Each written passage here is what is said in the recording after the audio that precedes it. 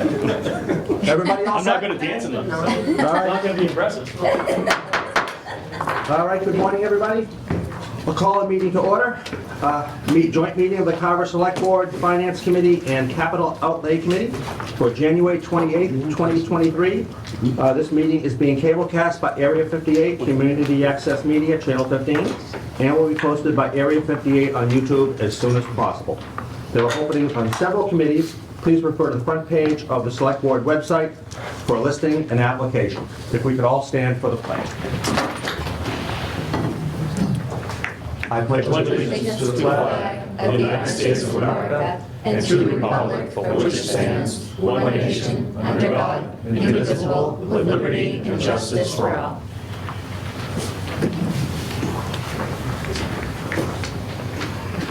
Our community prayer. Almighty God, humbly we pray your blessing as we concern our life with the opportunity to serve our community. Enhance us with your spirit of dignity and selflessness. May we become instruments of support and understanding as we seek to bring an environment of trust and purpose among all who provide the many services that make us all that we can become.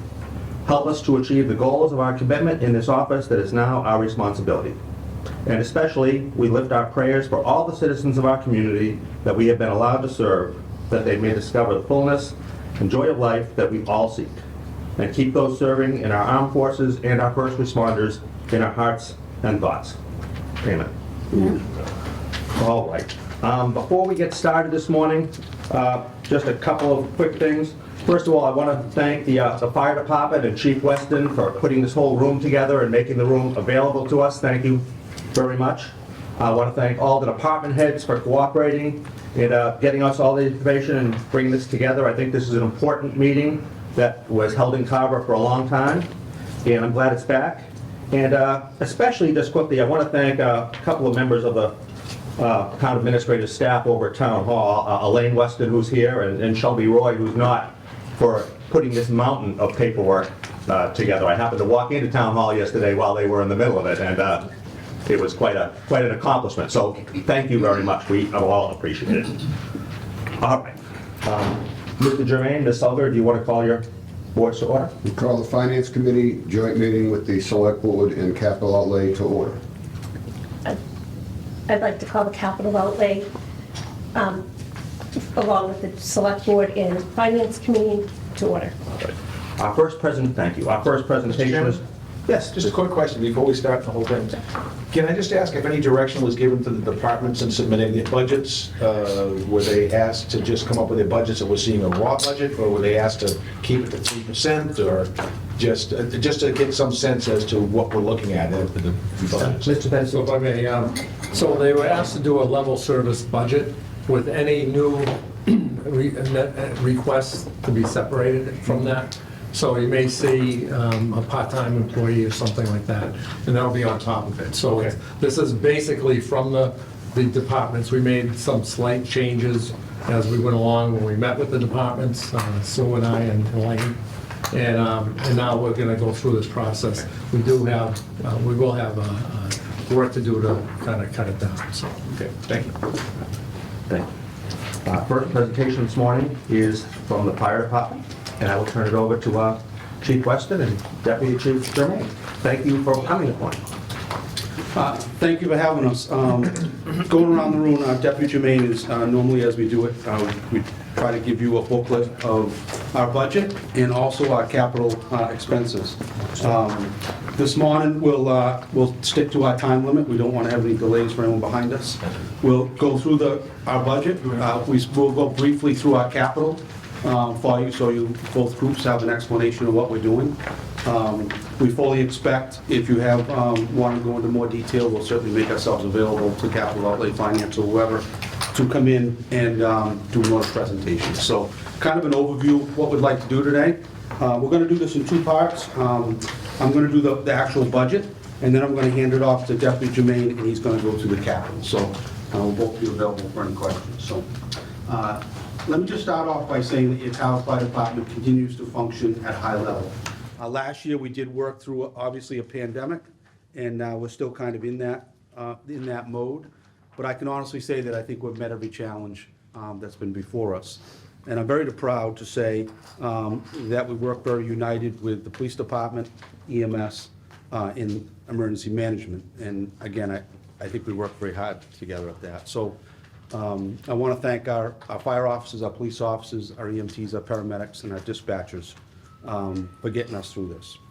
2022, I look at as a year of accomplishments for the fire service in our fire department. We continue to maintain an ISO2 rating, and that's put out through the Insurance Services Board. That's within the top 4% of fire departments across the United States. We see savings to our residents in town of anywhere from $100 to $600 per family on their homeowners insurance, and that happens each year. So if that rating was to go down, up is worse, down is better. It's a little opposite. They wouldn't receive those discounts on their homeowners insurance. So we are very proud of that. With the support of you folks, the board and the finance committee, we did receive a fire assistance grant last year for $240,000, and we did use that to put in service a replacement. It replaced a 1967 brush breaker with a forestry truck. That was really a cost of about $13,000 to the town. The rest came out of the grant, so I thought that was a very good deal. We did hire and train 5 new firefighters through our recruit training program in our training facility. This year, we are looking to put on 8 new firefighters. They're going to start, I believe, next Saturday. They have completed all their pre-physicals. They'll be taking their state physical exam next week, and then they'll start their recruit training right here in this room all the way up until the end of April, and then they'll graduate. So that's a large process for us. Last year, we did average a 5.4-minute response time to emergencies within the community, and you should understand that Carver is 40 square miles. It's basically 10 miles long by 4 miles wide. So in order to do that, we have to be structured a certain way. And that's why we have 3 fire stations.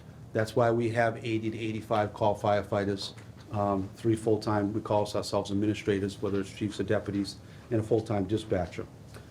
It takes that amount of people and the dedication of those people to maintain that average. So just so you folks know, NFPA, which is an organization that makes most of the standards for the fire service, for a call or volunteer fire department, they require a standard of 14 minutes or under for a response time. For a career department, that standard is 6 minutes or under. So we always try to adhere ourselves to what a career department would have to meet. Obviously, every department in every town is a unique shape and size, so but that's something we always strive to. And again, these accomplishments aren't because of myself or Eric, or this is strictly our officers, our firefighters, our dispatchers, and their dedication. So the budget we have that we're not presenting, but last year's budget was $785,000. Just so you know, that equates to about $68 per person in the town, and it really comes down to about 1.9% of the town's budget is dedicated to the fire service. We're proud of that. We're not embarrassed by that. That allows for other departments, I feel, to get the things they need, and again, we get what we need. So we're not upset by that, just so but understand. For the newer members, I know there's some people that I don't necessarily recognize, but just so the newer members, especially in the Finance Committee, our system works because all our public safety departments, again, stay united. I call it, we stay in our lane. We have different disciplines, and people from the outside might not understand that, but fire is totally different from EMS, and EMS is totally different than police. Sure, there's places that combine things and try to make things work, but if you want it to work to perfection, you keep those disciplines separate, and you let those chiefs and those departments concentrate on what they do best. And I feel we do that for the town. So before you right now, a little bit into the budget, and again, we try to be transparent. This is the budget. There's some sheets in here I'm going to show you of how we calculate it that you might not see in SoftWrite. SoftWrite's the program, obviously, that generates some of these reports. We use some own reports on our side that help calculate salaries, and so, again, so you understand where nothing's hidden. Our budget is broken down into 2 categories, as you know. It's salaries, and then it's operational. Salaries is basically, I'll go through it, but it's my line item. That's basically a contract. That contract expires in 2025, so it has about 2 more years on that contract. The deputy chief, Eric Jermaine, his budget will include a 2% step increase. For transparency, he is at the top of his step. Both myself and the town administrator feel that we still want to move forward with a 2% increase. The duties certainly haven't changed, they've only gotten a little more intense, and we're going to continue to move forward with that. Again, and as I go through this, you can either look at, there's a couple pages in here of the soft right stuff, but if you go to more that one looks like more of an Excel spreadsheet, it's more of a green, and it's probably 3 or 4 pages in. That kind of goes through how the budget is developed, so you understand how we get to the calculations we get to. And again, I'll give you the $50,000 view right now, but on the deputy chiefs, there was a 2% increase. Part of his salary is made up of 2 stipends. One stipend is to be on call basically 24 hours a day for emergencies, and the other stipend is to address communications issues in the town. And those communications issues can range from anything going on in the police department, EMS, and EOC. It's not to get into the weeds of why this portable isn't working or mobile isn't working. It's more of the basic infrastructure that no one ever sees behind the town. And that makes up his salary. The full-time assistant deputy chief, who is Jesse Boyle, he's moved from a grade D step 7 to a grade D step 8. Basically, that gives him a 2% increase. It just follows the wage and personnel chart. And he also receives a stipend of 10% of his base salary, again, to be on call 24 hours a day. In our positions, it's very hard we don't want to get into the weeds as far as you went on this call, you should get paid this. We just make it like a salary position. Sometimes we win, most of the times we lose. But it is what it is. So that's how we've done it. The full-time fire dispatcher, that's Matt Barrington. He moved up 1 grade to a step 11. I'm shooting 1 step, not a grade, to 11, which makes a 2% increase. It's very simple. Our largest part of our salary budget is our firefighter salaries. And that line item, which I just have to look here, I think it's like $206,000. That covers all our call firefighters, all our officers, all the incidents they respond to. That's the most questionable part of our budget, I would say. Everything else is very fixed. We all know what we're going to make for the year. But we don't know how many calls we go on, how long those calls are going to take to mitigate. And we really don't have we have a handle, but we don't have the greatest handle on how many firefighters or officers will be involved in that call. So I always equate it to, like a snowplow budget. You budget the best you can, but you don't know how many storms you're going to get or how long they're going to take to mitigate. So we have been fortunate over the years to build that budget up where it's remained healthy. But all it does take is, a few extra structure fires or a few long incidents, and then we tend to have a problem. But what we did do this year is we just increased it by the 2%. We felt we had a pretty good handle on that, so we increased it by the 2% to get to that number you see. Moving into the operational side of our budget, that's $102,000 and $580. Basically, we increased it by $3,500. So our operational budget for that amount of money, that's really the money we get to use to fund the fire department, per se. That handles all our repairs, maintenance for equipment, radios. When you have 19 pieces of fire apparatus, 3 fire stations, an extensive radio communication system, a dispatch center, a training facility, that money is used to keep that running. Any repairs to your firefighters' PPE, any supplies we buy, comes out of that pot of money. So that's usually a very good number. We usually can adhere to that. Last year we ran into some difficulties because we had a couple pieces of apparatus have some serious breakdowns. And there was $7,000 repair and $8,000 repair. Well, it doesn't take long when you have those that they kind of become unexpected. We did go to the reserve fund at the end to try to get that covered, and graciously it was. When we got all done at the end of the year, we had some extra in our salaries account, so it was within a $2,000 wash by the time we were done. No one saw that, and that's fine, but I mean, we really were able to cover the majority of that. But we have to prepare, so we had to go through the process and make sure we did do that. As far as the two items that did get increased, repair and maintenance of vehicles, that was $2,000. And the other one was repair and maintenance of equipment by $1,500. It really comes down to that just items are getting more expensive to repair. You know, a simple repair on a brush breaker to fix a pump, the parts have gone up 80%. I mean, it's just crazy. All of a sudden, the mechanic shows up. His labor's not much changed, but he says, Chief, I gotta tell you, that part I bought you last year, $600 is now $1,200. I don't know how to explain it. So I'm trying to just get a little bit ahead of that. So that's what that is. I would like to turn it over about capital to stay within my time limit, but I mean, any questions on the budget that I can answer before I turn it over to Deputy Jermaine? Question? Anything? But just, Sure. do you have any sense what a career department equivalency would be for the department? Sure. So again, we have a great relationship with our neighboring towns. We are the only a real call department surrounded by career departments. To give you a little perspective, and we can go from one end of the spectrum to the other. Again, Carver's 40 square miles. The town of Plymouth, I think, is 90 square miles. Their budget is $16 million. Of course, they have 7 fire stations, and I think they have 130 career firefighters. The town of Middleborough, I could be off, and Mr. Jermaine might know more, but it's around $4 million. 4.4. And, you know, that's for really one station. They have 3, but really one is staffed by about 6 career firefighters.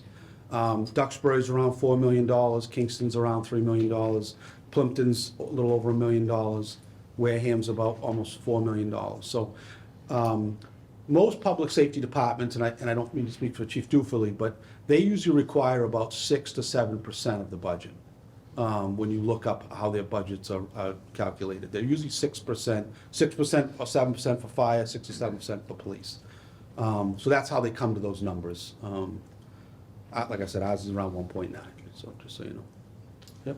Like to, just a question, Chief. First of all, I just want to say as including everybody in public safety, this is one of the hidden gems within this town, is our public safety departments. The way they conduct themselves, how they operate together.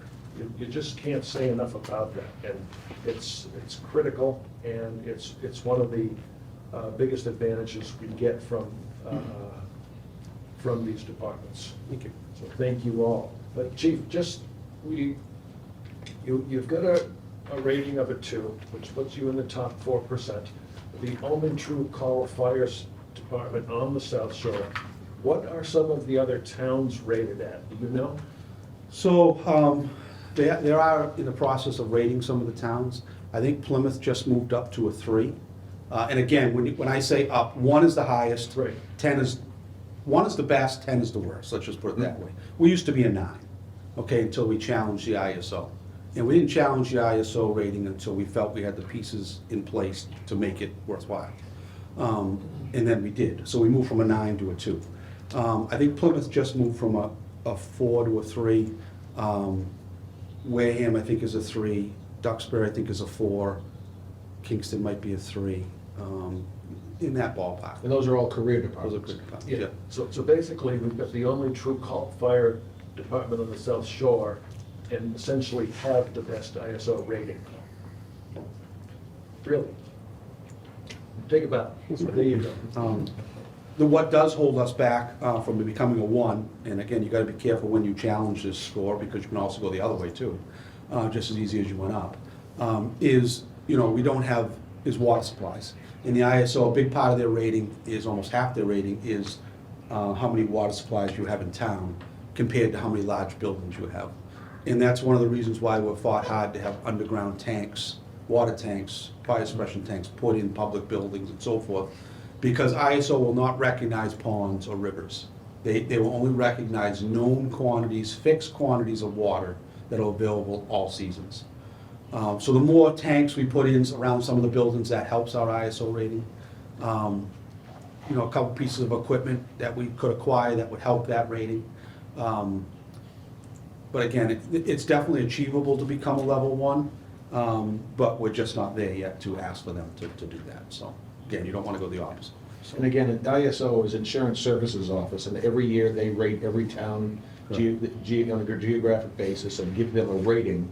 And anybody that hasn't informed their agent, because sometimes if the agents don't pursue it, they may not recognize it and make sure that they're getting the credit for it. Correct. Everybody should be making sure that they're informing their agent, hey, remember Carver's a 2. Look into it and make sure that when you're rating up our program, that you're taking that into account.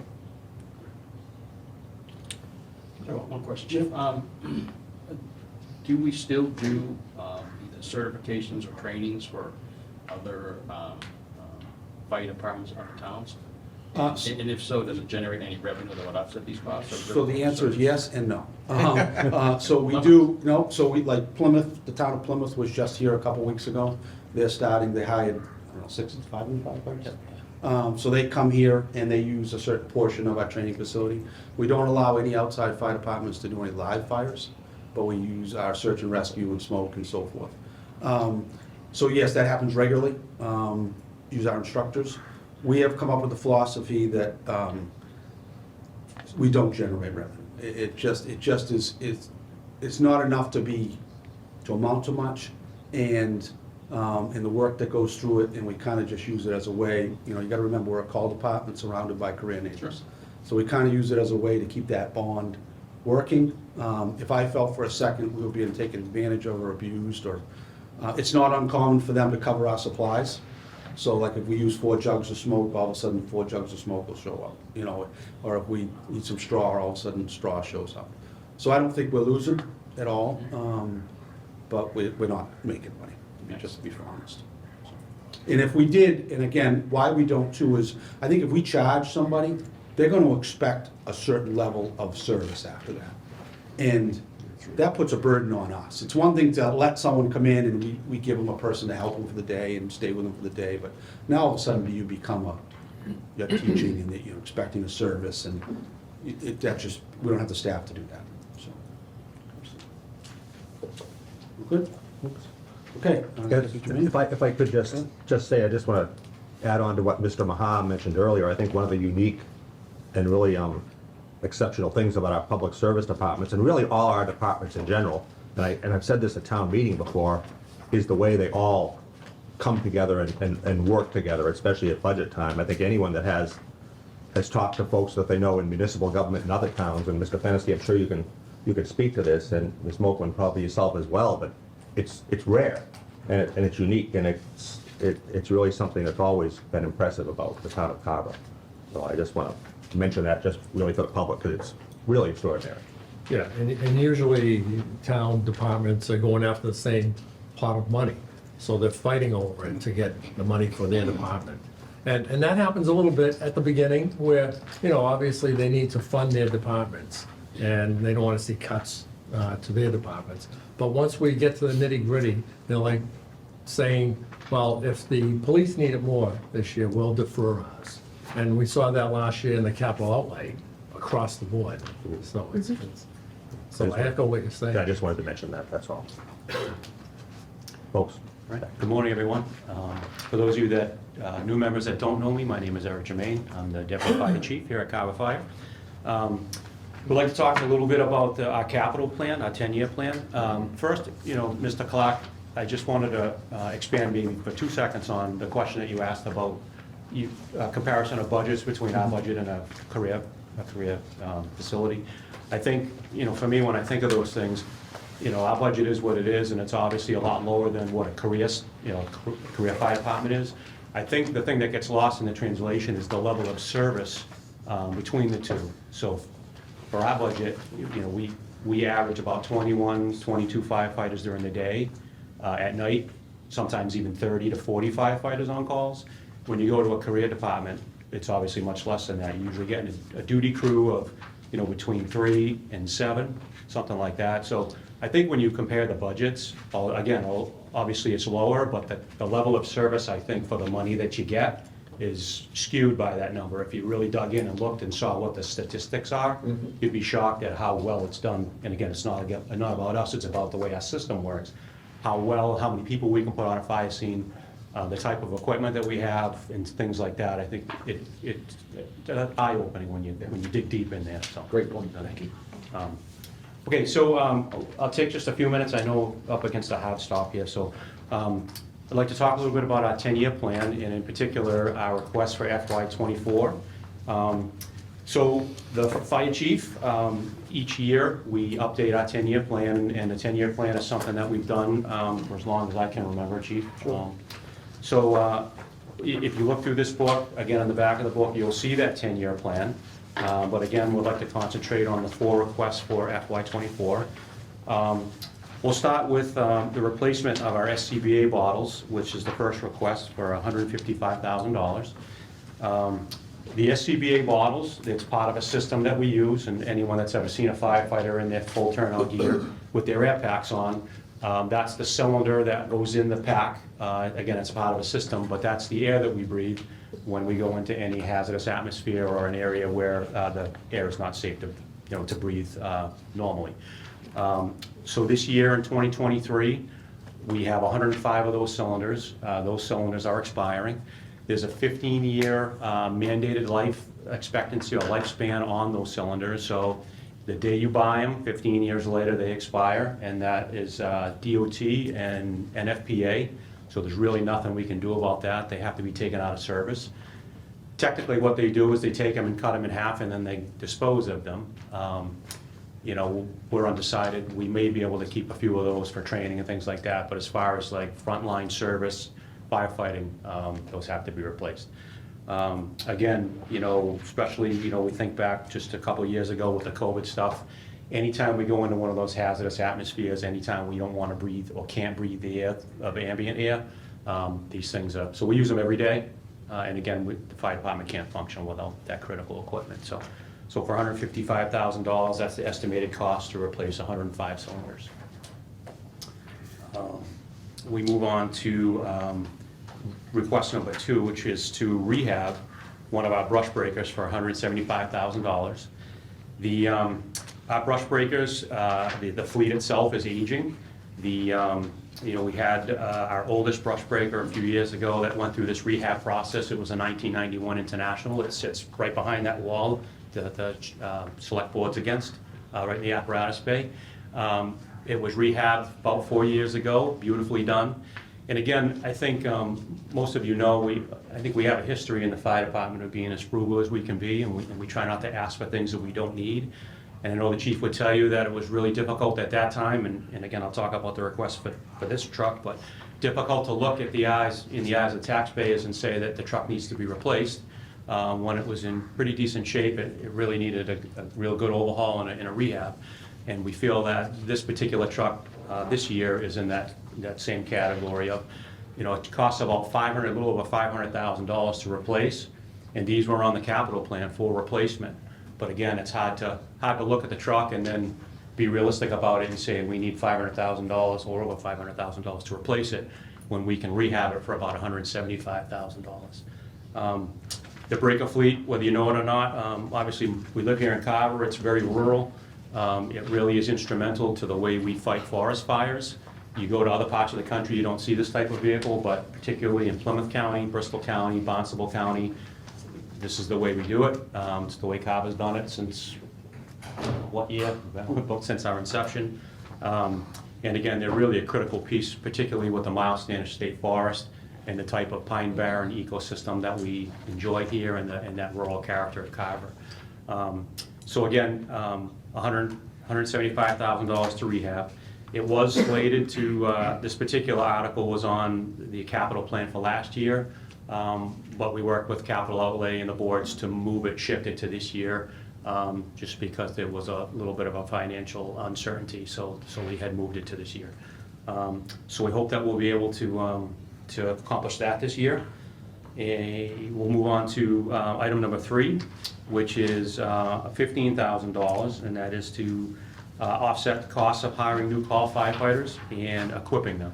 So every year, like the chief said, this year we have a class that'll be starting next Saturday on the 4th of February. It's a fair amount of upfront cost to get our folks started. We have to send them for the state. We send them for medical physicals. The physical abilities test for the state of Massachusetts is coming up.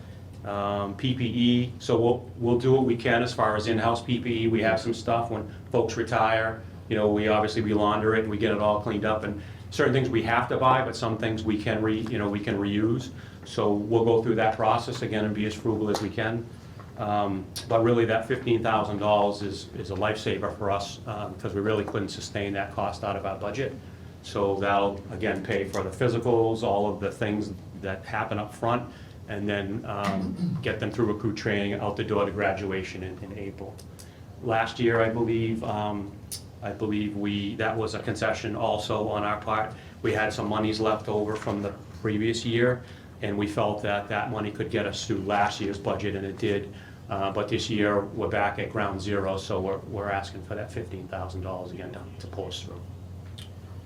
And the last request number 4, is to replace Command Car 1, which is the car that the chief drives. That car is going to be 11 years old, probably by the time it gets replaced. One of the things, that we're finding, the chief talked about it a little bit, but one of the things we're finding across the board is, and my car was on the list for last year, they're a year apart. When we bought them last time, they were a year apart, so obviously they're being replaced a year apart now. When we do a 10-year replacement on command cars, 20 years on apparatus. So we ordered my car shortly after it was approved, and it just came in. So just like everything else in the world, we're waiting for a product. The car's here, we're working on it, we're trying to get it outfitted with all the emergency stuff and get it on the road, and we're being held up because there's just product not available. Things are back ordered and stuff like that. So when we put these on the capital plan, obviously now our mindset is thinking, when we request this car for FY24, it may not show up until, might not show up in 9-10 months from now, and then we might be in the same boat waiting for product and things. So you're looking at, some things are 2 years out right now. Fire apparatus is 2 years out. So it adds a whole new element to the urgency of getting it in a capital plan and trying to get it approved, because we're gonna wait even longer than we have in the past for things. So, but again, that car will probably be 11 years old. One of the things, and I know some of you have seen the back of the car, it's not just a car that we ride around and go to fires in. We use those cars, and if anyone wants to, certainly, I know today's gonna be a long day for you folks, but you can come back at any point. My car is out there right now, and again, we have it totally torn down. We're adding all these custom features to it so that it can act as a command post, and that's pretty much essential in public safety, let alone, I was gonna say the fire service, but in public safety in general. It's not uncommon when we have a unified incident with police, fire, EMS, maybe even the select boards and the EOCs activated, but these are mobile command posts that have computers. The chief has made a command console. You can see it out in the app flow right now. It's unbelievable. Something that we would buy out of a magazine that was just a basic little thing for $10,000 or $15,000. He made in his wood shop for like $1,300. It's like unbelievable. But all these things that are in that command console that enable us to establish a command post and run any incident. So these cars go on every single incident, and whether it's his car or my car, the back's open and we're running the command post from there. All the radios. If it's a unified incident, the EMS chief, police chief would all be huddled around the command console, and then the incident is run from there. So again, I think the perception sometimes is that they're just vehicles that we drive to and from calls.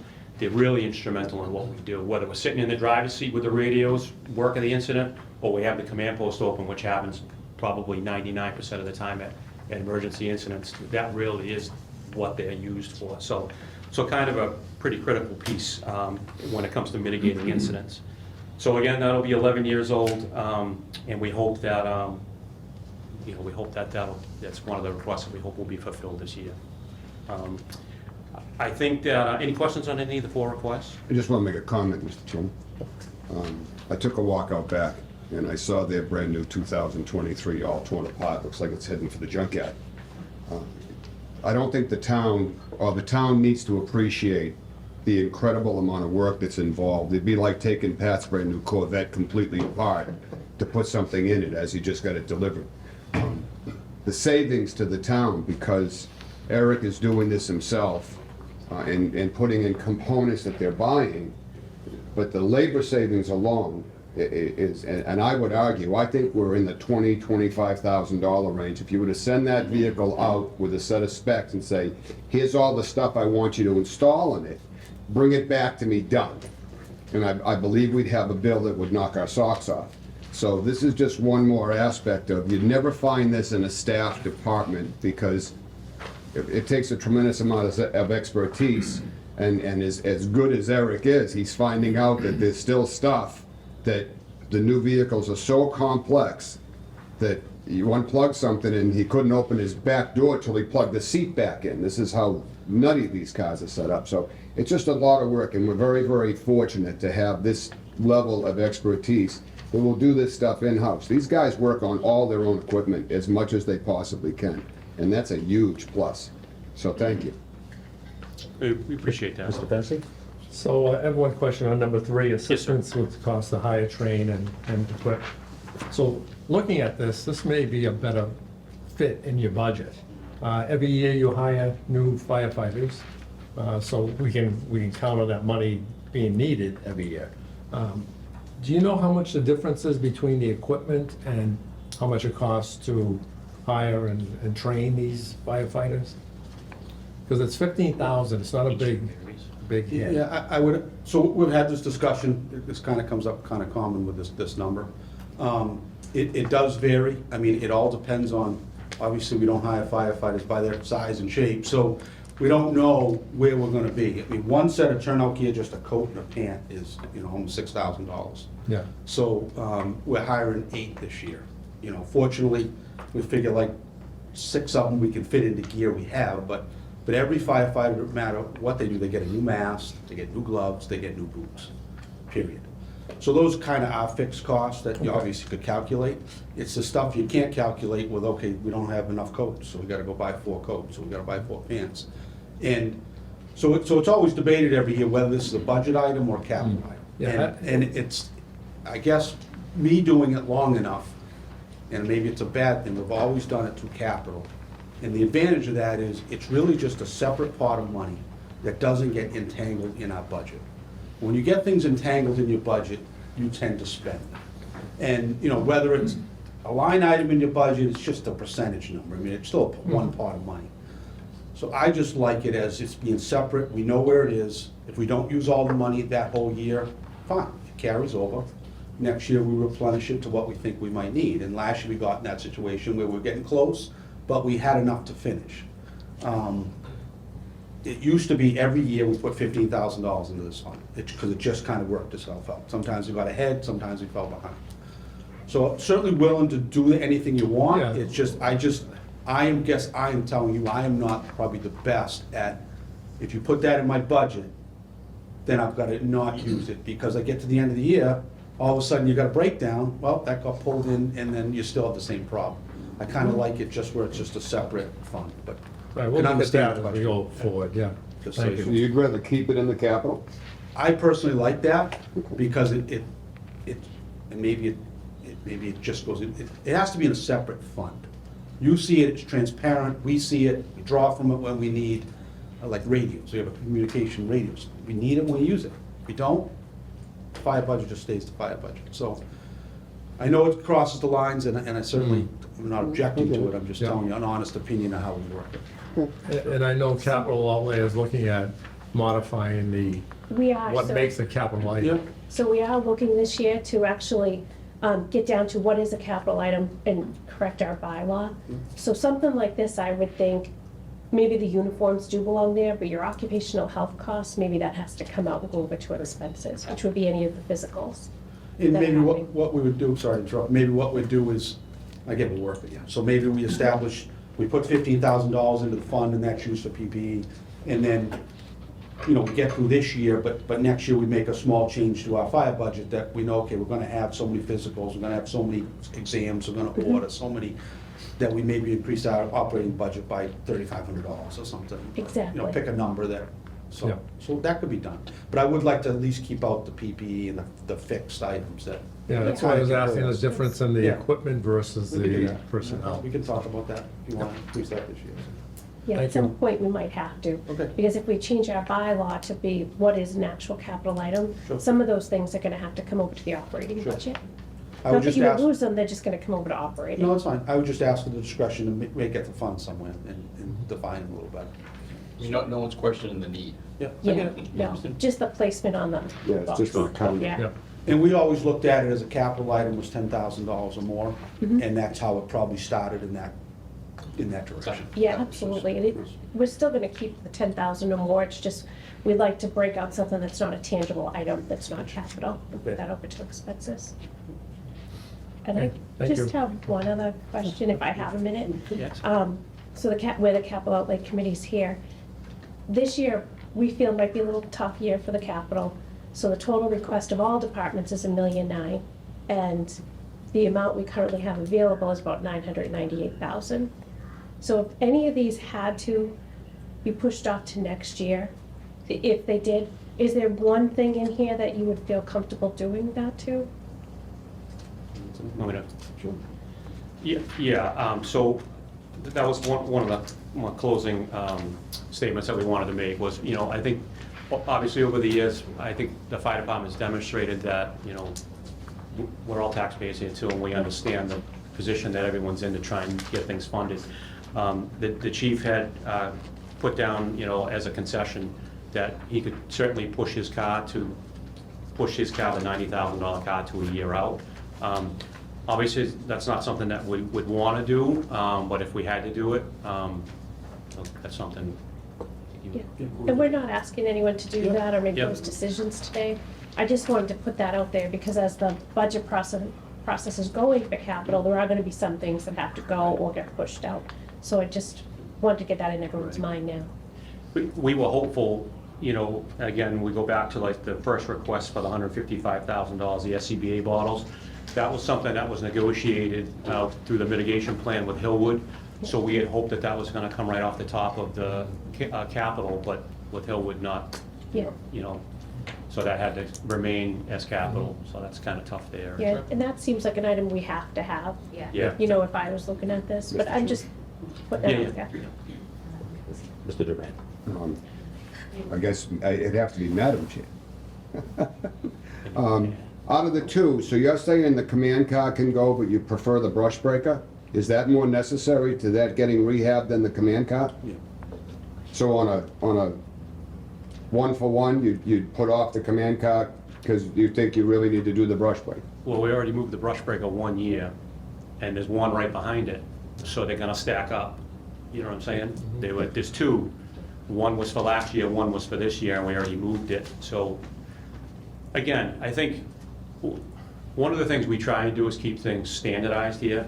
So, I think the real kicker would be if all of a sudden Chevy decides that they're gonna change the model of the command car, and now his car's different than my car. That's the slippery thing we get into with moving things, you know what I mean? Try and keep everything standard so that when you don't know the difference between the two. Right, and the So if we push the 90,000 car could out a become year 100,000. and then Chevy changes something, that's the only, We're looking at crazy increases in the cost of vehicles. Buses that were 72,000 or 100,000. Command car, you're looking at to be 90,000, could come in at 105. We don't know where that's going. Yeah, and So, you're looking at delivery times that you Right. don't know either. I mean, Right. you push out to 2025 right now. and there are 24, 5, 6-month waits on equipment, trucks, fire trucks, DPW trucks, 2 years. This is ridiculous. Well, Ms. Sugler, that's one of those things you'll be following up with the fire Yes. department on. Yeah, and we'll follow up with everybody, but I just wanted to put that out there, so we were. we were gonna end with, obviously, if anybody would like, we're under the time limit here, but if anybody would like to meet with us offline or at a different venue or call them, we're available. Thank you. Is there anything else from the boards? No? Mr. Fennessy, anything? No? Thank you, gentlemen. We appreciate it very much. Have a good day. I did highlight in your packets the questions you should ask the police chief. I put a Well, I would yellow- hope- yellow We appreciate marker that. for you, so- I would hope he already has a nice presentation. That's right. Okay, oh, yeah, they all have their packets. Do you have a nice presentation like they have, or is this another one of those years you didn't do it? Well, he made mine for me, so he has a very, I hope, he's very well at that. Did we have spelling issues last year? Yes, we did. So I edited it. Why is there a new fire truck in the police budget?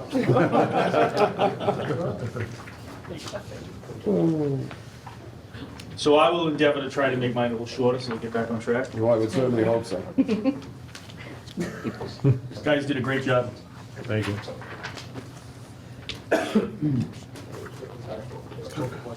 My deputy chief would have been here, but unfortunately she couldn't. Thank you, Chief. Thank you.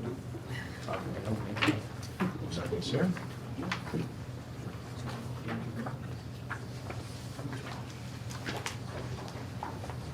Good morning, thank you for having me. All right, and just for the purposes of the folks watching at home, or maybe later on YouTube, next up this morning is our police department. So Chief Dufely, welcome. Thanks for coming this morning. Thank you, sir. Thank you for having me, and I will echo the comments of the fire chief from before me about talking about what an excellent public safety services we have in this town. I came from a different city before I came here 20 years ago, and the cooperation, the amount of ability to work together at a scene and in meetings like this is incredible. I continue to go to my chiefs meetings and talk with other chiefs throughout the communities, and this level of cooperation and working together is just unprecedented, I believe. So we're very, very fortunate. We have great public safety people, and I get the best part of my day today is to talk to you a little bit about the police department and our offices, of which I think we have the finest. We have 17, including myself, and I've hired a lot of them. And I think we've changed the dynamics of this department in the town. I get feedback all the time from the public about how they feel about the police department, and it's all positive. And when I came here in 2002, it wasn't. So that's a testament to the police officers that we have hired, the men and women that work over there, the police officers and dispatchers that work in that building are of the finest that we have. So thank you for some time to talk to you today. Before I get into some of the stats that we've accomplished last year, I'll bring up the fact that over the past couple of years, Carver, with its police department, its police union, took a look at what was coming with the police reform law that's currently enacted and is out there. We took steps ahead of time to get ahead of that, to make sure that we were on the right page. We promoted additional supervisors to make sure there are good supervisors out there to supervise our officers and make sure that there is the level of training and accountability that the public expects. And it's paying off dividends. We're moving forward in the right direction. My presentation today will talk to you a little bit about some of the impacts of police reform, and some of the costs, some of the things that we're doing to stay ahead of the curve and to comply with the police reform law. And it will also talk to you a little bit about where we need to go in the next couple of years to face some of the retirements that are coming. So if you don't mind, I'll read from this some of the stats we have over the past year. But during 2022, the Carver Police Department logged 15,395 calls for service, just slightly less than 2021, or about 42 calls per day handled by 16 officers, 4 dispatchers, and part-time regular clerk. Sorry, 15,000 what? 395. Thank you. A partial breakdown of those calls includes dealing with 117 domestic disturbances, which can be the most dangerous call a police officer goes on, serving 121 restraining orders or harassment orders, handling 268 vehicle crashes, affecting 356 motor vehicle stops for traffic violations, checking on 182 burglar alarms, conducting background investigations related to 300 licenses to carry firearms, and completing 907 requests for records.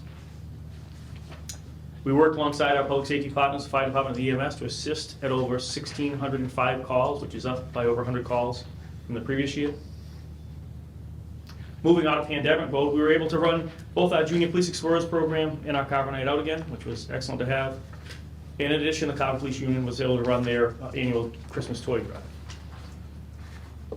Our school resource officer and other officers continue to work with the school department to ensure the safety of and help to educate our young people. This year, after the tragic event in Uvalde, we put together an excellent tabletop exercise regarding such an event.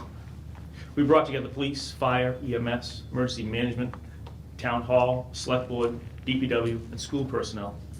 And everyone worked together to walk through our plan and ensure that it is the best it can be, and to come up with some improvements.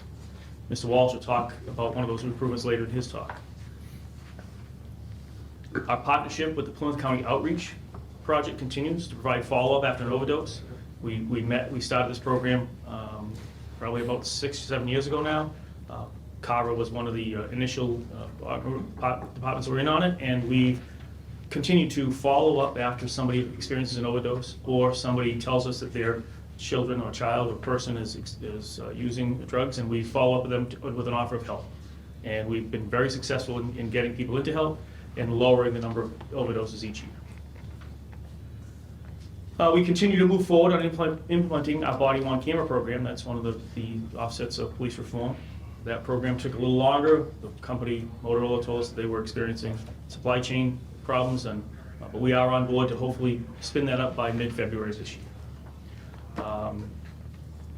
We're also moving forward on a grant application with the Department of Mental Health that our Deputy Chief is working on that will help to provide what's called a co-response model. So they will provide a counselor, a full-time counselor, to work with the police officers in Carver, Plimpton, Halifax, and Hanson, so that when we respond to a call that, as we see in the news today, involves mental health or involves any type of issue, we can co-respond. We can bring a police officer and we can bring somebody, for a clinician, that can assess the situation and help us to come up with a better response. You've heard, you see in the news that police departments are the wrong agency to respond to mental health calls, and I disagree. We've been doing it for a long time, and we've done a very good job of getting people to the hospital. And now this co-response model will give us the tools we need to do an even better job, and maybe even avoid bringing somebody to the hospital and get them the help they need either in their home or direct them to the right level of services. So I'm proud about the 4 towns who are moving forward on this. It is the coming trend, but it's been on our plate for a while, and we're trying to make it better so that when we go to a call, and it's a mental health call, there's a police officer to keep everybody safe, and there's a clinician that can help guide that person to some help. So that program we hope to have up and running soon. We've been told we have the grant, but there's still some stuff that we have to go through. So this year's budget includes all contractual issues and contains salary of 2 new police officers. One is scheduled to begin the academy this February, and the other we're still working on hiring. As we discussed last year and for several years prior, the department is facing an imminent number of retirements in 2025. Between 5 and 6 police officers are going to leave. Actually, 2 of them may be leaving next year. As we previously discussed, the department cannot wait until those retirements happen to begin the hiring process. This department is too small to have the ability to bring in 5 brand new police officers and train them and get them on the road. It's just an impossibility. Over the past 10 years that I've been your chief, we've learned and kept that number to 2 at a time at the most, because we just don't have the number of experienced police officers to work with them on a daily basis to make sure they're up to speed. And a lot of police training comes from the academy. A lot of police training comes from in-service training, but a lot of it also comes from actually going out there and handling calls and dealing with people and talking. So we don't have the ability to wait until the end and then bring in 5 new people. It's just not going to work. We talked about this. We've talked about this in years previous, and we understand, or we presented it. It's a big expense, but it's an expense that we have to do now, is to stop bringing people on board. And we talked about last year bringing 1 on board every year for the next 3 years. So these 2 positions that are in next year's budget, we're working towards that. One that we were able to get this February academy, and one that will be coming as we start into the next fiscal year. There's also an increase in the overtime budget. This is the first year in presenting the budget to you that I was told for our new town administrator and new finance director that we should be looking at overtime from a realistic standpoint. We haven't changed the overtime budget in years, yet we have had negotiations with both the police union and the dispatch union that brought them up, raised their pay, but we did not raise that number ever for overtime. Overtime budget is a lot like the snowplow budget. There's a lot of things that we don't know that might come up during the course of a year that we have to deal with. A big investigation involving an investigation such as the tragedy that just happened in Duxbury. If that happens to our town, the overtime budget is going to be crushed because of the level of officers who are going to need to come in to deal with those situations. We're fortunate, knock on wood, that hasn't happened, but there are a whole bunch of things that we have to do on overtime in your police department because we don't have the staff to do them on regular time. So I have included in your packet a breakdown of the overtime for the past 3 years. You can see where we're spending it. We do have a lot of seasoned officers that have vacation benefits and sick time benefits that they're able to use, and it's the last page in the packet. It does cost money to backfill those jobs. We've had to, as I said with police reform, we did promote 2 supervisors, but we have two additional supervisors, but we have to, one of them's working on the accreditation processes we have to do for police reform, and that is a full-time job, and that supervisor still is able to go out and cover some of the shifts when we need to. When we have people out that are hurt, which fortunately not going to, we don't right now, we have to cover that with overtime. So there's a lot that we use with the overtime that we can't do otherwise. As we increase the size of this department, as we talked about in the 2018 plan that we made moving forward, that may help to alleviate that, but that's not going to happen in the next year. We're going to be fortunate if we get these two officers on board in the fall, by the fall. On the operations side of the budget, there are some increases in the following items. And as mentioned by Chief Weston, the first one, repair and maintenance of vehicles, everything's gone up. Everything costs more. So we've increased that by $2,500 to reflect the increase in those costs, and after a comparison of what we've actually spent in the past few years. Repair and maintenance vehicles is still, although it's a lot of money, it could be a lot more. We started a cruiser plan back in 2005 with Chief Parker, where we bought a cruiser for each officer, and we don't have what is called a pool plan like other departments use. Other departments that have less cruisers spend more money fixing their cruisers than we do. And their cruisers are on the road for about 2 or 3 years before they have to be replaced. Our cruisers, at a minimum, get 7 years, and most of them are lasting 10 years. That's because they're assigned to a police officer. That's because that police officer is held responsible for the item, and we're maintaining the cars. We're maintaining the cars with oil changes and brakes and tires, which we need to.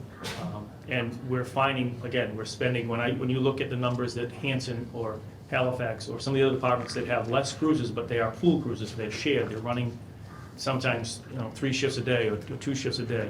Those cruises end up requiring more maintenance and bigger maintenance, replacement of engines and transmissions. Ours, because they're only being driven by one person, they're taken care of a lot better, and they last a lot longer.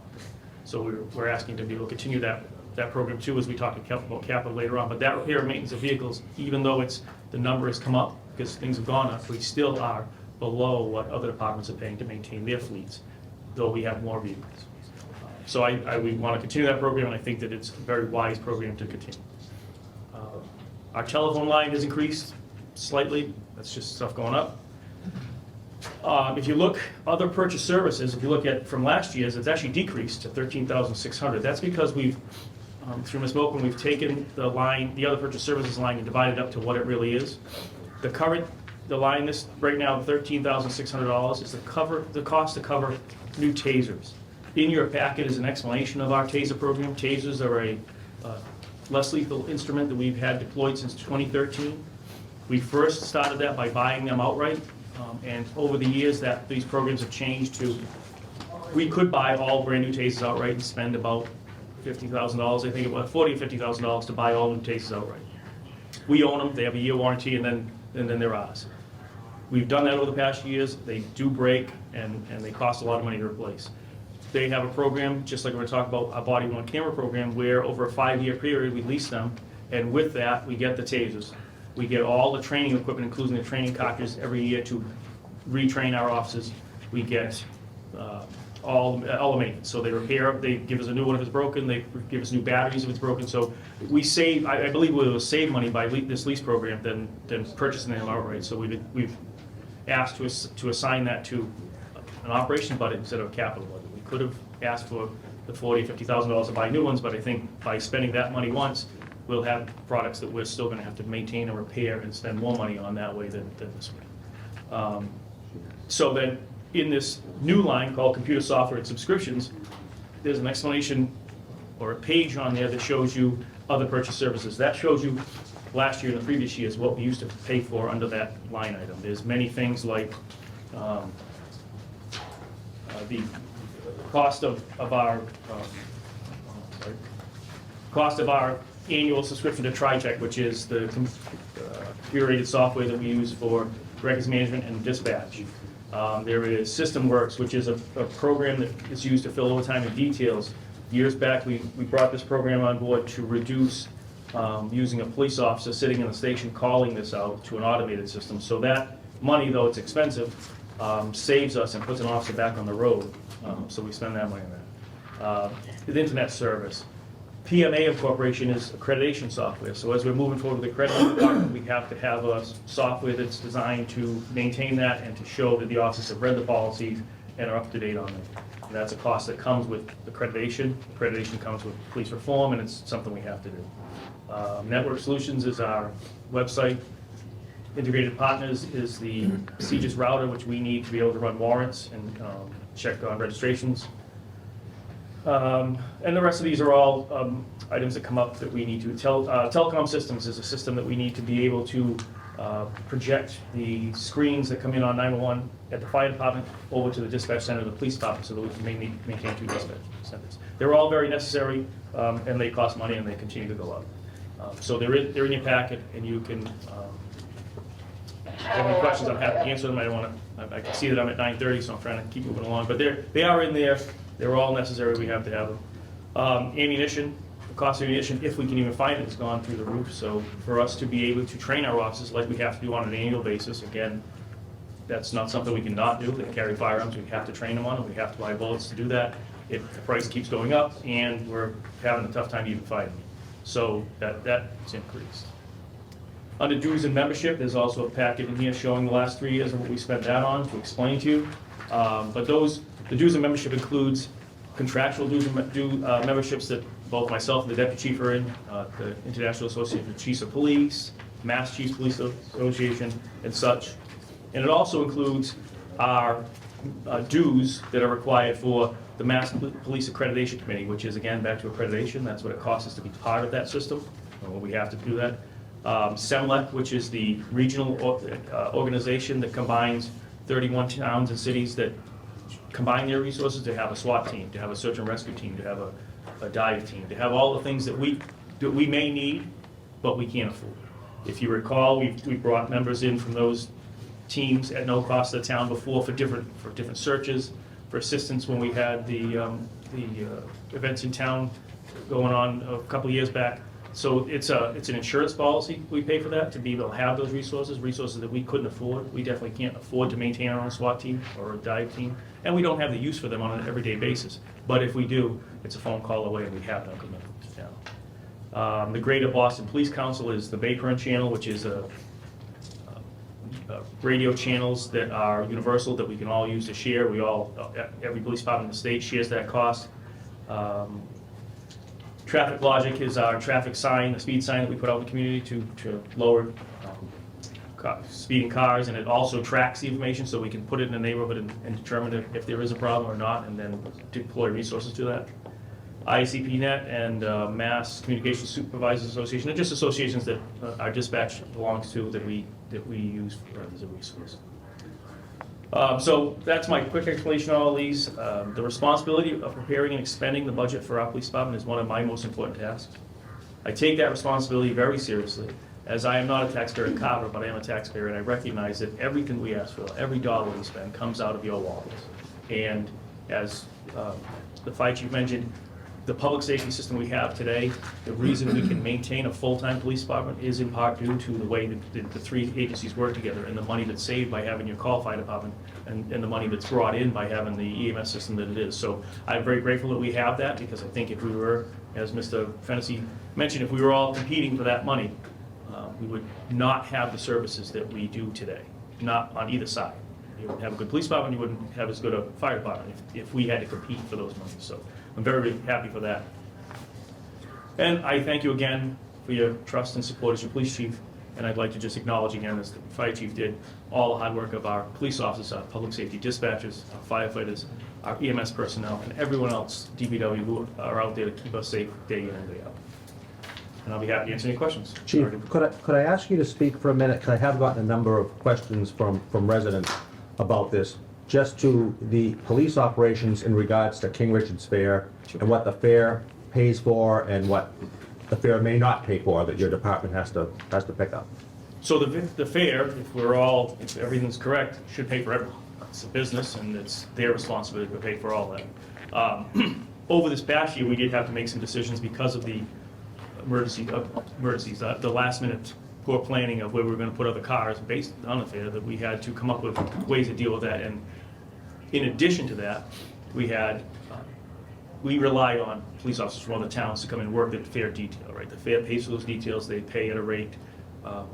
They pay at a rate that's a decent rate, but is lower than other surrounding towns. In addition to this year, we had the strike going on in Plimpton that required a lot of police officers. So it was very difficult for us to get police officers to work that detail. We've worked with the town administrator and the union to try to correct that because our detail rate is, everything's constantly changing. And our detail rate now is one of the lowest in the areas instead of the other. So if an officer from Middleborough or from Plimpton or from Plymouth is deciding, or Wareham is deciding to work a detail on the weekend, they're gonna go to wherever they can make the most money. Ours is lower, so we had a difficult time bringing people in. And we had to deal with some of the issues that came from the traffic by using patrol officers at the time. So there's a small amount this year, I don't have the number in front of me right now, I didn't really expect the question, but we did have sometimes that we had to put on additional officers on the road at overtime to help with that problem. That is not a problem that the town should be covering, it's a problem that the fair should be covering, but I had to make decisions at the time to get the cars off the road and make sure people were safe. So there is, the short answer to you is the fair should pay for all of it, and we are definitely moving forward on making sure that that occurs.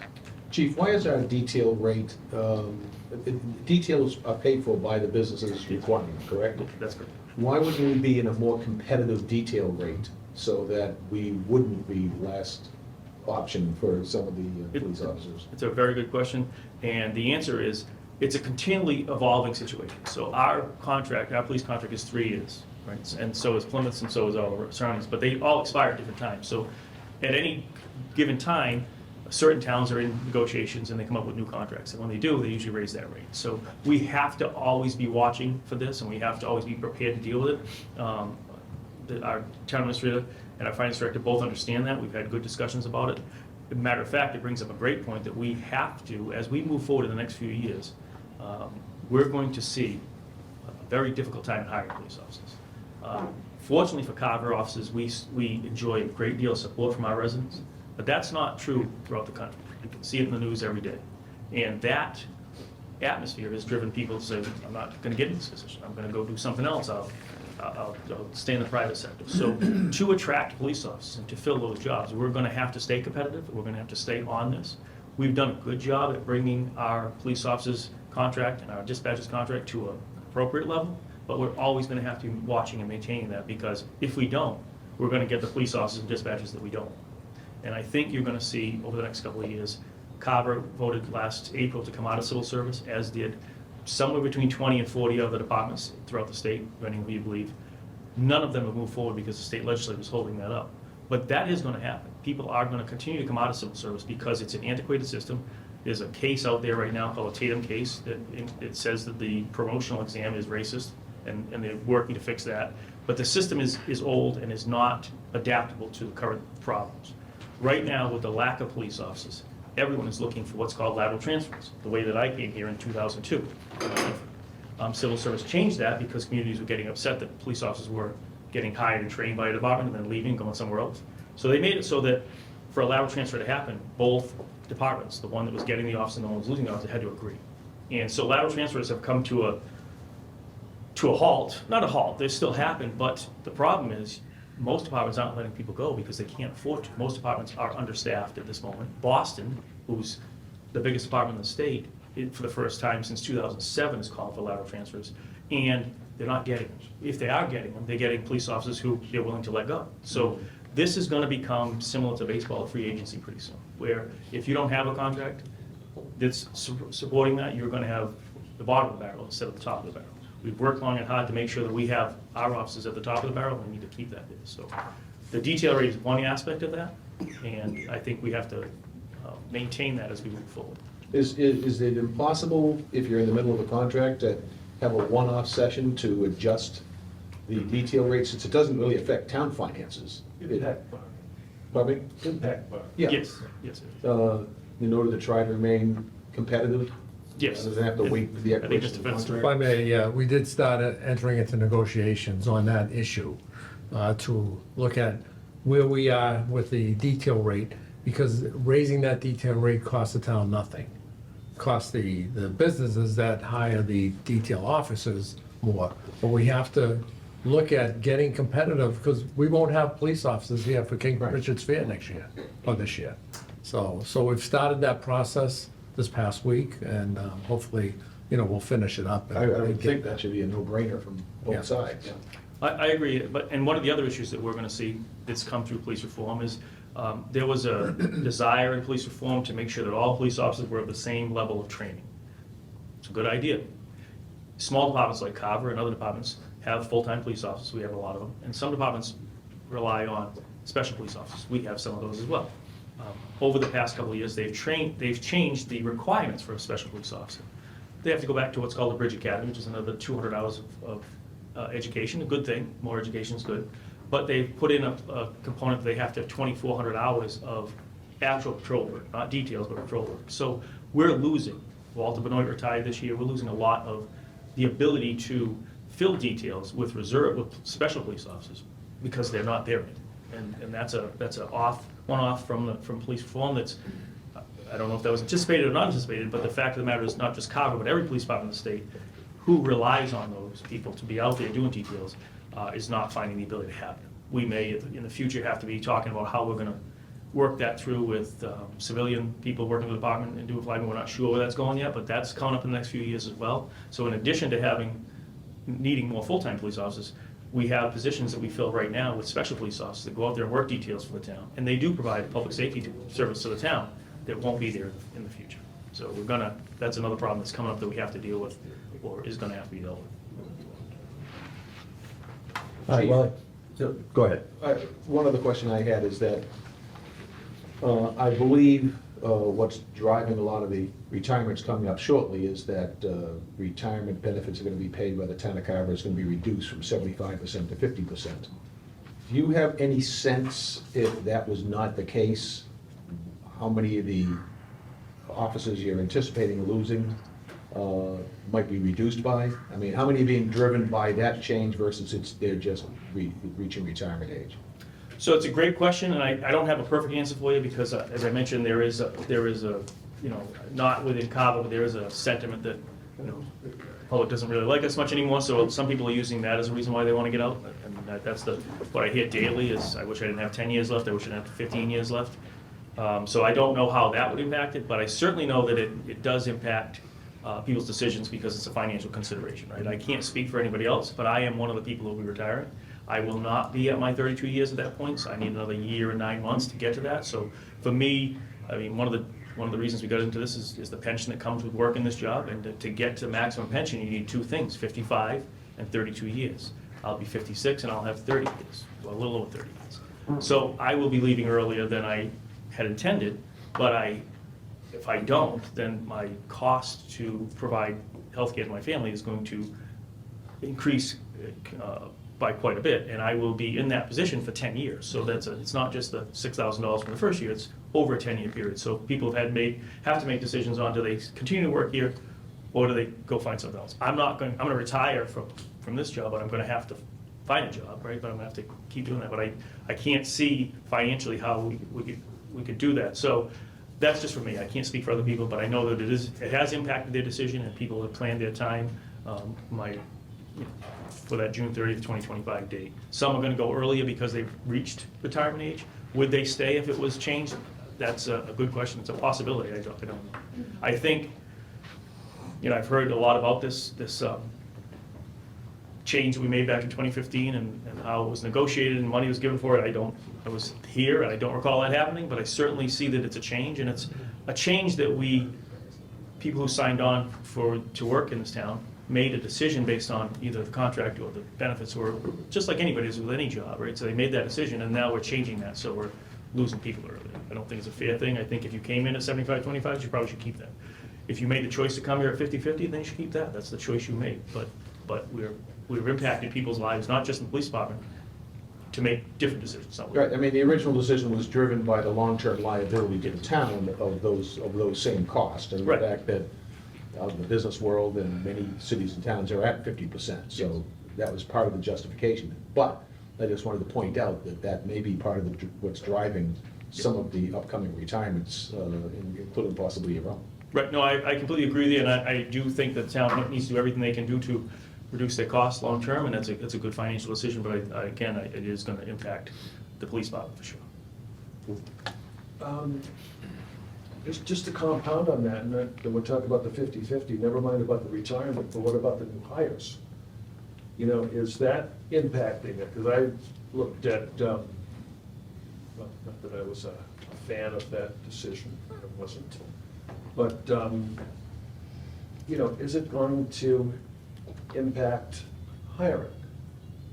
So that's another good question. I That's a certainly, broad-based question to everybody, to not only public safety, but, you know, the school department, I think, would have a major concern about that, especially if you're like looking for,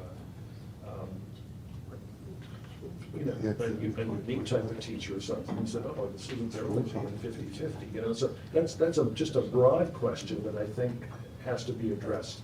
But in your case, Mark, you're gonna be doing some serious hiring over the next few years. How is that gonna affect it?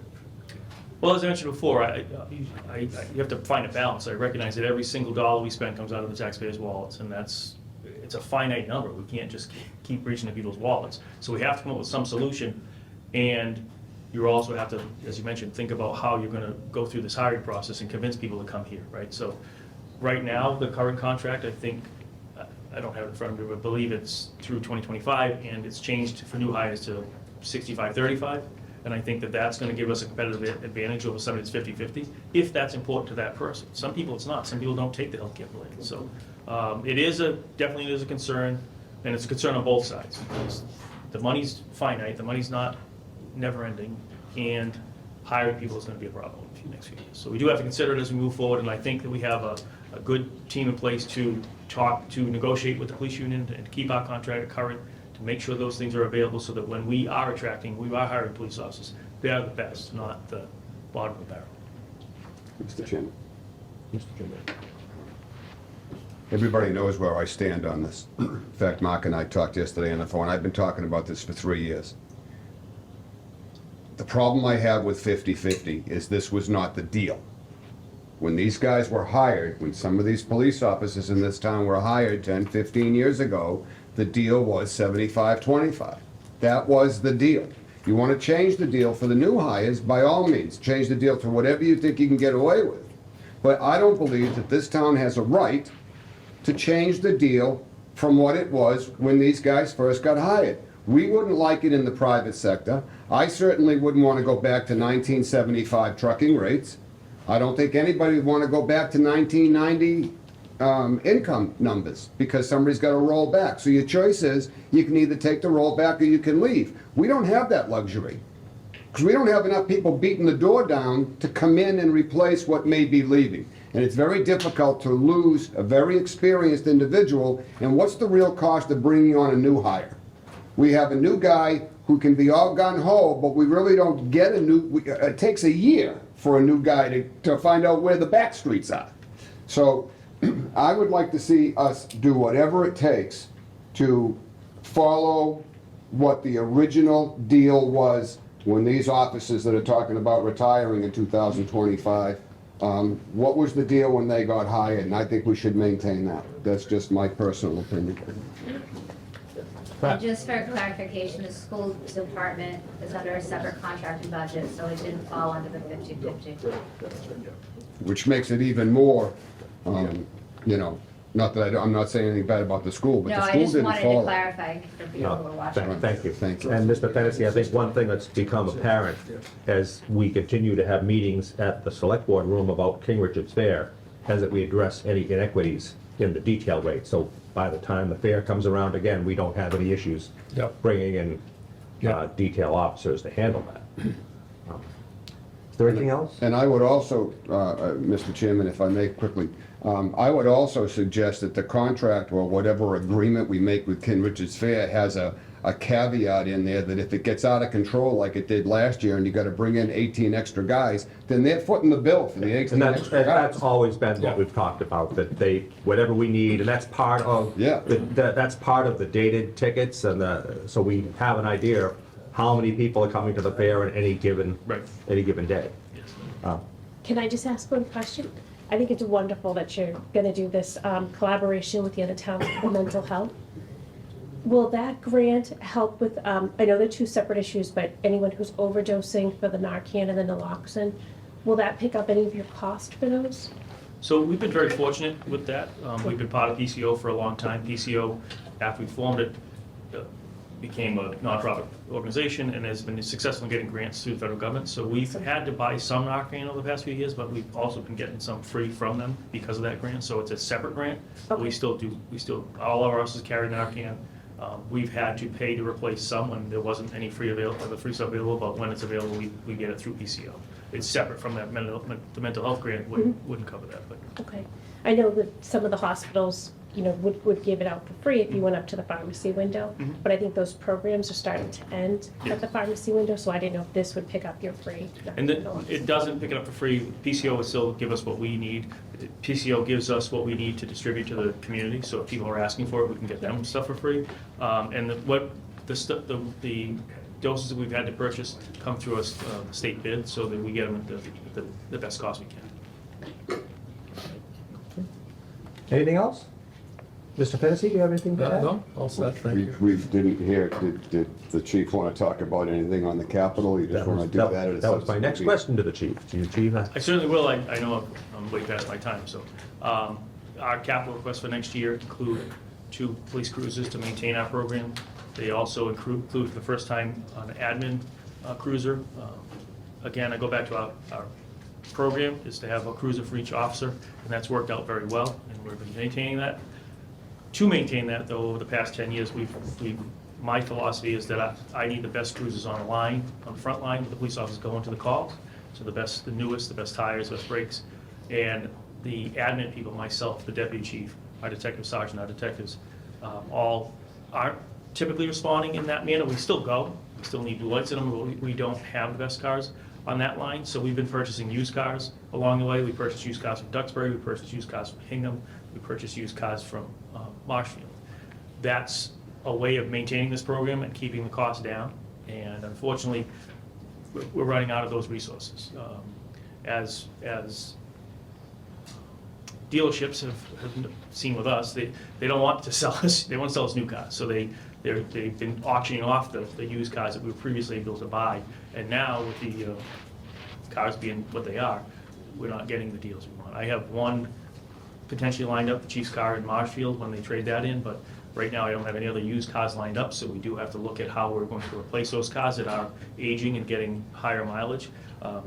Many of those cars we purchased for $2,500 used from other departments, and we've gotten 6 years out. So we've done everything we can to maximize the money that we're allotted, but that may change in the next couple of years if we cannot find more used cars. So we're looking at different options as to whether we need to buy new, or is there some kind of lease program that could do for the admin cars that are less. So we are working on that. Right now, we've made a request for the 2 cruisers and 1 admin cruiser.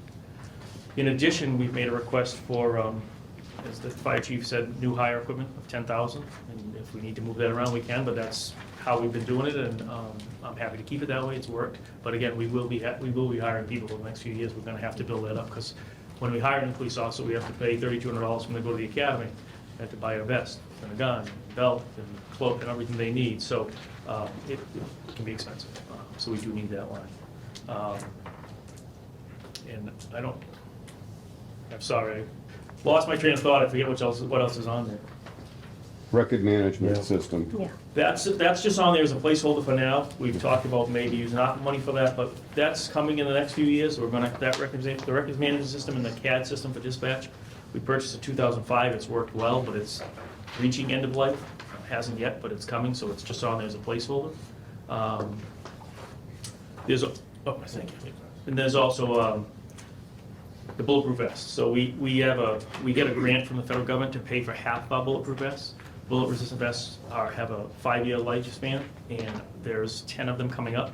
We have a grant to pay for half of that, but we have to expend the money first and get it back. So we're asking for the $12,500 to purchase those vests, and then we will get reimbursed for half of that from the federal government.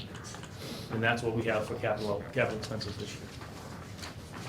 And your question is, what can we do to move on? If we have to, I would. If we have to, I would move the admin car out and continue the cruiser plan the way we have. Okay. And the new hire amount, that includes the academy cost? So right now, we've taken it out of our training line because it wasn't Okay. in this year's budget, but yes, that would be in there. Okay. But we can move that to an operating line if we want to, but we would just have to put those lines, to put that number somewhere in the operating budget. Sure. Yeah, just something to think about, because if we do fix the bylaw, like, that may need to go bit off. Sure, no, and we can definitely, work with that if that's necessary.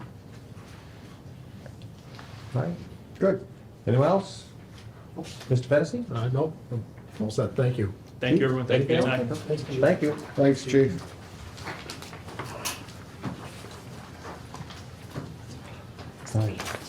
All right, next up Your this, agenda up there. next up this morning is our Operation and Maintenance Department. Mr. Good morning, Seacraft, everyone. Mr. Woods, thank you for joining us this morning. Thank you for having us. We are your environmentally friendly department, so we do not have handouts. Let's call it laziness. Oh, wow. Okay. Make sure we know who said that. No, that was on camera, you know, Terry Boss just heard every word of that, right? That's right, that is memorialized forever. So You'll we be are hearing from Terry on Monday, don't worry. Morning, folks. Good morning. Operation and Maintenance, we are a department of 32 personnel. Myself as the director, John Woods as the deputy director. Through a budget increase, thank you very much, last year, we were able to hire a facilities maintenance manager who started last October. That is working out well. We have a full-time administrative assistant in the office. On the DPW side, we have 6 people that take care of all our roads, our cemeteries, recreation, anything to do with DPW operations.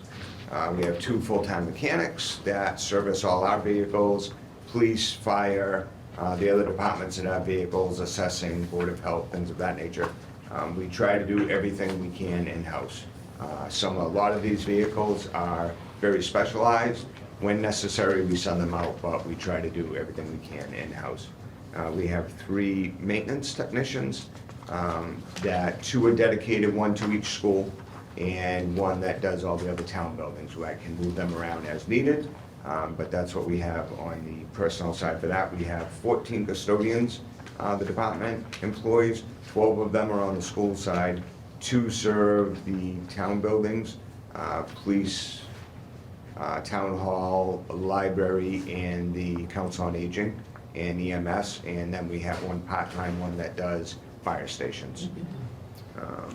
That comprises the department. Moving on, you'll see in our budget, there are some increases, some deductions. All the increases you will see are, we can go over the lines.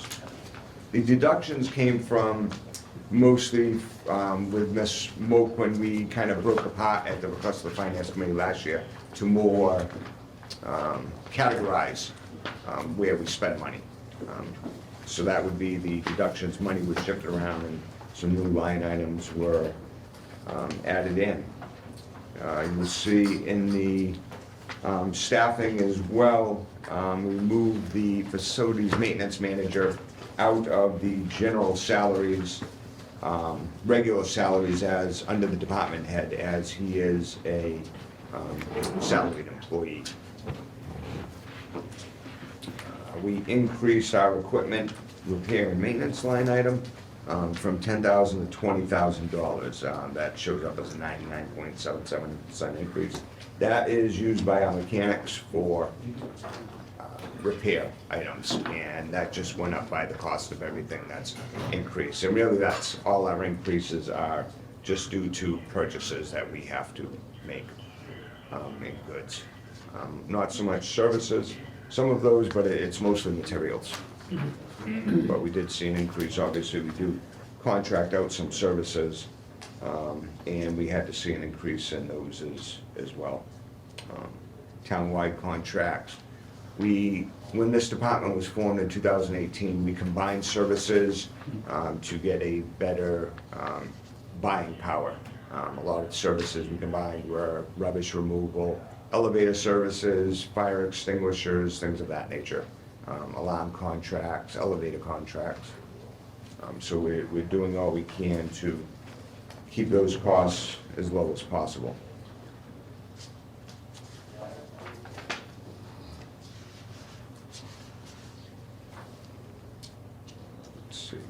Another one that was other professional services, we now use that. That was a deduction. That was originally $30,000 through Mrs. Moakman. We broke that out. There is still $20,000 in that. And basically what we use that for is police details. We hire police details whenever we have to do road work to keep our people safe and, you know, the people driving on the road is safe as well. So that's what that line item is solely used for now. It was broken out, it was used for a few things, but strictly now that is police details for our employees when they're working in the roadways, doing drainage or line painting, whatever it may be.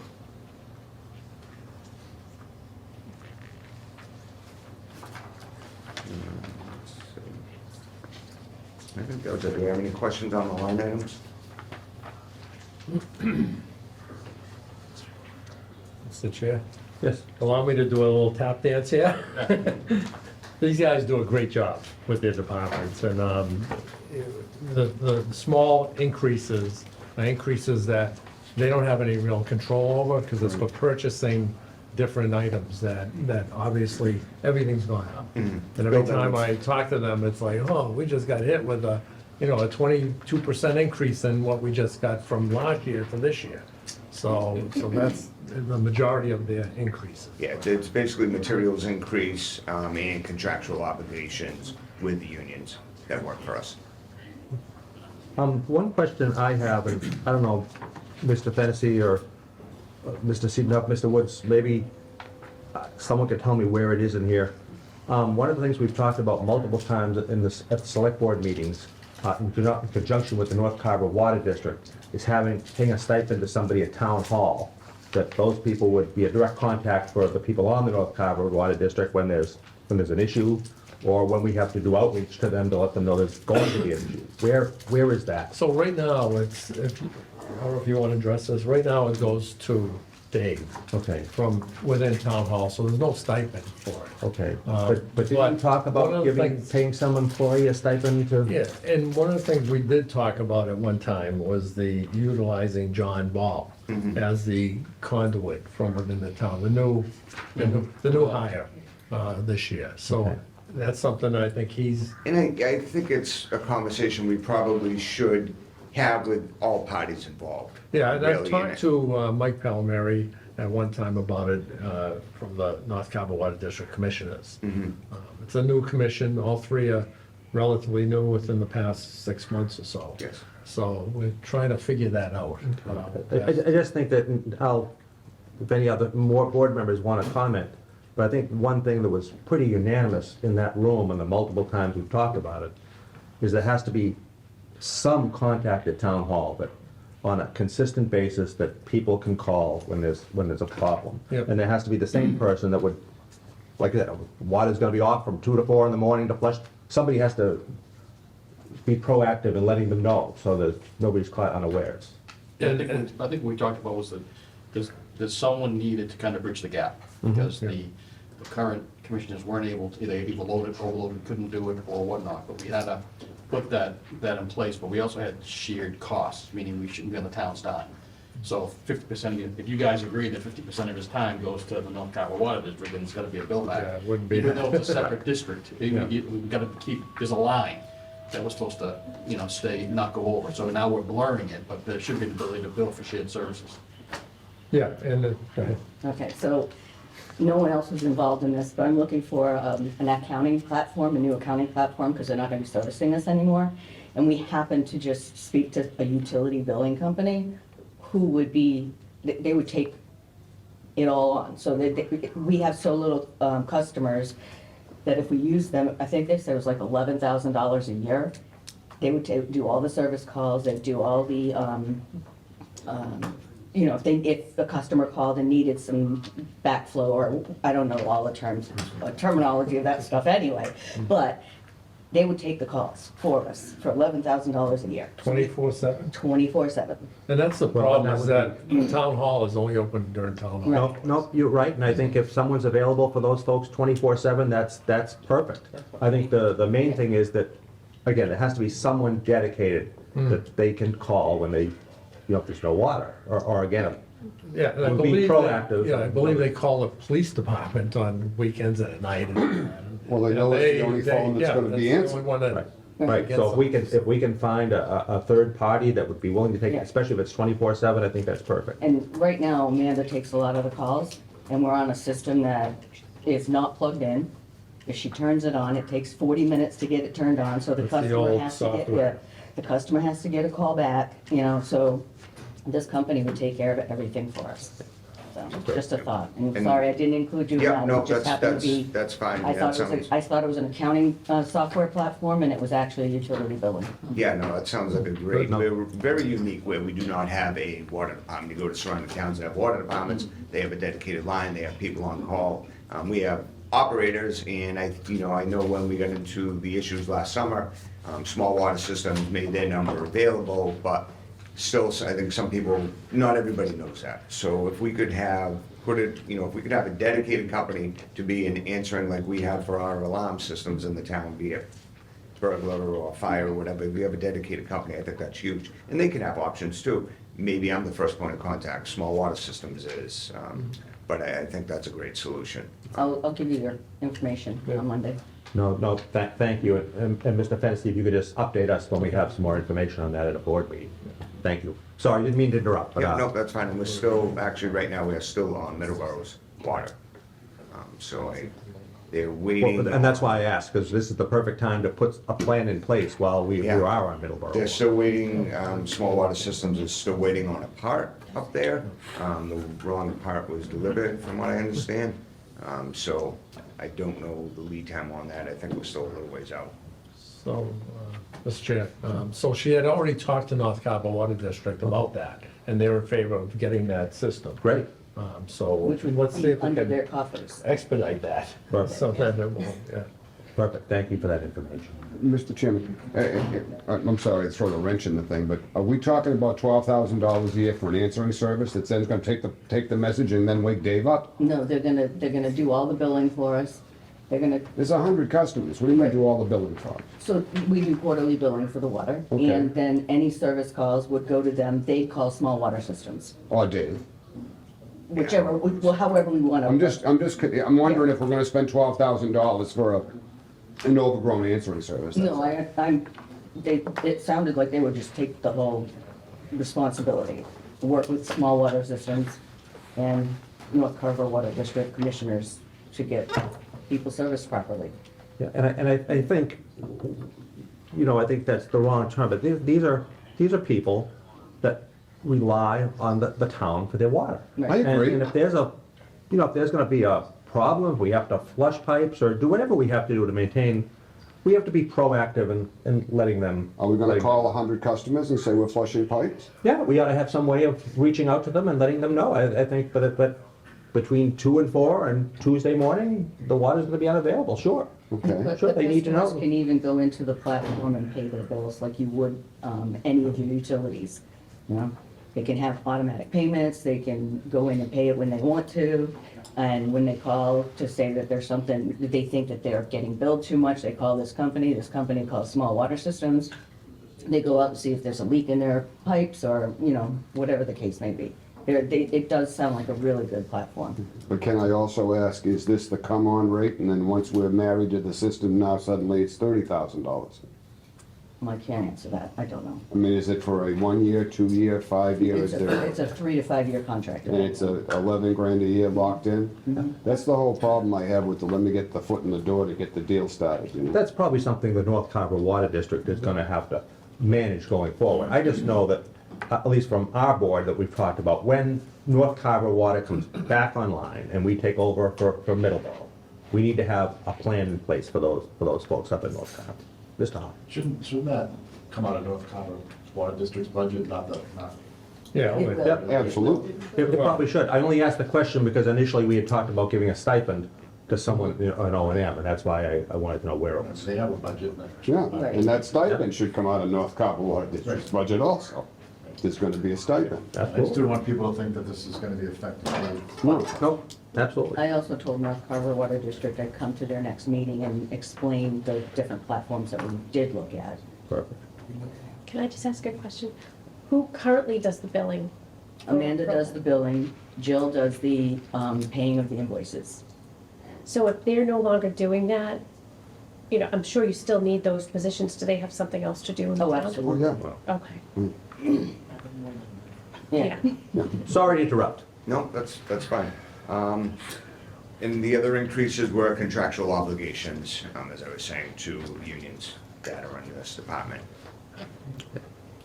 Any questions from Mr. Just going back to the water thing.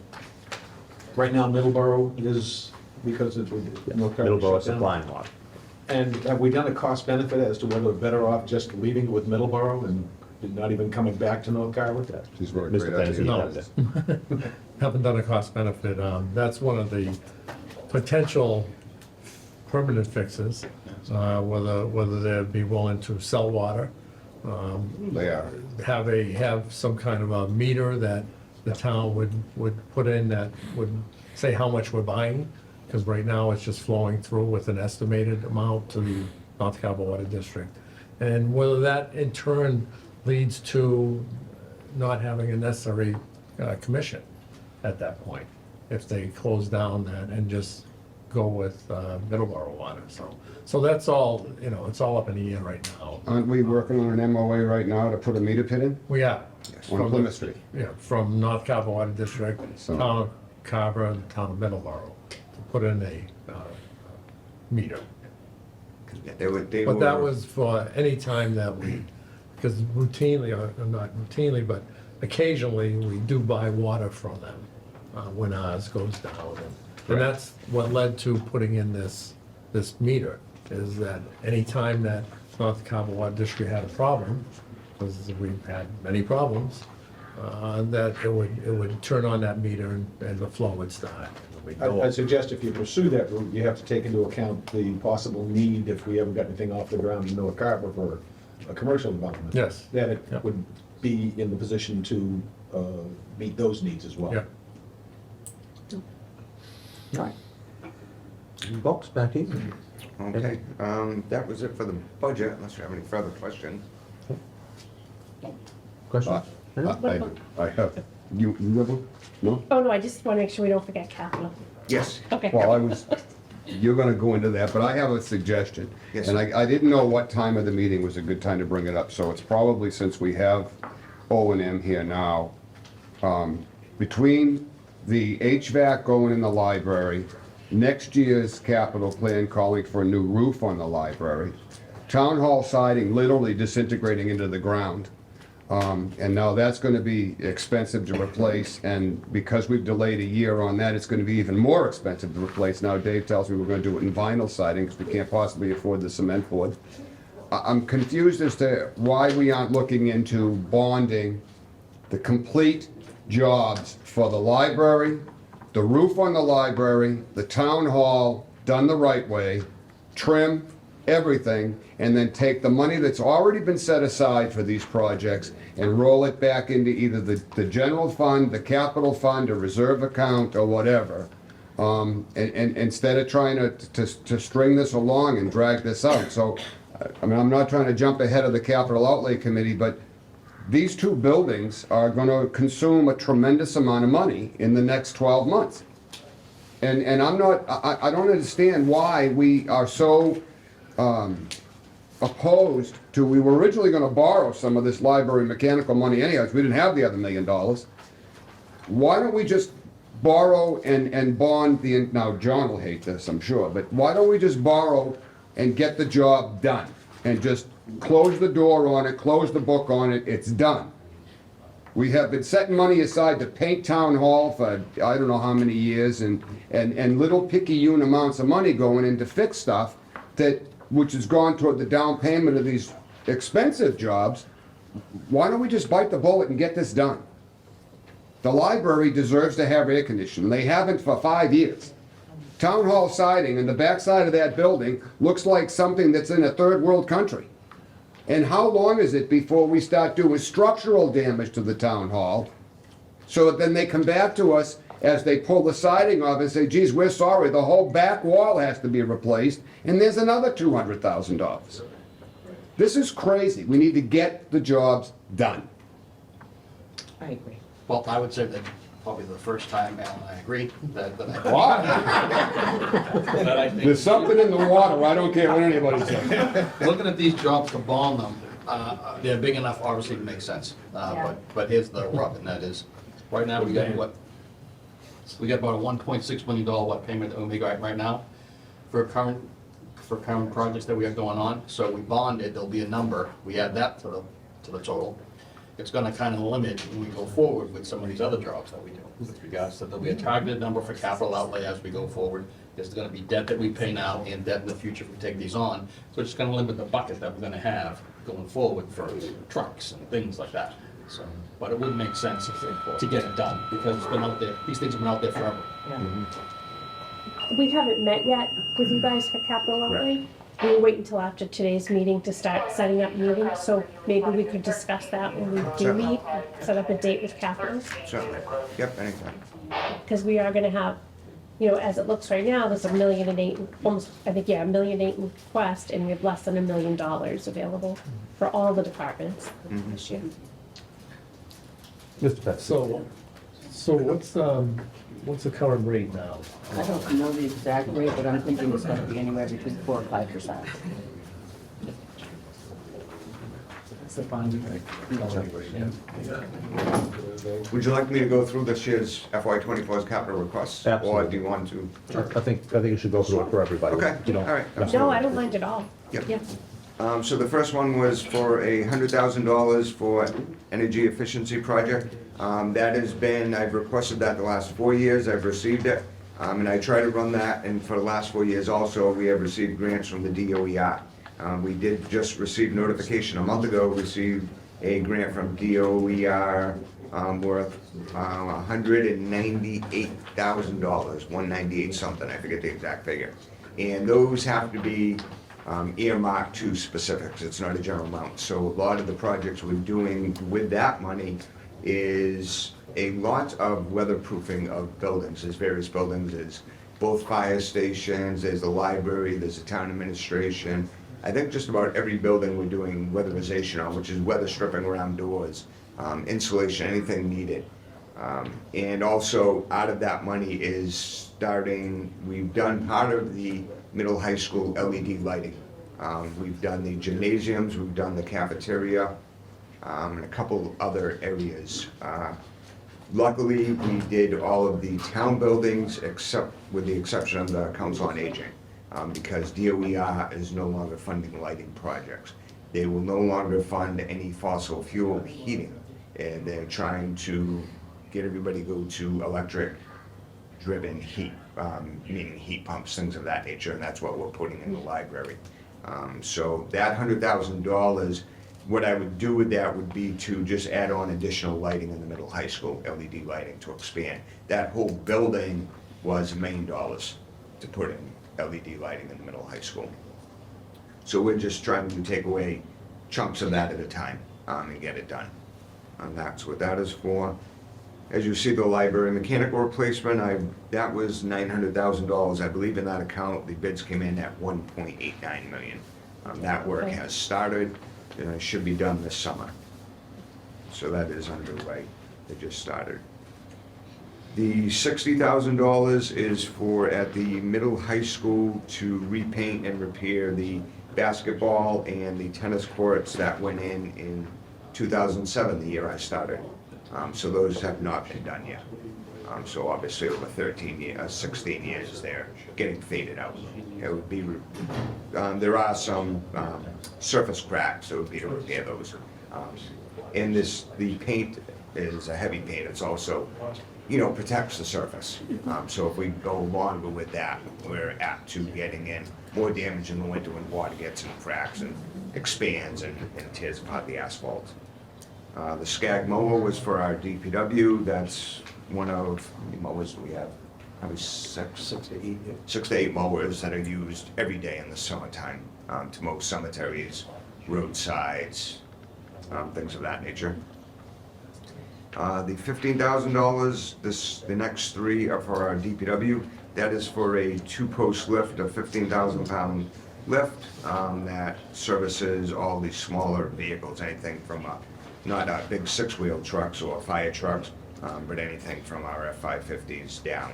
That was actually, we have that inspected every year, and I believe we're looking to replace that now. It is of ages original to the building, which I believe is 2000? Correct. 2000, so that is 23 years old.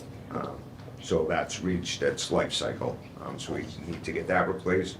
The entire changer and tire balancer are to replace the existing ones that are also 23 years old. So that's used on all the vehicles when, we do the tires ourselves for all the vehicles. The next one is to replace a 6-wheel dump truck, one of our large dump trucks. And one thing John and I have discussed with the mechanic, with the head mechanic, right now we have to replace 604, which is a 2006. That was a 2002, I think. 2002 sanding truck. Here's an option that we think would be a better way to go. We still need to replace the vehicle. We're actually looking, we'd like to replace 610, which is a 2011 International. There's a reason for that. We normally keep our large trucks 20 years. We try to do them on a 20-year cycle. You want to know why we're doing one that's 12 years old? This International has been very problematic. We've put a lot of money into it, and I don't see that changing. The good side of that, if there is a good side, is we would auction that truck off. We'd not keep it as a spare. We do not have a spare right now. But from the numbers I'm seeing in auctions, that truck would probably bring anywhere from $40,000 to $50,000. That could come back into the general fund, and where it goes from there, I don't know. Crazy. I think we'd be better off auctioning that truck, getting some money back. What is the cost to replace that versus the 604? Well, the new truck is the same, so if we buy a new Mack, it's $260,000. The difference would be if we auctioned off the 604, I don't know what that would bring. $5,000 to $10,000 would be my guesstimate from the prices I'm saying. We could get more money. We could still keep 604 in the fleet, and actually I think keep it going at a cheaper cost. It's older, but that's one of the trucks that's predominantly used in the winter. The newer trucks we use more in the summer, fall, and the break. Next line item is, I believe that is it for us. One thing I will note on here, under the COA, there is an industrial freezer and refrigerator on, it's my last page, I believe it's the only one for the COA. That can be deleted. That $40,000 can come off. Through OPER, myself and Mr. Fennessy have met with the director, and we have a solution for that. Nice. Mr. Chairman? No. Question with regards to the $60,000 to repair the tennis courts. Yes. Have you talked to CPC at all? I have not. Because they've got a recreational component that might be an option. I can look at that. Mr. Carter, you took the words out of my mouth. Sorry. Nope, that's fine. Yep, that's certainly an avenue I can pursue. Mr. Germain. Yeah, to go back to the dump truck. People don't realize that 2007, 8, 9, 10, 11, and 12 diesel-powered trucks was the time when the manufacturers and the engine manufacturers were at odds with the DEP and the EPA coming in with the regulations, and stuff was hit or miss, and stuff was getting thrown in these engines that might work, should work, maybe will work. And some of the engines came through and they ran really good. I had friends of mine that had similar years, and they were absolutely problematic. You couldn't get parts. They left you on the side of the road. They were just a money pit. And I'm willing to bet that this 11 International, which was one of the worst engines they made in the Navistar line, was probably a gigantic money pit. So you're much better off unloading the thing and getting out of it and stop the bleeding. That's why I People thought. wonder why I drive my Peterbilt's a 97. It's all pre-emission. There's nothing to shut it down, with 2.3 million miles on it. And I haven't had, other than routine stuff, nothing goes wrong with it. You'll never get that kind of mileage out of a brand new vehicle. Yeah, no, I think to keep that truck, if we, like I say, we try to do a 20-year cycle, we typically don't have a problem doing that, but I think to keep that truck another 8 years, would just be throwing good money after bad, in my opinion. And that number's a big number, but the 260, you need to understand, it's a cab, chassis, a dump body, a sander body, or a sander insert, and a plow. So this is not just a dump truck. This is the cab and chassis alone's gotta be like 160. Correct, and now to outfit it was a $100,000. Right in that neck of the woods, and then you throw the dump body on it, and then you put a sander body in it, and then put a plow on it, so, you know, that's why the number's so high. Down at the COA, the back tennis court, I've heard that supposedly there's gonna be some effort to bring that back to life and maybe make it pickleball or whatever. Correct. And also maybe put some more parking in down there because of people, when it's busy, they're parking on grass and so forth. I don't see that addressed anywhere here. So I believe that the pickleball court is being brought by Recreation, and they are going to the CPC with that. I believe we could for ask Mr. funding. Fennessy when it comes back, but I Yeah. think Mr. Fennessy. Okay. And through that, the Recreation Committee, I'll just throw this in, actually gave me the cost estimates for that project and asked if there's anything we could do. I looked at it through our department and through the help of Mr. Jermaine. He has volunteered his services. So I was able to look at it, and we can take off about, of course, what they have is a architect's cost estimate. You don't know what the actual costs are gonna be, but what they've estimated for removal of the fencing and the asphalt, through a combination of Mr. Jermaine's services and my department, I told them they could take about $25,000 off of that. Thank you. That we can do. Yep. Ms. Mahat? I'd just like to thank you guys. You guys do a great job, as you always have for the many, many years. And Dave and I go back many, many more years. I want to compound on something that Alan said about taking care of town buildings, particularly the library and the town hall. And the idea about borrowing or bonding. Borrowing or bonding, if done strategically, can be very effective, okay? And I think that particularly what concerns me a lot of times is the presence of the buildings. Just the facade, the look and see, what does it look like? We got the center of town, we have a new school, a new police station, and a new fire station. We've got a town hall and a library that's really showing its age.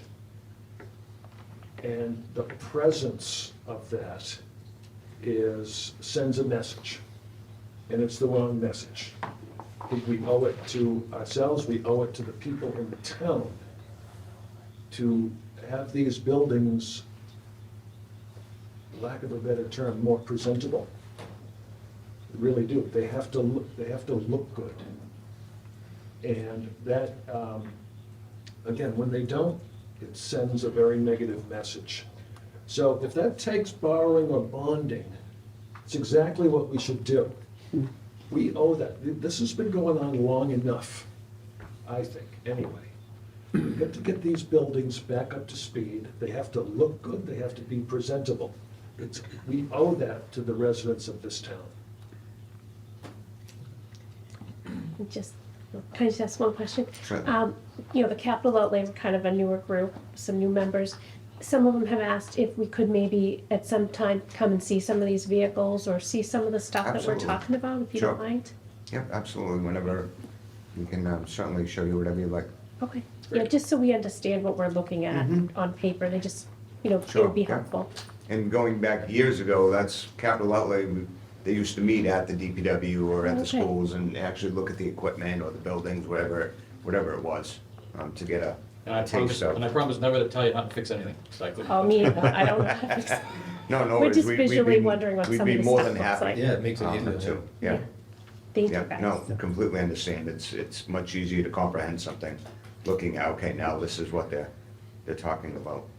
Yeah, no, we get, our administrative assistant wants to come out with us on the road a lot, because she's like, I have no idea what, I'm doing this on the computer, but I'd like to see it. Yeah. What I'm what I'm dealing with.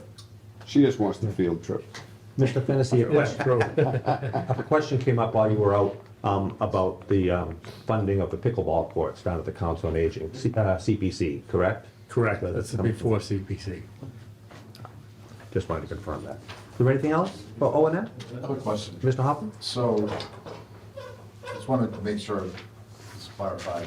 So last year with capital outlay on the library situation, there was 1.8 million was presented, and then we funded 900,000 last year. last year, and then 900 was gonna be funded this year. That was the plan, but so on the short-term borrow. Yeah, so, Okay, so my question is this, and I just want to compound what Mr. Jermaine said, so if the roof is next, and we've always talked about, if we want to replace the HVAC, we gotta go through the roof, but we're trying to do an alternative. So if the roof is gonna be replaced, It would still, I think I know where you're going. Same place that I went the other day. Exactly, Mr. Jermaine asked me this the other day. We still would not typically go with the conventional system that's there. It's much more long-term. It's, what we're doing is best for energy savings long-term, and also 20 years down the road, when what we're putting in has a life cycle, we won't have to do that all over again. This is the most efficient system that we can put in. And it's the way, it's not new, so I'm not worried about we're putting in something that we're gonna find out in 5 years is junk as far as the equipment that's going in. It's proven, it's been out there, it's what's in this building, it's what's in the new police station. okay, because that was my question, if the best way to do this is to replace it once the roof is Yeah, up. no. But as long, okay. Even if we, and right now, that roof would just be a shingle job. If we were to, we're getting into structural if we're gonna move that equipment. Most of the equipment up there, just so you know, a little bit is gonna have to be dismantled because that is a public building. We have to bring in outside air. VRFs do not bring in outside air. Like in this building, the police station, we have what you call energy ventilation recovery. So you bring in the outside air, you preheat it, whether it's heated or cooled, before you bring it into the space. Same thing over there. A lot of the old equipment is gonna be abandoned in place, because the only way to get it out would be very costly, and there's really not a need to. It can stay there and be part of the museum in the attic. I just know a lot of those questions were asked last year, so I figured Yep. yeah. I'd make sure they were all. Like, I asked the same thing. As soon as I saw the roof for the following year, I went down and asked Dave, I said, well, if we're taking the roof off anyway, you know. Okay, thank you. But he said the same thing, we're not getting into the structure, we're just doing a shingle job, so it's different. Is there anything else for O&M? Mr. Fennessy, do you have anything else? No, all set. Thank you. All right, thank you very much. folks. Thank you, guys. Next up this morning is our Emergency Medical Services Department. Yeah, for 10 a.m. Chief, welcome. Sorry we're running a little bit late, but... That's all right. No, we're not. No, I can take it right there. We're gonna take a break and get to the, whatever it's called. That's why. So we're gonna give you a spot. That's right, we do. We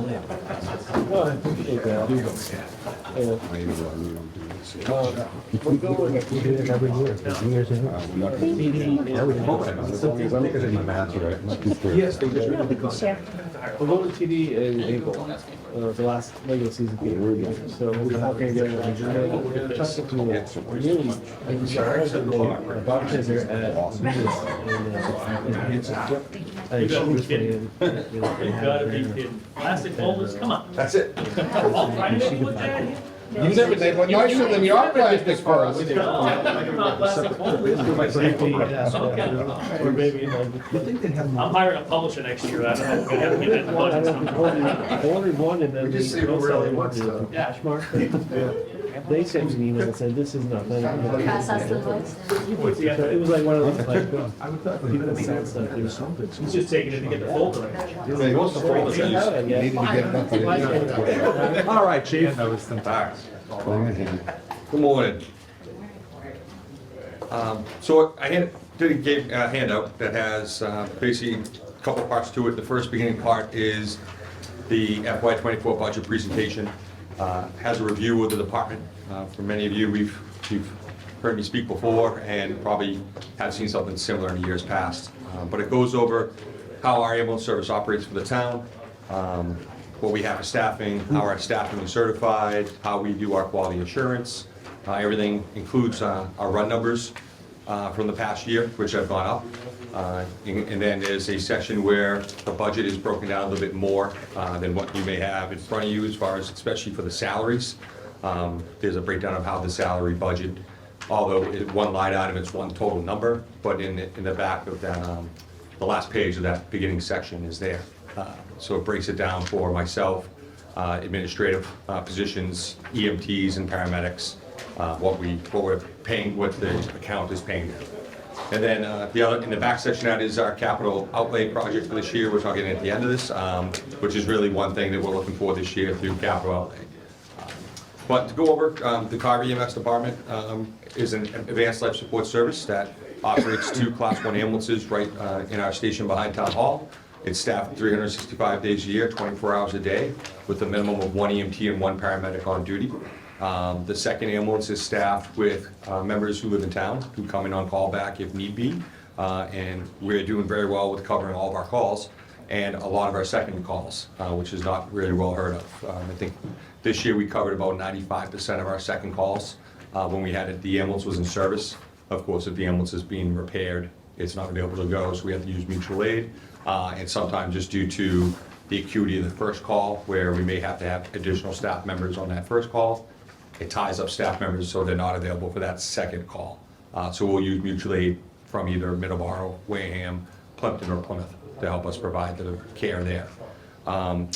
With this system in place that we have, using part-time per diem staff, it gives a lot of benefits to the town and the community. First of all, we avoid the high costs of certain benefits that have to be provided, no overtime costs, health insurance, things of that nature. But at the same time, the staff that we have that come in normally work somewhere else. So they are getting a lot of experience, and when they come to work for us, they bring that experience with them, which makes it a benefit for us. We give them experience, but in turn, they also bring us experience. So we do have several members who work for very busy departments, so they get a very broad range of calls that they get to go on, and they get that experience and they bring it to work with us. So that works as well. We also have an internal quality assurance that we have to have per our affiliation agreement with the hospital. Our medical director of the hospital has a requirement that we must review 100% of our run reports. And then we have a select group that we have to send to him for further review, just to make sure that we are following all regulations and all established state protocols. Through that process, we do exceptionally well. He is very happy and proud with the service we provide.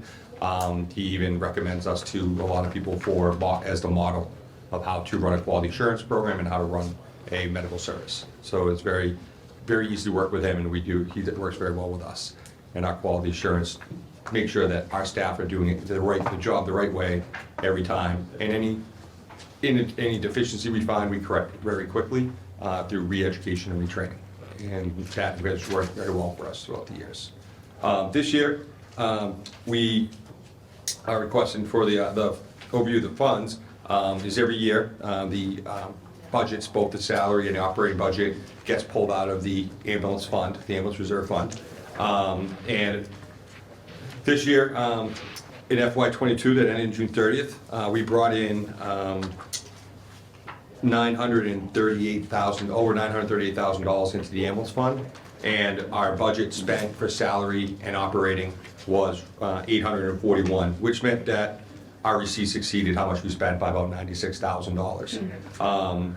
So far in the year, we responded to 1,704 calls, and it resulted in 1,293 transports, which was a lot more from previous year.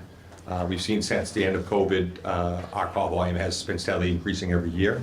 And this year, we're looking at increasing again, normally on a rate of about 7% increase in calls. With that increase in calls, it increased the costs to provide the services to the town.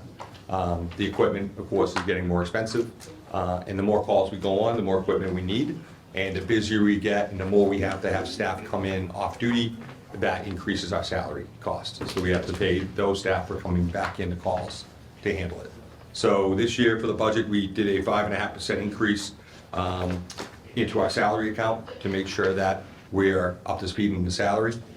We also need to remain competitive with our hourly rate because in the pre-hospital environment right now, there's a shortage and a lot of companies are out there offering a lot of incentives and a lot of increased pay for people to come work for them. We are lucky right now that we have 47 staff members that work for us, and we've been able to get new staff members in the last year without having to do incentives and everything because of the organization we have and that people want to work here. But that is something that we need to stay ahead of with our pay rates, is making sure that we're trying to remain competitive by increasing our rates every year, especially with surrounding towns.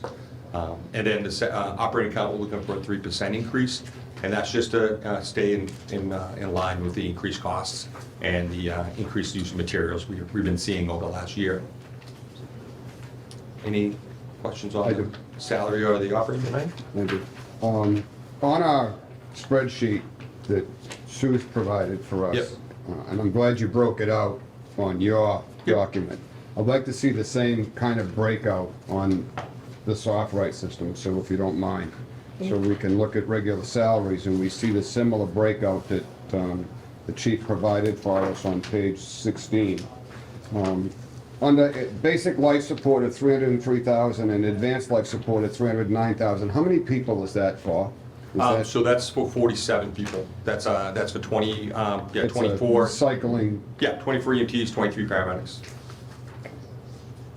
And that number will, and this year that number will start to change as well because we do have several EMTs who are in the basic life support pay category that will most likely transition to paramedic because they've gone through, are either in or finishing paramedic school, so they'll eventually move up into the paramedic line. And I think I had one other question, if I may, Mr. Chairman. Other professional services at $62,000. I'm assuming that.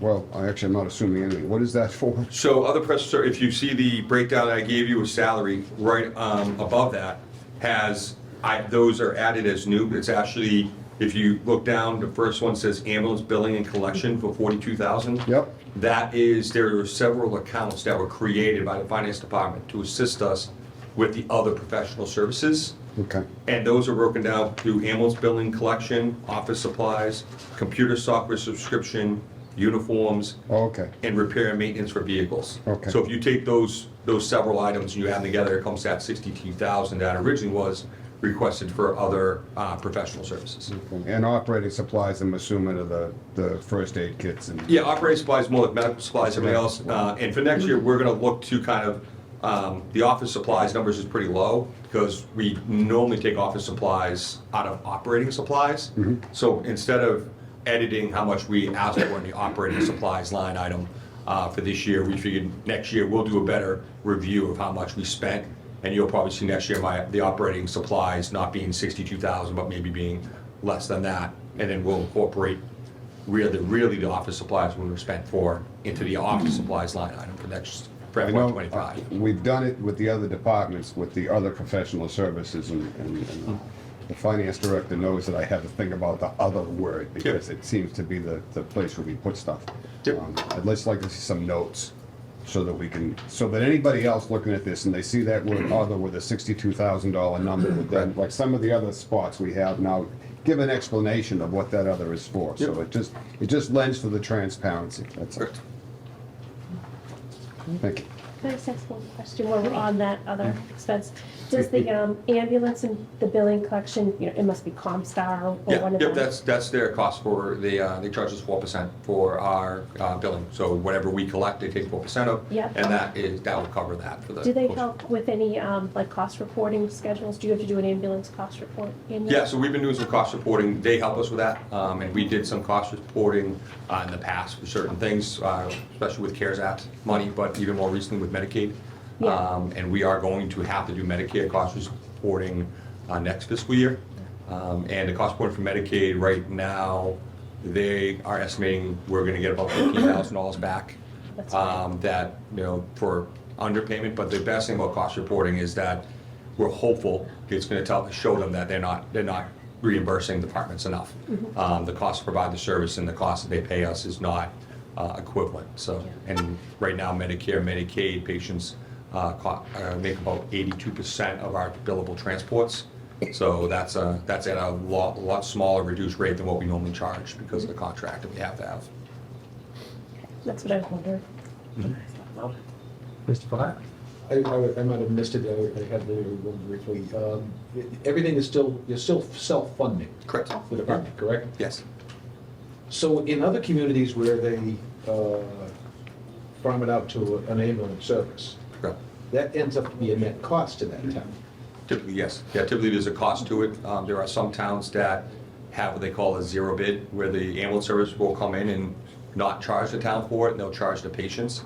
But that's normally in a bigger community where the call volume's a lot higher. And also normally, for example, a town like Plymouth, where they already have multiple ambulances in town because they're trying to get the contract at the hospital. So we don't have anything to bring a private ambulance company in here. Okay. So that we wouldn't really be something they would look at, and they would probably charge us for it. And the only thing that they would probably even consider is the fact that we're between two towns they already serve, such as Plymouth and Middleborough. But with that, we also lose a lot. The town loses a lot of control with that. You have no control of the staff. You have no control over the equipment they use. Again, you lose a lot of control, and a resident complaint, that the board wouldn't be able to do anything about. So. And similar to the fire department, you track response times? Yes, but yeah, our average response time right now is about 5.5 minutes from dispatch to on scene, which is pretty good. And we only can do that because of our location, being right in the center of town, right on Route 50, and Route 58 going straight through the middle of town is kind of a spine through the whole town, makes it so that that's available. Our response time on second calls is a little delayed, especially at nighttime, because there's no one in the station at night to take the second ambulance. But during the day, we schedule a third person, and a lot of times they're available in the station, so they can get the ambulance signed on pretty quick. And then myself or someone else off duty is available, we'll meet them at the scene. And how do we stack up against fellow communities in the first call response? We're definitely well within the average of everyone, so. Thank you. Mr. Fennis? So on the billable runs, have we maxed out our reimbursement rates from insurance and Medicare? So for Medicare, Medicaid, they only pay a set amount for every transport, and so we bill them, we get it, and then we can't bounce bill. So if we say, for example, we bill $2,000 for an ambulance transport, and Medicare's contract's $550, that's all we get. Okay, what about private insurance? So private insurance, we do collect a lot higher on. So are we maxed out though?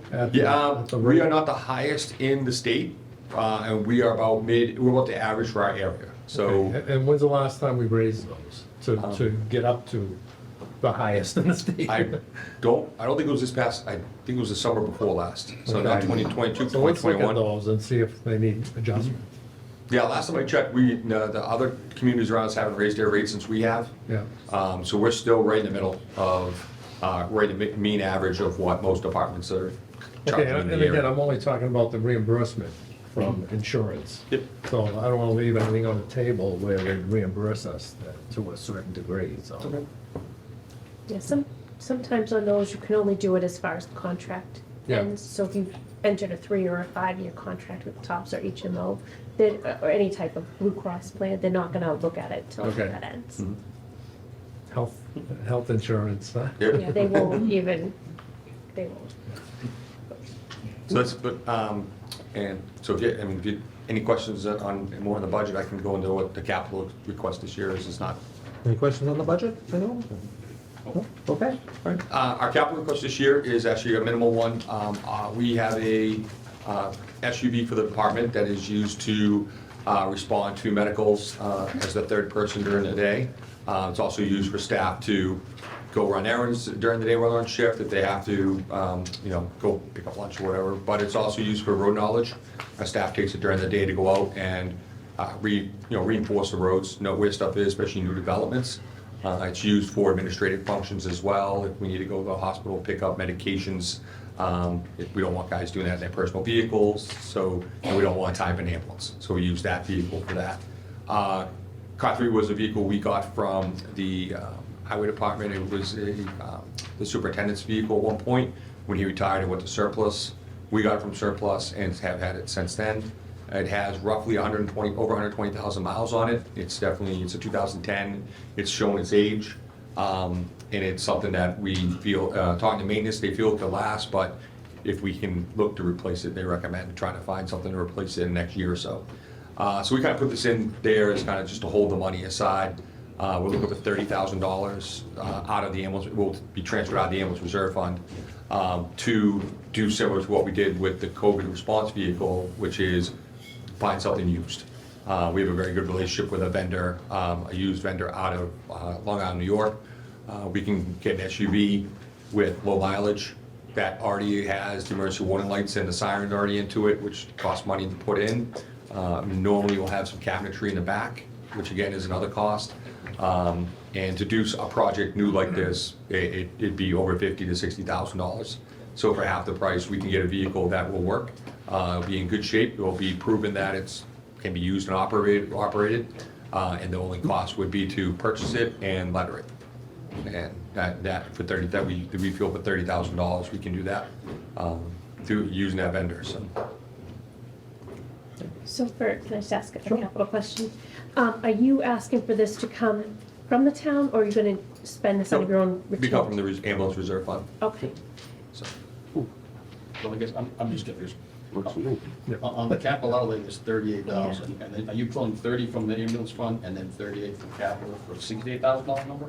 Yeah. No, it should be 30. It might be a couple with the 8. It might just be, should be just 30,000. So technically. But it's not out of capital. Should be okay. Yeah, it should be okay. Can I just ask, we did something similar last year where I think you had a vehicle for over 200,000? Yeah, so for last year for the ambulance in FY22, we well for FY23, but we took it on at the end of FY22. We took out 160,000 out of the ambulance reserve fund. Yep. Took 100,000 from the town, and we're going to pay that 20,000 back every year for the next 5 years. That's what I was so. wondering. But for this, we feel that there's enough money in the account in the ambulance fund that we can take that 30 out to do it to get the vehicle. And when they pay back the 20 annually, does that just come back to the general fund? Yes. Okay. Any other questions on this? No. Mr. Tennyson? That's it. No? Anything else to add? Chief? Thank you. Pretty easy. Thank you. Thank you. Thank you for the nice binder as well. No problem. Do you want it back? If you have any kids or anything need it for a Gotta project, send some of those blank binders over to the police department. We're out there dissecting the mistakes of the nation. All right. Up next is our emergency management department. That's what I was wondering. Okay. Morning, chief. Tells Thank me he you. has a 2.5-minute presentation, let's see. That's about it. I was gonna do a booklet, but I only have a page.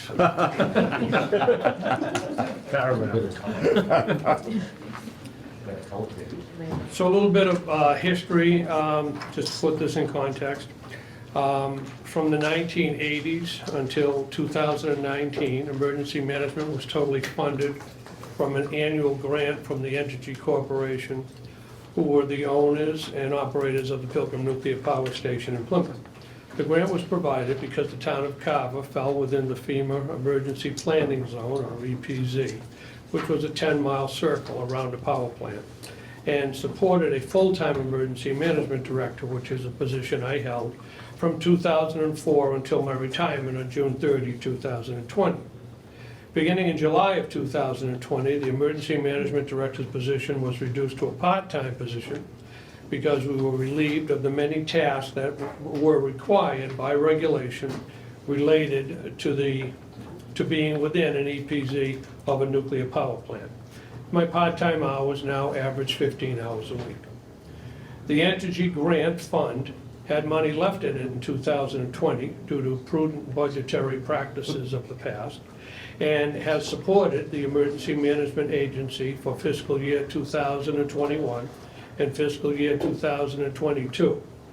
Last year, fiscal year 2023, I submitted a budget in the total amount of $50,000, and also advised that I predicted that the remaining balance in the Entergy Grant Fund would cover all but $10,000 of the $50,000, so that we only require $10,000 of town funds for fiscal year 2023, which is why when you look at the budget, it says $10,000 rather than 50 for last year, or this year rather. My FY 2024 budget will not be supported by funds from the Energy Grant Fund and therefore will need to come from town funds. The fiscal year 2024 budget submitted is for $67,110, which is $17,110 more than last year. $12,000 of that $17,110 is for the public safety portion of the public relations services that have been contracted for by the town and the school. The biggest increase, other than the public relations services, is for salaries for emergency management director and deputy director, which will be granted in accordance with whatever is approved by town meeting and town personnel policies, and some funds for administrative support and emergency plan updates and maintenance. Questions? Questions for the chief? Anyone? Yeah, I caught you all up on time. Wow. 14 more minutes. So do you still, I guess I'll just ask one, so do you still have to run like tabletop drills and everything with the sound? We used to do those for the nuclear power plant, and so we don't have to do that. That was, you had to pass a FEMA graded exercise every Yeah. 2 years. So we don't have a requirement to do that now. One of the things, because of the pandemic, we haven't done is have the local emergency planning committee be as active as it used to be, and we plan to start that later this year again. Great. Anything else?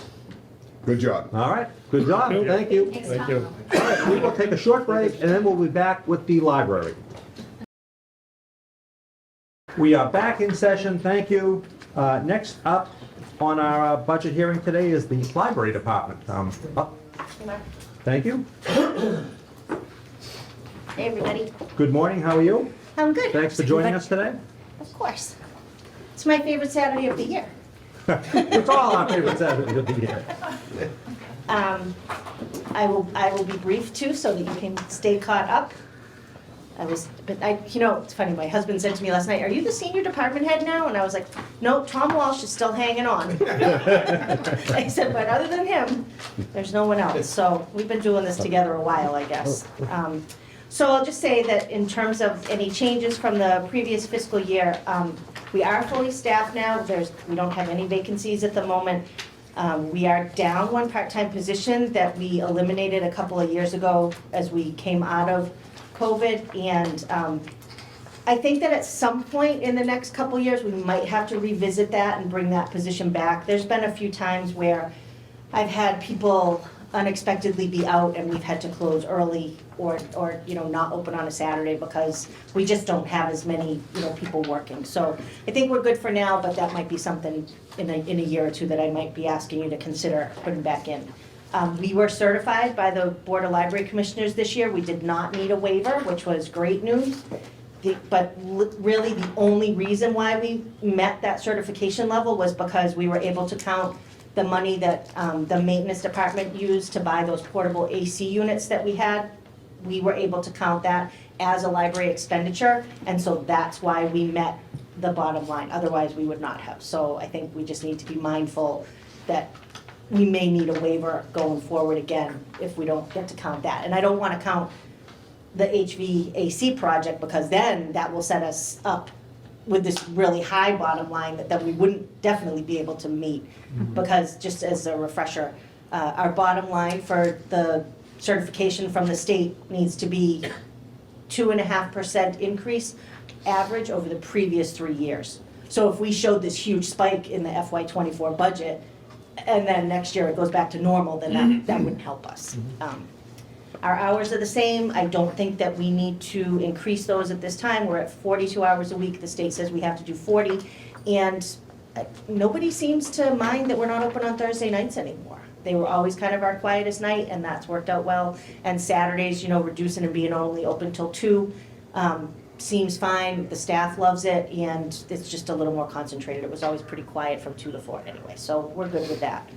In terms of the actual budget, this is what I would consider a level service budget. Increases are contractual. We have quite a few staff members now who are at the top step, either in the union or the non-union salary grid. So I know that we've been talking about maybe making some adjustments there at some point, but it does impact quite a few people on my staff because they've been there a long time. Other professional services is things like our website maintenance, technology upgrades and equipment, programming, membership in the Digital Commonwealth. Seminar and training is for, I actually put some money in there because conferences have started up again in person. We went last year and I paid for it out of state aid, so I did put some money in there so that we could go again. The hotspot, the reason that that is such a big increase is because we had, the federal government had given us 10 hotspots for free, and that program ended in September.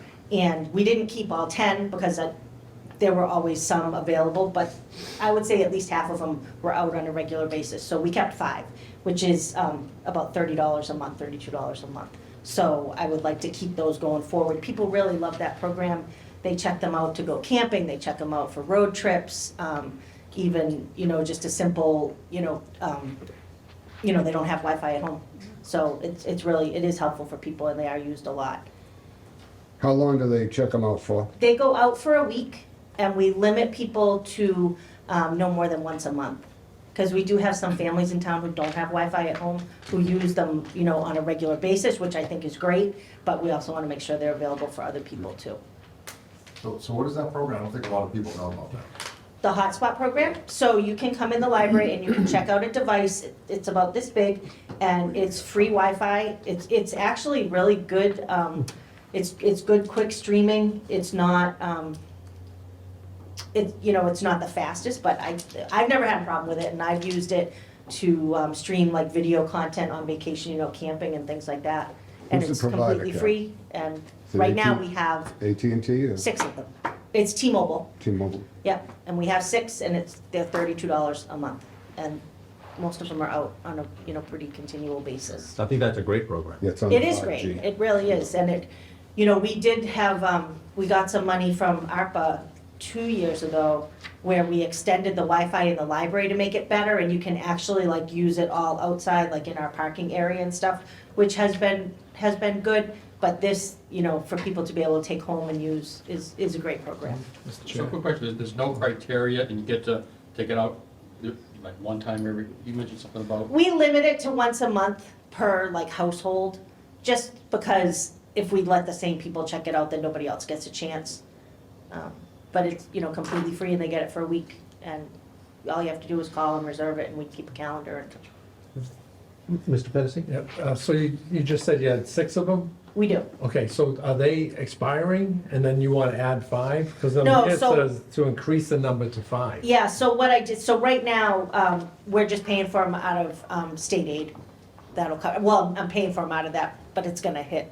We're gonna overexpend in what was put in the line item for this year. So we do still have them, and I'll just pay the, when we come up short at the end of the year, we'll just cover them So are with you state aid. reducing from 6 to 5?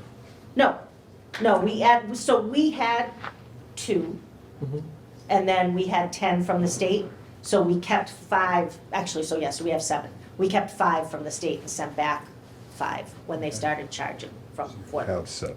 So how many will we have going forward? We have 7 right now. And we're gonna continue to I have would 7? like to keep 7, yeah, Okay. and that's why there's that big jump in the budget from $750 to $2,000, Okay. just to cover that. Are they normally all checked out, Carol? I mean, I'd have to look, but I would say there's usually 1 or 2 in the drawer, which I kind of like because I would like people to be able to come in and get them without having to reserve it way in advance. So I don't think they're usually all checked out all the time, but they're continually rotating. Great. Postage is postage, the library network, that's an estimate that I put in because I don't have that number yet from sales, but I expect that at any time. And I don't think it's gonna be higher than that, so that shouldn't be an issue. And then, periodicals and books are pretty much the same. Our book budget is supposed to be 16% of our bottom line, and that's to meet state requirements, and there's no waiver on that.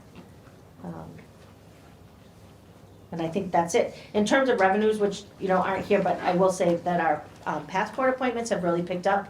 since the fall, really. I mean, during the pandemic, it just ended.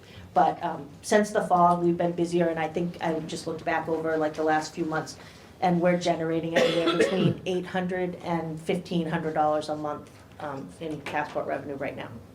So December was slow.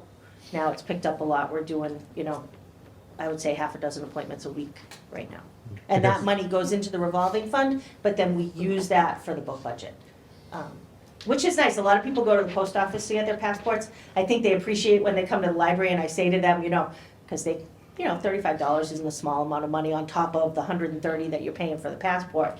But when I say to them, you are helping the library, that seems to make it go down a little easier. Absolutely, and I guess it makes sense now the travel has picked up, the passport Yep. applications pick up as well. Right. Yep, it really has. It's good to see. So I can answer any questions. Questions for Julie? The only thing I'd like to see, I'm sorry, Mr. Chairman, other professional services, I'd appreciate the same in the other departments are doing, just a notation, so that someone who sees it for the first time sees the transparency on what's this number kind of come up to. Doesn't need to be totaled, Right. just needs to be a little line item that says what it is. Sure, I can do that. So it makes it just I think Sue easier. and I talked about that, maybe even that we could break some of that out into other things, because It doesn't need to be, okay, because it does it feel like doesn't sort need of to this be itemized. miscellaneous, like, and this is the, we're trying to really get away from what's considered miscellaneous. Yeah. Because some departments, you're only 3,500. We've seen these other professional service numbers be in the $60,000-$70,000 range, and it's like, what's that really for? And it's Right. very difficult to explain to someone, because sometimes we don't even know what it all covers. Sure. You know? yeah. I mean, and I will tell you, like, I had to go back and look at the last 2 fiscal years and say, what did I, Exactly. use this line item for? And then but it is mostly the website maintenance, and then, if I have to buy computers or things like that, That's fine. so. Thank you. Thank you. Thank you. Anything else with the library director? No? Mr. Benson? Anything Great. else you'd like us to know? Well, I will tell you, good news, the HVAC people are starting on Monday. So so we are very happy. Thank you to Capital, thank you to FinCom, the people at Carver, because they're coming in, and it's gonna be a little disruptive for a little while, so hopefully people will be patient, but for the first phase of this, we will be closing the wing of the library that has the meeting rooms, and so there won't be any meetings able to be held, but Town Hall has been great about helping out with that, and also the police department. We've offloaded everybody that should have been meeting. We have found them a place to meet for the month of February, and hopefully it will be only that, but I did say to them, this is potentially just the month of February, could be longer, but working with Mark and with Kara and Elaine at Town Hall, it's been great. Like, they couldn't have been easier to help us, So access to all the books and periodicals and everything, that's all okay? So, mostly. Okay. So what I understand now, right, so they're gonna do this wing first, and that's gonna take hopefully about a month. And then when they finish that, then that area of the library will be available again, and people will be able to meet again. And then they're gonna start working in the main part of the building. And if you know the behind the desk area, the staff area, my office, the wall behind my desk has to come down. So that'll be fun. And then in the staff kitchen area, the wall behind that couch that's in there, that has to come down. So and that's gonna be like that. I think those 2 walls have to stay down until everything is finished. But there will be phases where they'll be able to put up plastic and cover them over, and we'll be able to still use the space. And then upstairs, we have that big open area upstairs where we put in those new chairs and stuff a couple of years ago. So that's gonna be their main staging area when they do the main part of the building. And they're going to put plastic sheeting over the book bays that are on either side of it, to the left and the right. We're gonna run a report, that's not gonna be probably till March. So what we're gonna do is run a report through the sales network that will show us the most popular titles in those call numbers, and we'll pull those out and put them in a different Right. section. So not everything will be available, but with the way we get delivery and everything, and with doing this of pulling out the popular titles, I think it will be okay.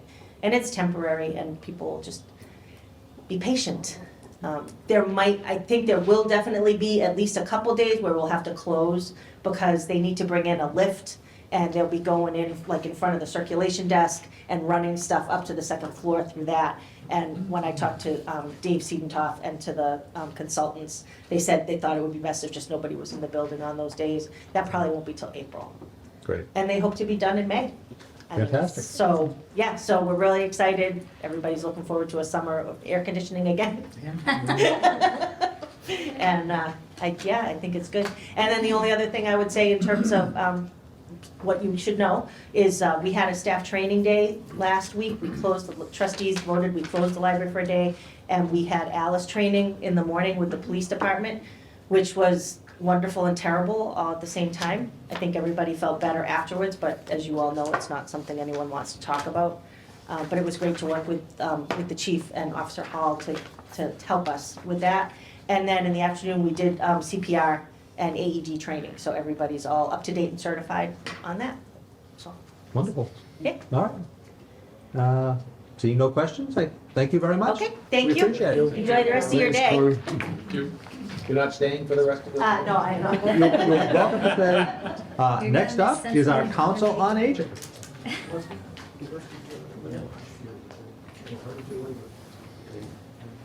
Welcome. Good morning. It's still morning. But yeah, okay. Just feels later, don't worry.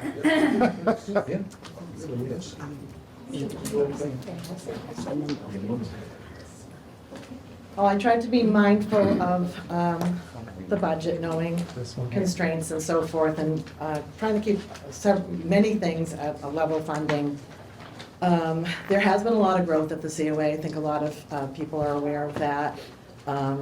In just the last few years since reopening, since COVID, I've registered 341 new registrants as members of the COA, and we have increased attendance in general. Our programs are getting more increased. I'm adding tables to accommodate more people for various programs, so that's just telling me that I know it's going in the right direction. Our GATRA service is one that's also grown. It's not part of the budget here, but just for the awareness of the level of activity. In some months, it's doubled over past year's service. We're in the process of requesting a fourth bus, because currently we have 3.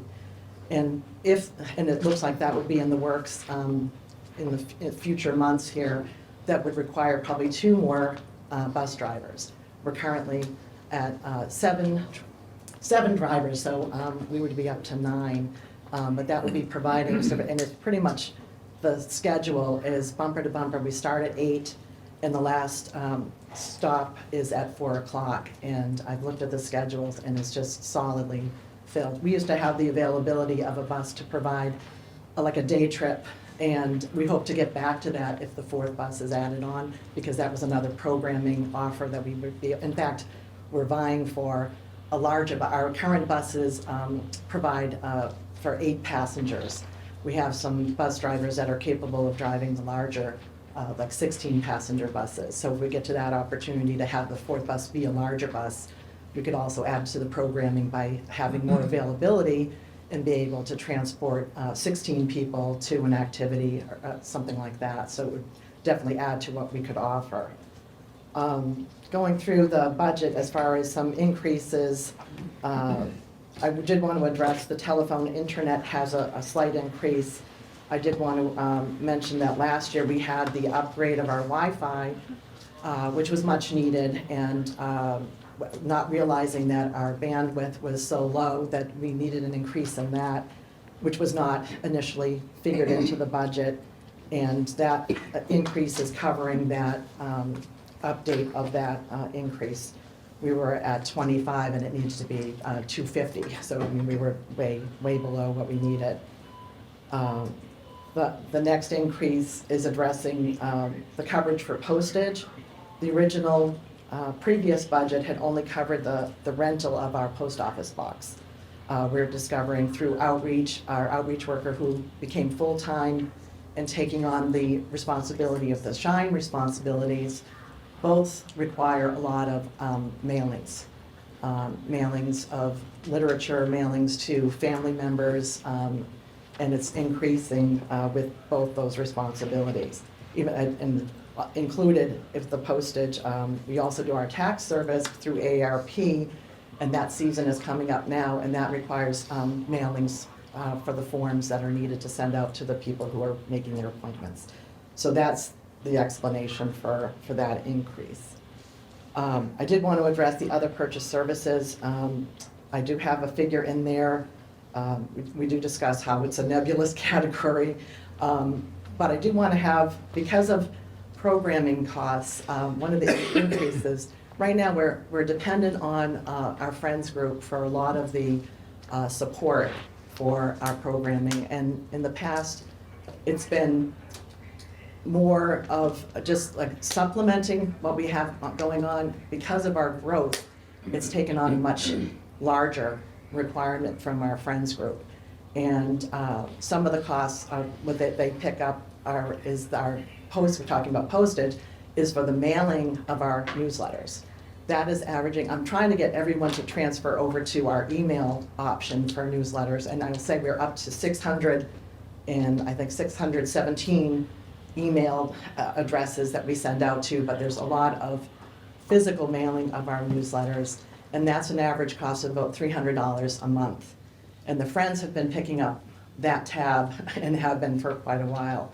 Our growth of our programs has also been putting a pressure on the Friends, because we've gone from, just using our craft program as an example, 2 to 3 years ago, we were at like eight people coming twice a month for activities for craft specifically. I'm now up to 18 people every week. So the supplies for that, the Friends have been sponsoring all along. That's a major growth, and it's really putting a strain. The Friends lost a lot of opportunities for fundraising during the COVID shutdown period, so they were starting with even less with the growth going at the rate it's going now. So I was looking to actually even increase that, because if we talk, I mean, Ron, you're familiar with the postage that goes on with that. If there's a possibility that we have to take it on here, that could be added into maybe the postage line item itself. And I said that would be like a total of about $4,000, I think. How much is it on the crafts on a weekly basis? Well, it's going to be, I try to gauge the cost to where, like, to little to nothing some weeks if I have supplies that I already have in-house, or it can go up to like, $4 or $5 a person. So it can be, it's like $75 one week, and maybe if I can count. The Friends are helping to fund that as well. Oh, absolutely. The Friends are, so yeah, And trying I'm to on the balance it Friends, out. just in full disclosure. And back years ago, the town funded everything.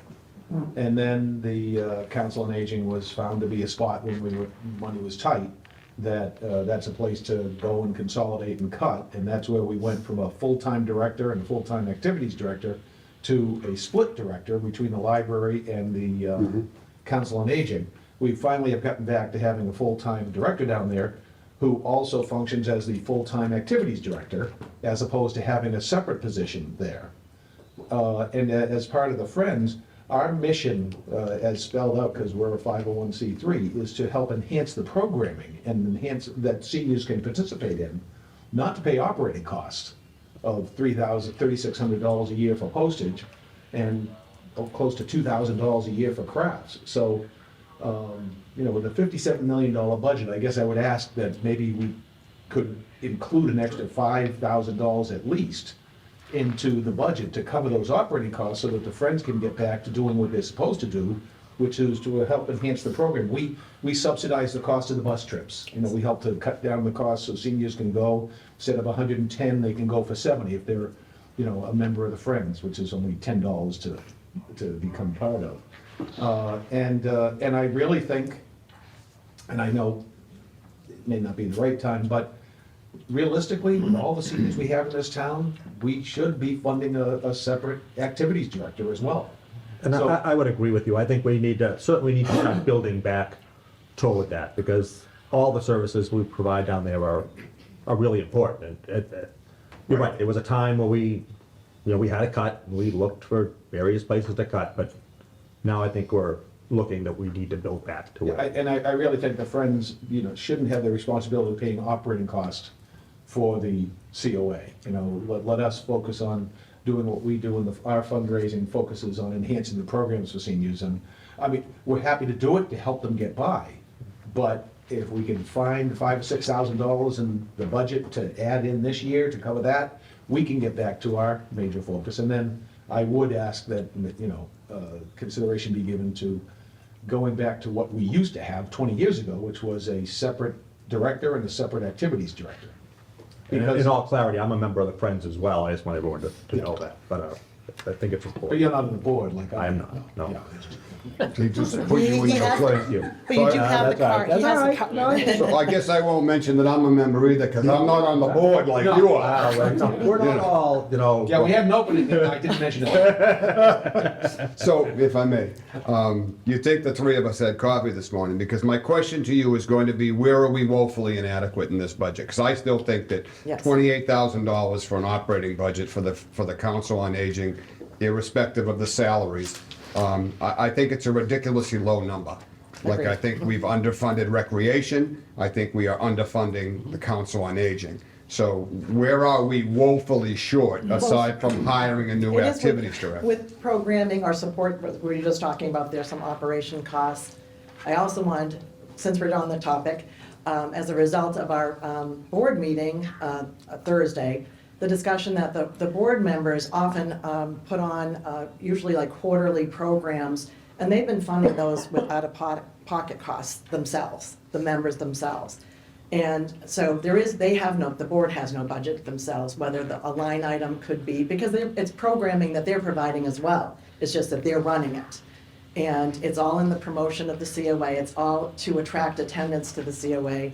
So it's all under the heading of the COA itself. So I feel like there should be a line item of at least $500 that would cover some of the, could reimburse whatever costs that they put out for any of these events that they have. And I want to say, on average, it's a quarterly event that they host, from anything from a game night to a meet and greet throughout the town. They try to get a lot of visibility, and it's part of our marketing. On top of it is just getting that visibility, meeting the board members so people know who they can reach out to if they have concerns or desires.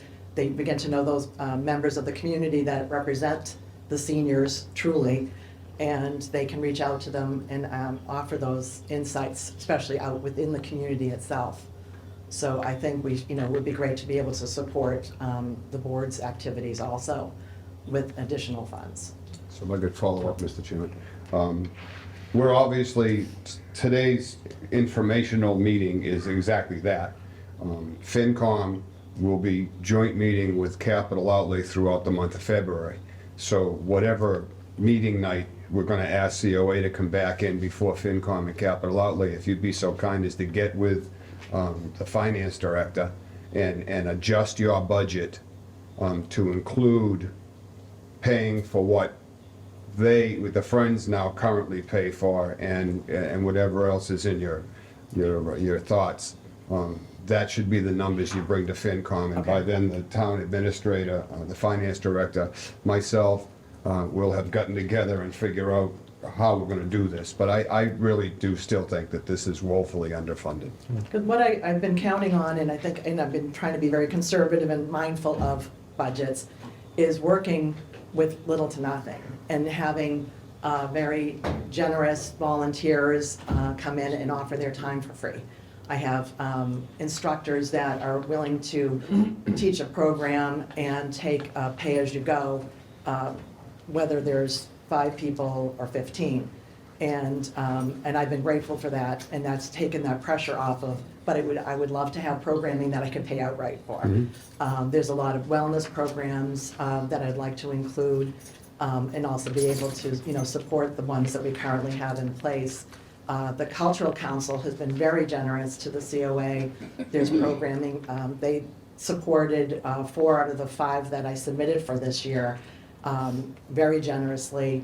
I'm thinking of the one that they couldn't provide for would be one I would love to add into this, and it's a subscription service that's a virtual travel program that allows for an interactive experience that would be actually held at the COA, you actually have a live presentation of a tour guide in a European city or somewhere around the world, and you actually interact with them live, and you ask them questions, and they take you through a tour.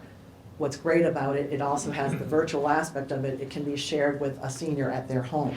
So we would have that, so it has that element of not only reaching people and becoming a program at the COA itself, is that we can reach people who are homebound. And talking about Carol's hotspot, we could even, advertise the fact that if there's a senior without Wi-Fi, which is the case in a lot of cases, that we could arrange for a hotspot so they could be, could participate in this program and show them how that could work. So it's that type of thing that, and something like that is the subscription service that's like $65 a month at the current rate that it's at. So that adds up to, if you get it for the whole year or whatnot. So programming like that, and that's being made available at other COAs, and I just realized I don't have the budget to support it. Right. So I would love to be, and we couldn't support it, and it was something I've been looking at since COVID, because it's a program I think that was born out of COVID because of the nature of the virtual offering. But it is something that we couldn't support until we had our Wi-Fi upgrade, and now we're there. So I'm thinking, now let's use this. We're up to date and able to do some of these things that are out of the box. And I think certainly there's been a lot of interest in travel.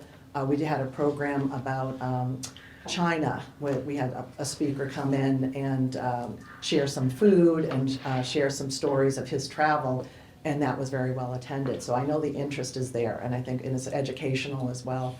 I think I'd like to be able to expand them to some of those types of programs. As far as your Wi-Fi, is that all up to where it needs to be now? Because I know that is one of the items under COVID that can be worked on. So if there's any Yes. shortages, that's fully... Yes, exactly. And then I think Craig had mentioned that extension out, which was like, I think the fiber optics.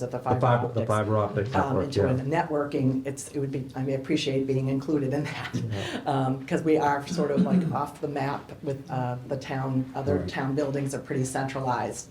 And it's nice that we are sort of further out there. But as far as the Wi-Fi in the Council on Aging, that's fully We are, up yes. to where it needs to be? Yes, so now we can Okay. support. In fact, in order to provide our iPad program, which is offered once a month by a volunteer retired tech teacher, we were having to borrow the hotspots from the library in order to conduct it. So I can verify they work really well. So that was a nice feature. We did actually promote it for that purpose. But once we got our Wi-Fi upgrade, now we're able to, do anything we need to. So which is great. Mr. Chairman, just so everybody knows, these hotspots need to have an exceptionally decent cell signal, because it's T-Mobile. So you get down near, like, in Carver's house, and the hotspot's not gonna help you at all heading into Miles Standish, because if I have one bar on T-Mobile, I'm lucky. So the hotspot's not the end-all, be-all. In the center of town, the reason it works so well at the Council on Aging is the tower that's on the Hannulus property is a 5G T-Mobile tower. So they're working on it, but the hotspots do not work in every neighborhood in all areas of Carver. It depends on how good the cell signal is. Is there anything else for the Council on Aging, Director, Mr. Fancy? No? Can I just ask a question? Absolutely. But I don't know if it's for you or for us here, but how come in the budget for the Council on Aging, they have building repairs and copier lease, and those aren't under O&M or IT? There's always one in the crowd. Where is it? I don't, am I on the right? She's right. Oh, over there. I think just I see. historically, it's been under their budget. Each Well, department has the their own. copier Each lease is building new, has I their think. own. That's from Each building Heidi. does? Yeah. Okay, I believe that. right, I guess I didn't realize that. That's all, I was just wondering, like, geographically on this report, is that where it should go? Anything else? Thank you very much. Thank you very much. Thanks, Connie. All right, next up is our town clerk.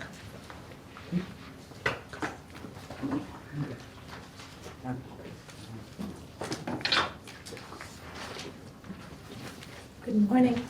Good morning. How are you? Thanks for coming in today. Still good. Thanks for having me. So my budget really doesn't have a lot of additions to it other than just price increases because of the economy right now with paper, ink, and some of the services that are vital for our office.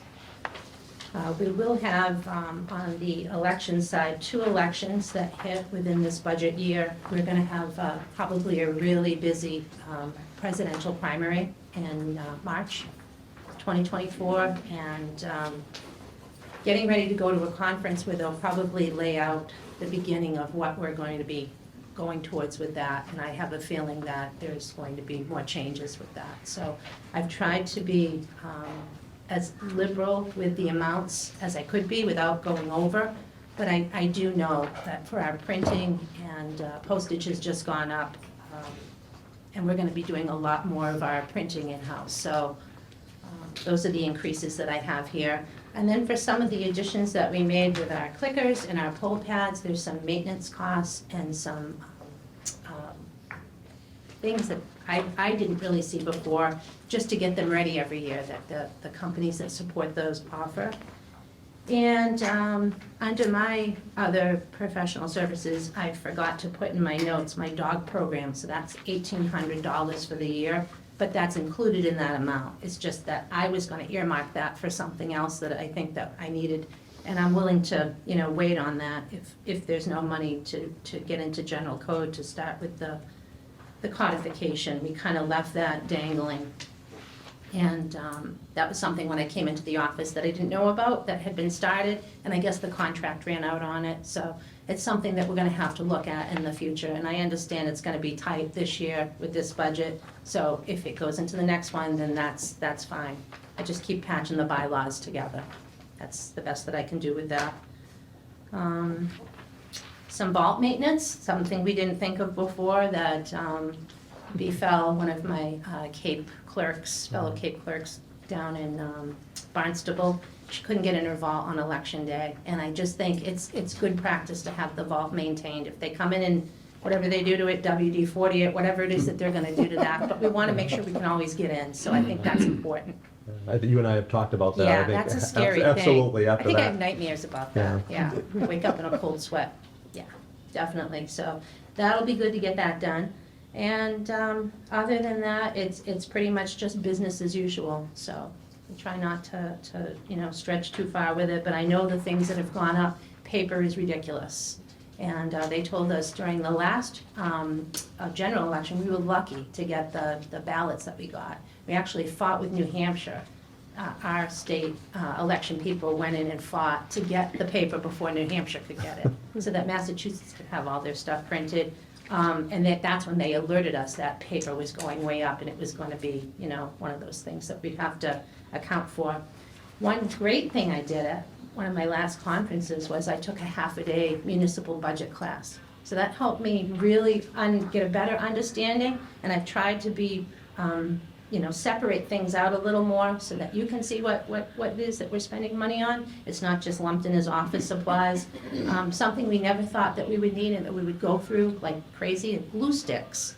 Because nobody's licking envelopes anymore. It's just not a really good thing. And we had so much with the vote by mail voting that we went through so many glue sticks, probably 2 cases, that and labels for our printing. So those were increases that before I wouldn't have known to put in there. So they're in. And that's pretty much it. Have you left anything out? The only thing that had been earmarked a couple of years ago at town meeting was to replace our election equipment. I know it's in there. I saw Sue had it in the wrap-up. I had it as a question of mine because I couldn't find where it would go, but because it was an article, that's why it was in the recent paperwork that she gave. You probably have it, and I don't have it right here on this page, but I think there's about $20-something thousand left over.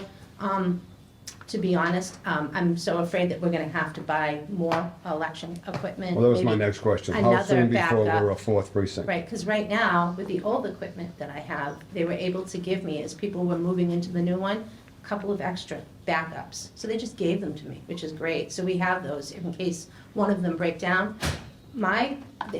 there's nothing wrong with the old equipment, other than that we have to pay to have a card coded to put in, and it's faster. When we're doing the vote by mail and we're doing that processing for the pre-process, it moves faster than the new equipment. Everyone that has bought the new equipment wishes they still had the old equipment. I kind of like my old equipment. I can live with it for a little longer if you need that money to hang on to for a little while longer. Maybe another year and then move into it. And you never want to switch equipment during a presidential year. You don't want to do that. That could be disastrous, so. And I'm sorry, I didn't get the answer to that. How soon before we become a fourth precinct? Aren't we like this close to So- having to be one? You can't go over, you can't have more than 12,000? 4,000 people in a precinct. So we're just about there. But as far as registered voters go, we're at 9,870 something right now. So we're okay right now, but in the coming years, I don't know, the town is growing in leaps and bounds. And if So we it's put in these big inevitable. developments, we're probably going to need, A fourth precinct. I think we can probably squeeze maybe 2 more precincts into the same location, which is a good thing. And we won't have multiple locations, but we're gonna have to work to cordon things off, and, that's an expense too. We're probably gonna have to change and have some, talks about roping things off differently, and maybe certainly buying some more ballot booths, because ours are so full, they're serviceable, but each year they look a little more ragged, I think. A little more shaky as they get put back together, so. Keep us on That's it for me, thank you. So, anyone have? Can I ask you a question? Yep, Sure. absolutely. I think it's for Sue Moore. But, so I do see the additional equipment on page 11, but it doesn't look to me, unless it's just not printed out the same as other, it doesn't say at town meeting. Was that just an operational expense in '22 that didn't pull forward? Right, don't they normally say like ATM or Article 26, Article something? I think it was lumped in when we did it. I should have probably had that with me, but I can remember, Yep. I think it was 2020 town meeting that it actually went in. Oh, the 2020, Yep. okay. Because Michael was Question here mark still. beside That's the good answer. I'm just Yeah. wondering, like, the way it's on this report, I would think that's not still available, but maybe it is still available? Was it in the trial balance? I know, I just was questioning that. I want to make sure you still have those funds. When I'm looking at this, I would have I just couldn't assumed. see it when I went in to do my notes, so that's Pardon? why I put it as a question on my notes here. I have town meeting 2020 appropriated funds for new equipment, is it still here? And just a question mark, just so that I remember to bring it up, because when you get up here, you kind of forget everything unless it's right in front of you.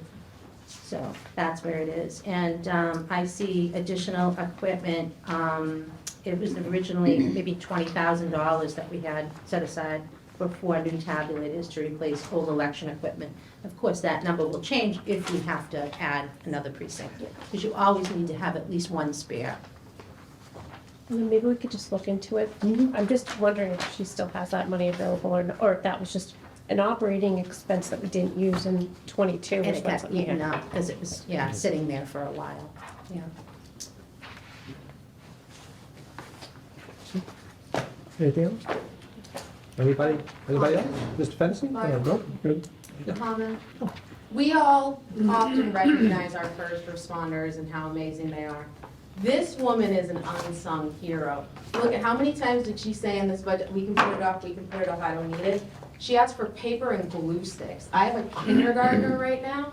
She wants less than a kindergarten teacher. She does not get recognized. So I want to take this time to recognize you in this setting too.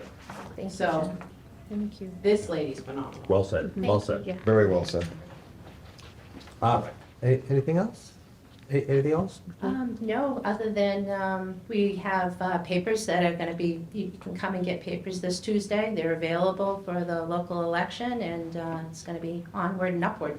And before we know it, that presidential primary will be here. So we're already getting questions on it from people. There's a third-party Libertarian this time on the ticket, so there'll be more people interested, I guess, in voting. So it'll be good. But All right. thank you. Thank you very much. Thank you. Next today is our Veteran Services Department.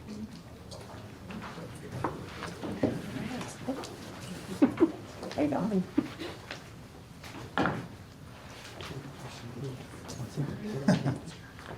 Thanks. Welcome, folks. Thank you for coming today. Thanks for having us.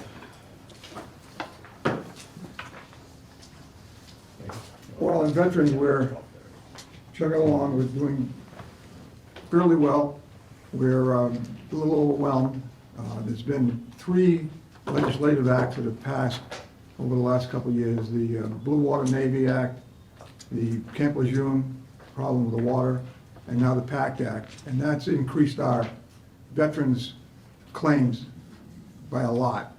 We used to do maybe 2-3 claims a week. We're probably doing close to 15 a week now. And these are all multiple visit, claims. They usually come in, we address it, find if they have a claim. If they do, they have to collect what information they need. They have to get a DD2 foot. So it's 2 or 3 times that they're back and forth, depending on the severity of the claim. So that's really has sort of tied our hands on what we should do on other fronts.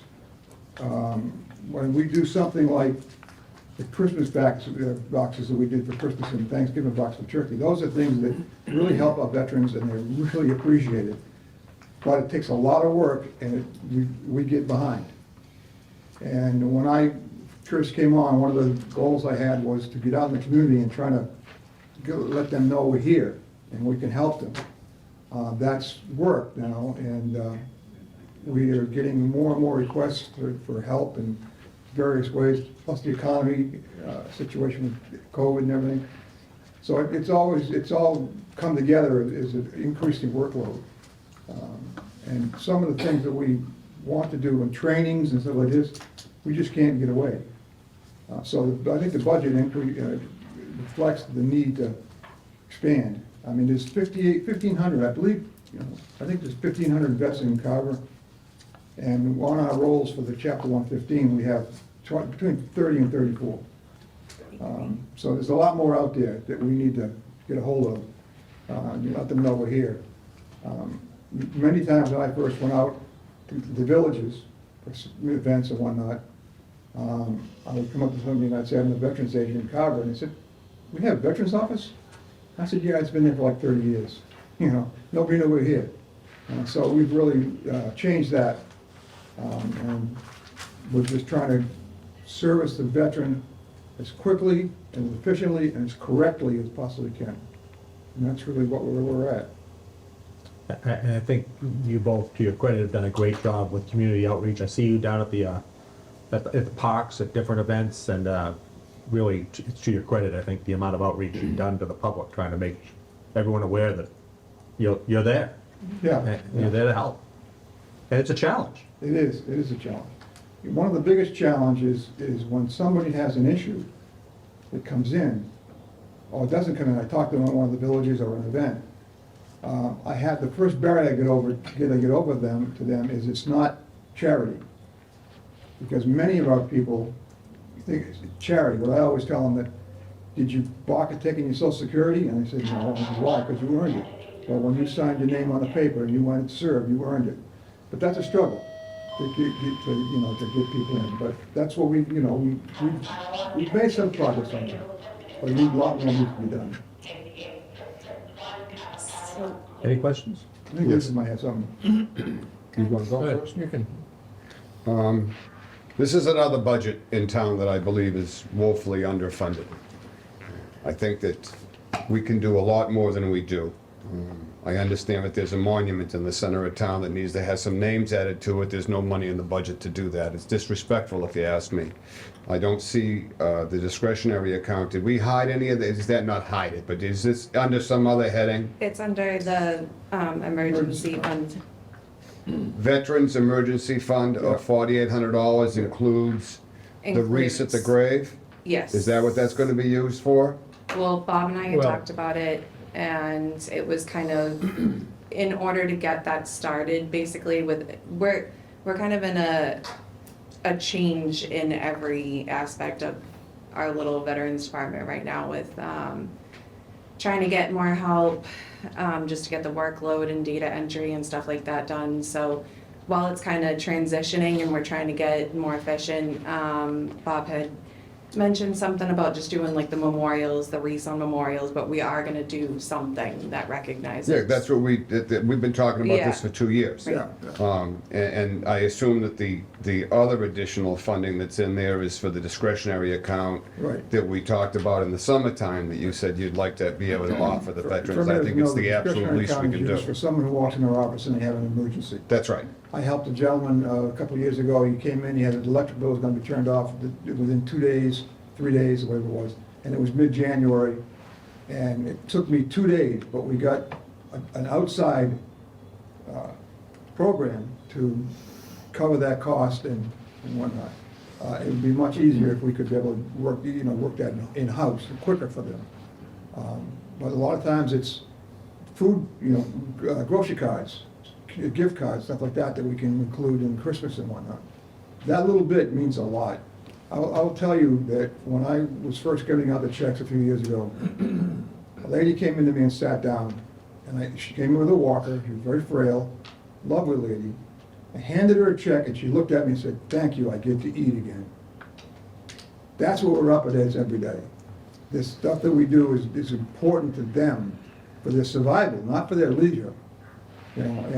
So that's the importance of it. It really it goes unnoticed sometimes by the general public. There should be 2 more funds added, I believe, or 2 more accounts that kind of cover that gray area of a widow that just had a veteran husband pass or something like that, that they're not qualified for emergency assistance. So I think it's important. Every other town has kind of had some kind of emergency funding like that. And if that's approved, we'll go through and make a process of what would qualify them. Yeah, but I don't think the wreath would be considered an emergency, so I'd like to see that be a separate line.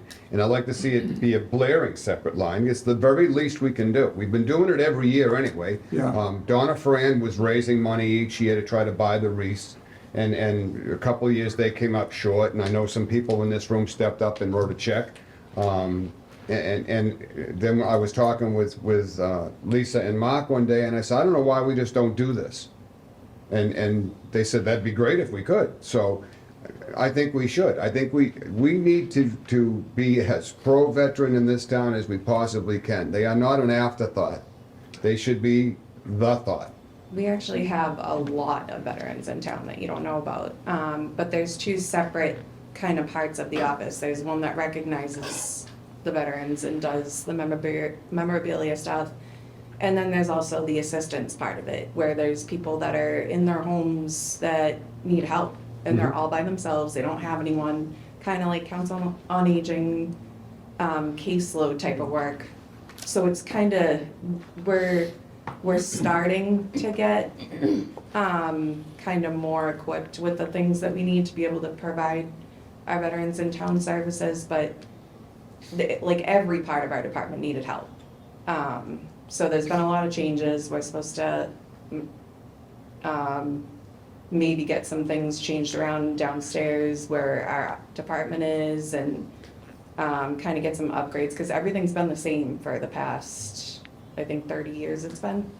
Yeah, that's one of the issues, that we're still using the same systems and the same layout as we did 20 years ago. Right. But we It never don't have worked time. when we're doing the load we were doing 2 years ago, but it doesn't work now. Right. Yeah.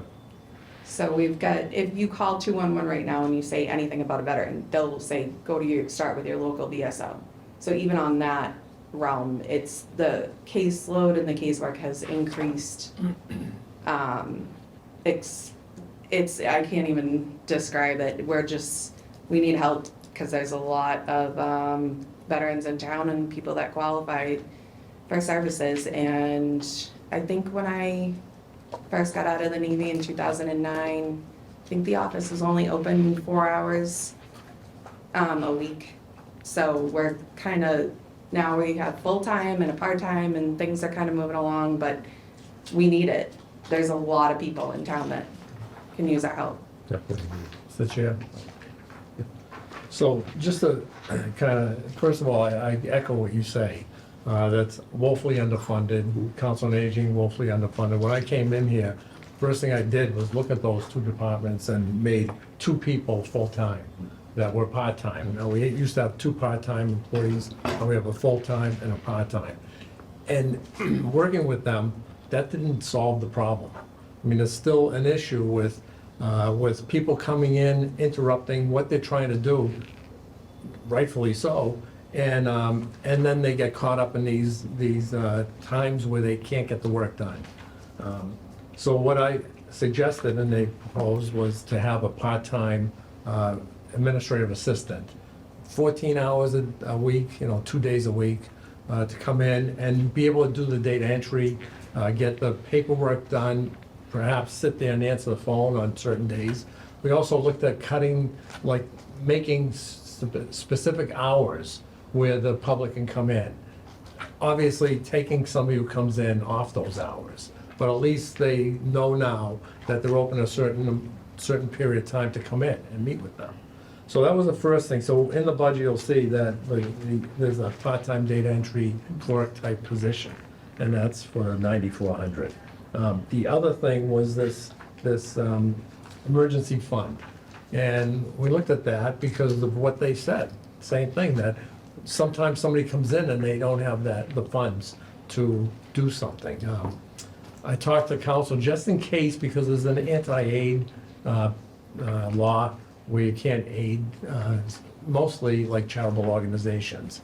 But this qualifies.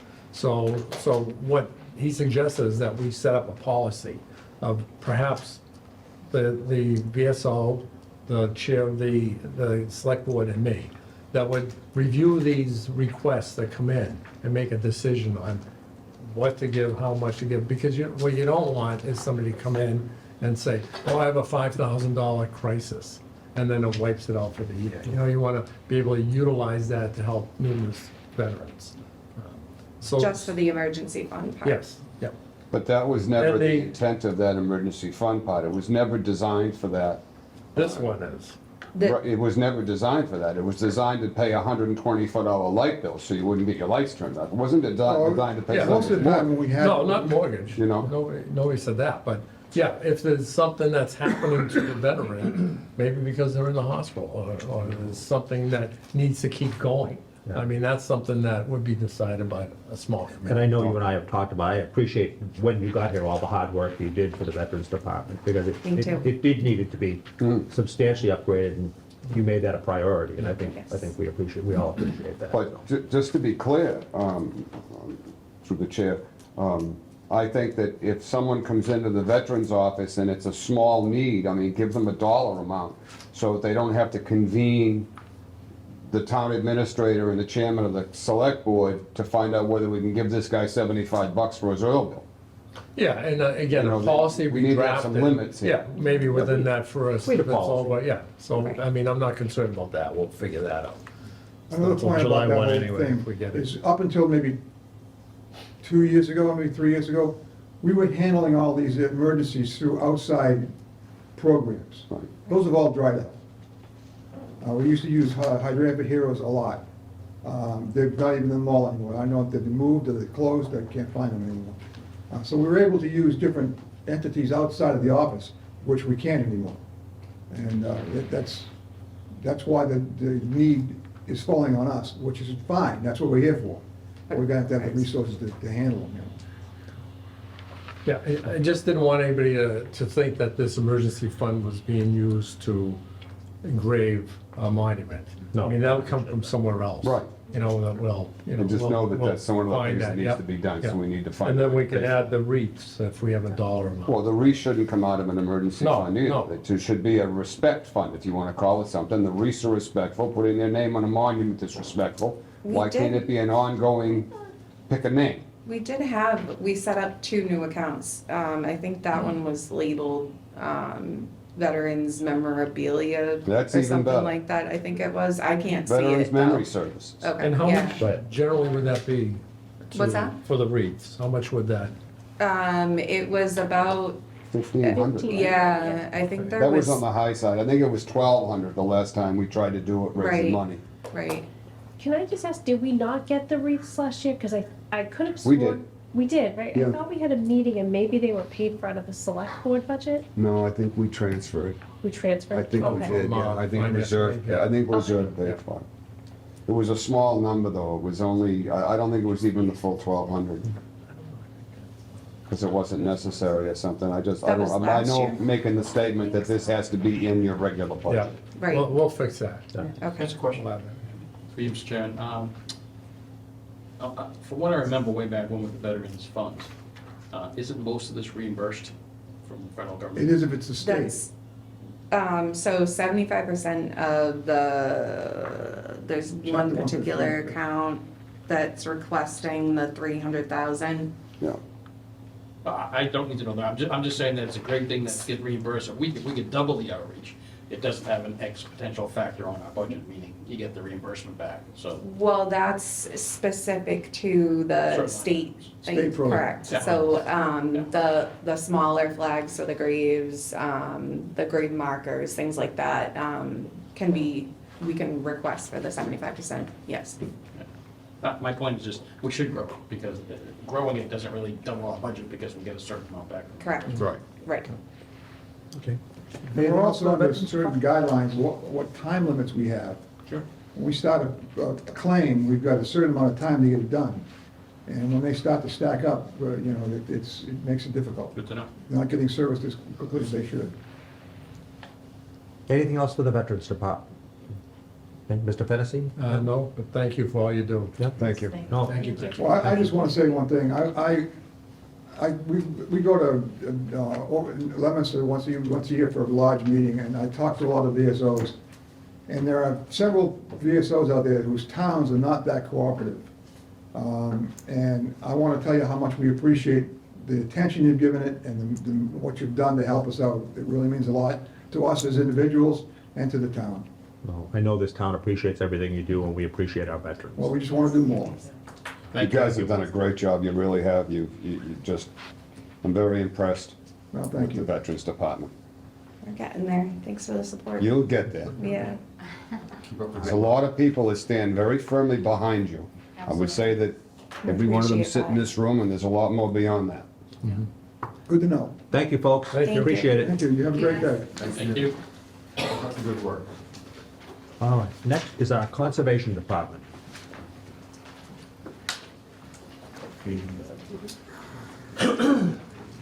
Page 12. 52. You would be page 11. Welcome, thank you for coming today. No problem. How y'all doing today? Doing very well, how about yourself? That's a hard act to follow. Well, do your best. I'm trying. Well, I guess, since I'm new to the position, pretty much, the budget request, it's a little bit more, I guess, than last time around. I have an increase in in-state travel for mileage reimbursement because I use my own vehicle. And fees went up for reimbursement for training and such. The commissioners can attend through the Massachusetts Association of Conservation Commission. They have a really great training program and stuff, and we have a new guy aboard, so that would help him a lot. So that's $650 right there annual. That's our annual dues for that. Other than that, I guess any questions? It's a pretty simple department as far as the budget goes. Mr. Chair, if I may explain one item on here, department head, it looks like, wow, we're giving them a big raise, but we're not. We're adding 9 additional hours onto the job. So it'll be basically 28 hours going forward, which would be 4 7-hour days. So the And the goal that I time had is coming needed. in was also to, over the period of 2 or 3 years, to bring it up to a full-time position again. And I know that was Should be. something we discussed at our goals and objectives meeting, and I appreciate you Yep. working toward this. I just wanted to thank you first, Gary, for coming to work for Carver. Well, no problem. As a former conservation agent, I know how much time it takes to do the job right. It took me forever to get it to a full-time position, although I spent full-time hours over there. So don't do that. I can appreciate that. Because, you don't have time to write grants. Right now, I barely have enough time to keep up with writing the permits and And it's way more work than just permitting Right. projects. It's grant writing, it's the open space plan.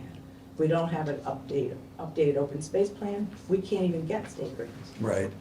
So, and there's the interaction with the public. I'm sure you're inundated when you're there. Well, that, right now, I'm just keeping my head above water. I can't really go out and do much individual outreach to homeowners and stuff. So if I get more hours, that should help. And you don't have a way to map things. You don't have the GIS mapping system anymore. No, I do not. That they need to have that as well. Yeah, they do. Because people will come in to the office and say, well, my insurance is going up. They say I'm in a floodplain. So I used to pull up the maps. And, Right. no, you're not. See, here's elevation, whatever. That's not a floodplain. And here's the floodplain maps to go with it. Right. Have a nice day. That's just customer service. Things that people sometimes have no idea Right. that people would come in and ask for. And just to have that ability. And I don't know what that system costs now, but it's way cheaper to get it through the town. And I know the assessing department has it. But it is something that definitely a conservation agent needs. Right. Well, if assessing has it, why can't we tap into it? We can. It was gotten rid of a few years back, let's put it that way. It's just a subscription, and it's probably cheaper, the more you have, the price probably goes down. It's a level license. Makes a lot of sense. Mr. Chairman. Yeah. Well, thank you. Yes, yeah, definitely. It's all in my old computer, which is up in the attic. It's probably not any good anymore. Everybody knows I sit on Concom, and I say this, and it's okay, because when Brooke was leaving and there was a new agent coming, Brooke said to me, "You're gonna love this guy, he does a great job."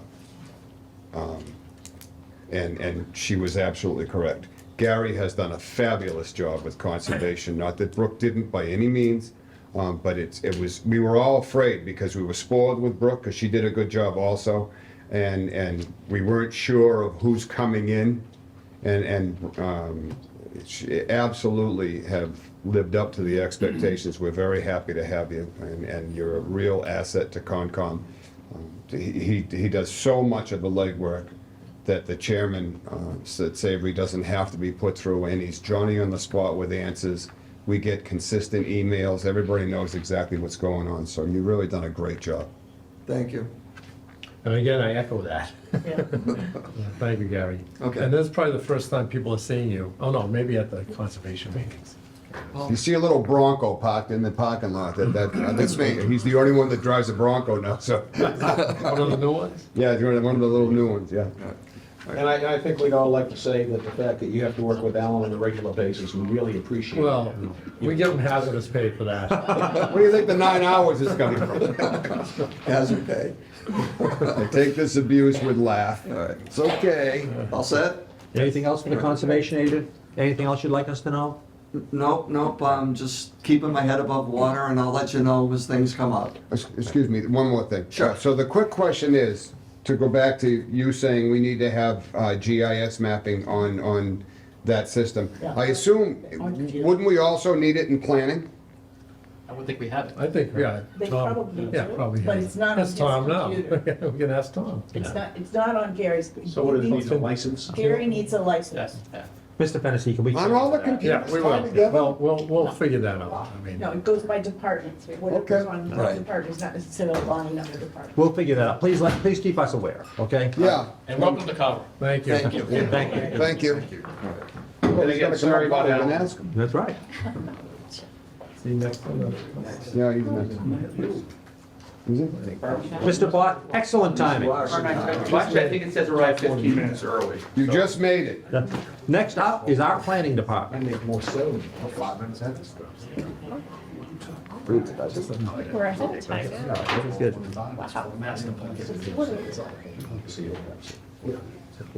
Can I, because it's still in our mind, can I ask you a quick question? Is GIS mapping on your computer in your office?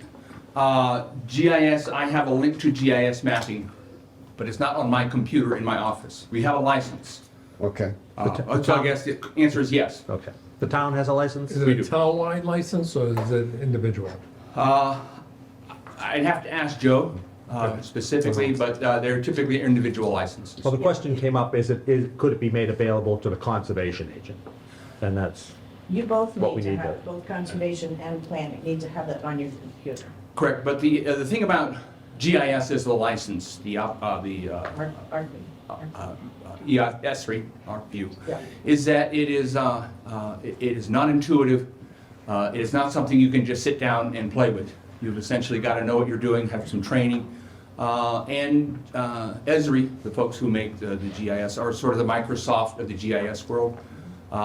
They have a captive audience of who trains these things. So the training is expensive. And after you do the training, the best thing to do is come back to your office with a clear calendar for the next half a day to try to reinforce those sort of things. Because like I said, it is not intuitive. I've learned a lot of software over the years. I self-taught myself a couple of GIS programs in grad school. It's great stuff, but you got to know what you're doing. And the training for that, the last training I took was in Middleton, Massachusetts for 2 days. It's about $3,000. So what we have right now through Tie and Bond is a desktop version of things that is probably better to develop for everyone to use in-house. Now, if Gary and I haven't talked about this, but if Gary has those GIS skills, then great. An additional license would be very handy for him, but in the absence of that, it's probably better to develop the desktop component through the assessor's database rather than secure another Esri license. And as most things happen these days, you just don't buy a piece of software and it's yours. You buy a license and there's an annual renewal for that. So you're buying essentially a service from these companies that you continue to pay for as long as you've got it. okay, just something for you to be aware about. That So, Mr. Bott, does the, what's the service, Esri, not that one, but Tie and Bond? Tie and Bond. Tie and Bond's an engineering company. I understand who they are. Okay. Do they have all the layers that Esri has, like the wetland layers, the topographic layers? Well, they have the GIS software, so they can develop anything that we'd like them to develop. So in looking at those layers, one of the things we talked about early on, Joe and I, was a zoning map layer. Because there's not, and this is a basic fundamental thing for my day job. It sometimes goes into Saturday, but it's Saturday, by the way. So thank you for having me. The issue with that is they can develop things for us that we can use in-house. Okay. And that zoning is one of those things that Joe and I recently talked about in having Tie and Bond develop some additional layers for us. So that best course of action, absent the conversation with Gary beforehand to know where his skill set is at, would be to invest in having Tie and Bond develop additional layers for us that we can use on a desktop basis. From that desktop basis, typically you can do dimensional calculations, you can draw distances, you can draw areas and things like that. But like I said, GIS, Esri, which is now at 10 point something, yeah. version 10.6, Yeah. is tough. I'm a whiz at GIS 3.1, except there's, you can't find anything that works on an abacus like that anymore. I was a whiz at Yeah. GIS 9.7 or something. Mr. Fennessy, I just want to try to keep us on relatively on schedule today, so I'll if stick you to could the- just follow up with the board about the GIS Yep, we will. situation. Mr. Bott, thank you for joining us today. Thank you for having me.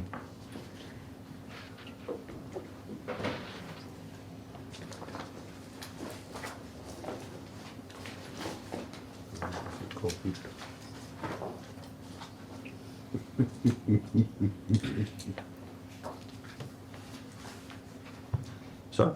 All right. It's all yours. So if you go through your budget items. Very well. That's his first time doing it. Okay. Yes. My apologies. That's fine. So you've got the planning budget before you.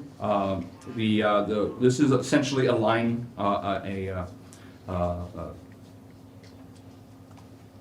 level funded budget. The only increases that are in this are for the department head. You hired a new town planner last year. The jury's out. He's doing what he can. But that's there's an increase in salary for the department head. Clerical salaries, I believe, are related to the contract. Repair and maintenance of office supplies, repair and maintenance of office, $300 for repairs of various issues. The second increase, seminars and training, was bumped by $1,000.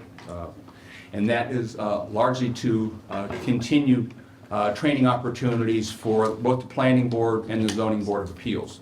While it's in this particular budget, that type of training tends to overlap, whether it's with 40B training, which is strictly the ZBA, or subdivisions, which is strictly the planning board, but some of those overlap with special permits, how to write a defensible decision and things like that. So there has been, there's a lot of new people on the planning board who could benefit a lot from the training that we've been trying to put together. And so we're trying to build a training budget in order to give some more training to those folks to help them better understand what their job is and how to do it. So those, frankly, are I think, the largest two changes to the budget as far as that goes. Everything else is fairly, straightforward. I'm happy to take any questions unless you want me to read each of those lines as we go I down. may? Sure. So you'll see on the department head salary, and all the salaries actually, in the little writing below it says department requested 2% step increase and 2% COLA. And unfortunately, we're not giving a COLA this year. So that'll be, all that'll be reduced by 2%, the department head and the clerical salaries. The department head, it looks like it's a big increase. Last year, the 98,815 was the rate that we were paying the prior planning board director.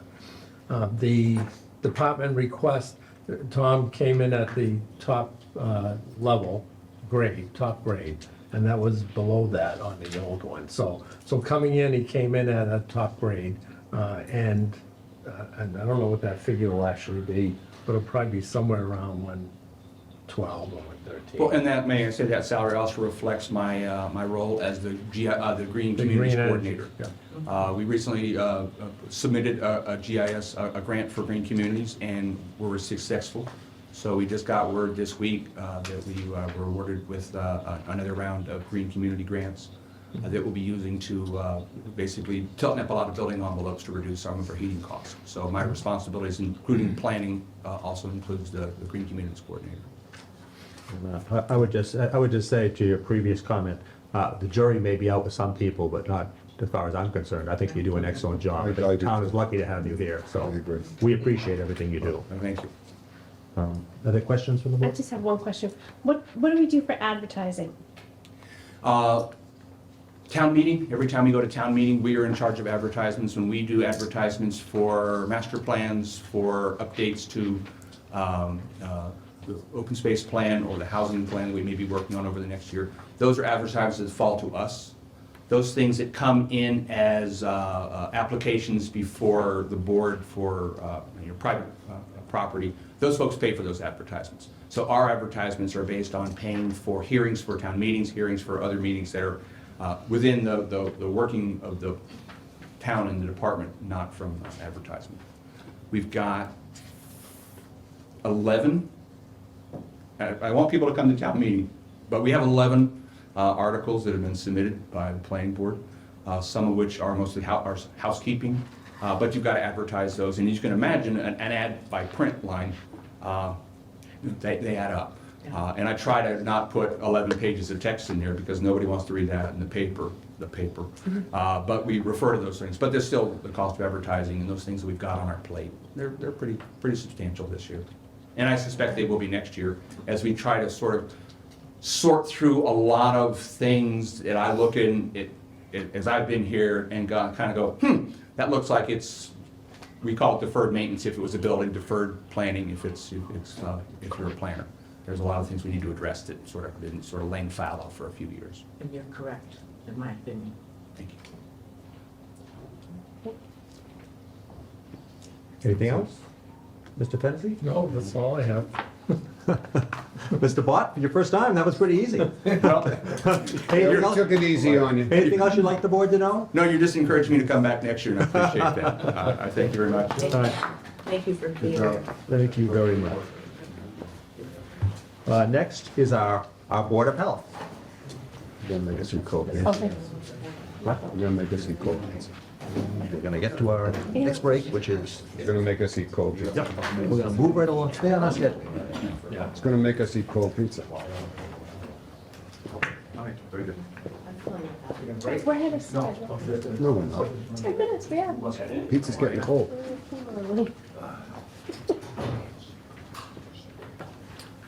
Kevin, you can come up here. The hot seat. Yeah, hurry up, Kevin. Pizza's getting cold. You want to take over while he's in the bathroom? No. Okay. So Kevin, this is the Board of Health, health agent. Yep. And the Board of Health budget. Why don't you go over your budget? And I know there's a issue on the department head number. Yes, there is. It went down. Not supposed to do that. Went down, but thank you. Yeah. Fine, we appreciate that. So moved, right? No, so, no. So that one issue was, it was listed as 53, it's actually 59,072. The rest of the budget has been level funded. The only expenses that we carry are the VNA and other professional services. That's something that we've had every year. We haven't used it in the past because back about 3 years ago, we lost the services of the Cape Cod VNA.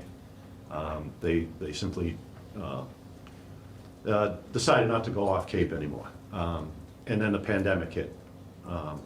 So we are in the process now through a grant to have the services of a public health nurse. Her service is going to be paid through the grant. However, if we do have something like a clinic, a flu clinic, we would like to use that money to get the supplies to carry that out. Other than that, everything else is pretty basic. It is basic. Any questions? Who's paying for the pickup truck? Excuse me? Who's paying for your pickup truck? It's The town pickup. The town pays for. Have we looked into replacing those two vehicles, the Board of Health pickup truck, which is an antique, and the building inspector's SUV that he runs around? And I know that Middleborough got a couple of electric vehicles under a grant program. Perhaps the Green Communities thing might be something to look at, but these cars never leave the town of Carver. If anything's a perfect candidate to be electric and be given to us, then it would seem to me that that would be it. You can drive an electric car anywhere these days, outside of Carver. Well, Sorry, not my car. but- my point I'm trying to make is it never leaves the town, so it really is not a bad idea. I certainly wouldn't want to try to head for Illinois, in an electric For the anything. extension cords these days. Well, just carry the generator in the back. Do we But have an that'd be electric something vehicle? that would be nice to look into. Yeah. I was thinking that maybe just to approach a dealership and let them do the paperwork. If they're gonna, if they're gonna reap the benefit of selling the car. So I could certainly look into that. Maybe These you could grants reach out- on it. Well, maybe you could reach out to Middleborough and see what they did. And it's not a full grant. They also No. have charging stations. They have charging stations that were given to them, and I think they got 3 cars for nothing. Really? I think so. All right, I'll give him a call. Double check. Right. That one I can't swear to. That might have been a co-grant or, something, a co-pay or something like that. But I know they got free charging stations hooked up. So, and that's something we should have looked to put in a couple of years ago. As soon as we became a green community, we should have started doing something with that. So, the chair, so the number for the department head should be 59,072. Okay. As a quick, okay. Clerk salaries, how many people is that? That Couple would be part-time people? two full-times and 1 part-time. But that's amongst the 3. That's Right, that's the, That's they're all in a piece of them, in the 3 budgets. Planning, building, And they do whatever. 7 departments. Okay. in conservation, I'm sorry. Well, actually, there's 7 departments that they take care of. Yeah. You know, earth removal, ZBA, conservation, board of health, North Carver. planning, Plumbing, North Carver. yeah, So there's a whole bunch of stuff those 3 girls do all the time. right. 3 women. Yeah. 3 women, I'm sorry. Get some, I was gonna, you beat me to it, sir. Wow, you guys are tough. Trying to make them younger. I just have a question. So Sure. we don't have a B&A, right, for this year? No, we don't. So what do we do if someone in our town gets TB or something like that? Right now, it's being followed by that grant nurse. She checks into Maven on a daily basis. She does, okay. And then she'll report to my office. So it is being covered. All right. And do we have to pay her anything out of the 11,000? no, No, no, so that's she all, just that's does all grant money. Okay. There's an excellence grant that the town of Carver has gotten involved with. It's $300,000 a year for the 6 communities that are involved. And it's shared services. So right now, we've hired a public health nurse through the grant, a food inspector through the grant. We're working on hiring a social worker, epidemiologist, and I think there's one other, but it's a great program, but it's in its early stages. So there's a lot of things that we get together as a group. So it's Carver, Duxbury, Kingston, Plimpton, Plymouth, and Wareham. We make strides ahead, and then the state comes in and messes the whole thing up. So it's a learning curve. Yeah. And I'm familiar with Maven, so I know how hard that is. Yeah. I guess I'm just wondering, like, are we also reporting back COVID patients still with Maven, or is it just? Oh, I'm sorry, what? What about COVID patients? Do you still have to report those back through Maven? No. I think that's all I'm wondering, if 11,000 is even enough, if you're gonna bring in your own nurse. Right. Is it like 4 hours a week, 3 hours a week? She might spend about 3 hours a week, but again, none of the 11,000 is gonna be used for that. Again, my goal is, excuse me, my goal is next year, prior to flu season, is to hold a clinic like we used to do with the VNA. They used to hold it at the library. So I want to reinstitute that. The other thing I want to do with this grant nurse is EMS is providing some of the services to the COA in terms of wellness checks and things like that. But there are some holes, and I've met with the EMS chief and Connie at the COA, and we've identified some things that would be nice to be able to provide. And so that's coming in the very near future. I do know, just so you know, like those flu clinics that they hold, you can still go to another VNA for that one. And usually the VNA themselves will bill either the patient's insurance directly. Right. Or the town, the Medicare allowable rate. Right. But it's like the blood pressure clinics and all that, they probably would use that. Yes. The new nurse. Yeah. Well, the EMS is doing a lot of that already. But like I said, there are some holes that we've identified that would be beneficial to, basically the elderly population town. Is there anything else? Mr. Fennessy? Just before you leave, I know it's been a challenging year in your department between North Carver Water and some other things that have come up, and we've made a lot of requests in you, and you've done an extraordinary job. I just want you to know that. I think we all appreciate everything you've done in a number of challenging circumstances, so. Thank you. Thank you. Appreciate it. Thank you, Kevin. All right. I see that lunch is here, so we'll take a brief break, have lunch, and then we will finish up. All right? Sounds good. Take a brief recess. All right, everybody, we are back in session. Thank you. And just, we have Steve Mahoney here from Informational Technology. And Steve, why don't we take you out of order, so that way you can do your presentation, and then you can go home. That would have helped before we broke the lunch, too. Well, and I want to thank you, Mr. Chairman. And Elaine, well, I wanted Mr. Mahoney to have the opportunity to have lunch, Mr. Simon. And Elaine's gonna join him. Thank you, guys. IT. Yeah, I have Elaine here with me.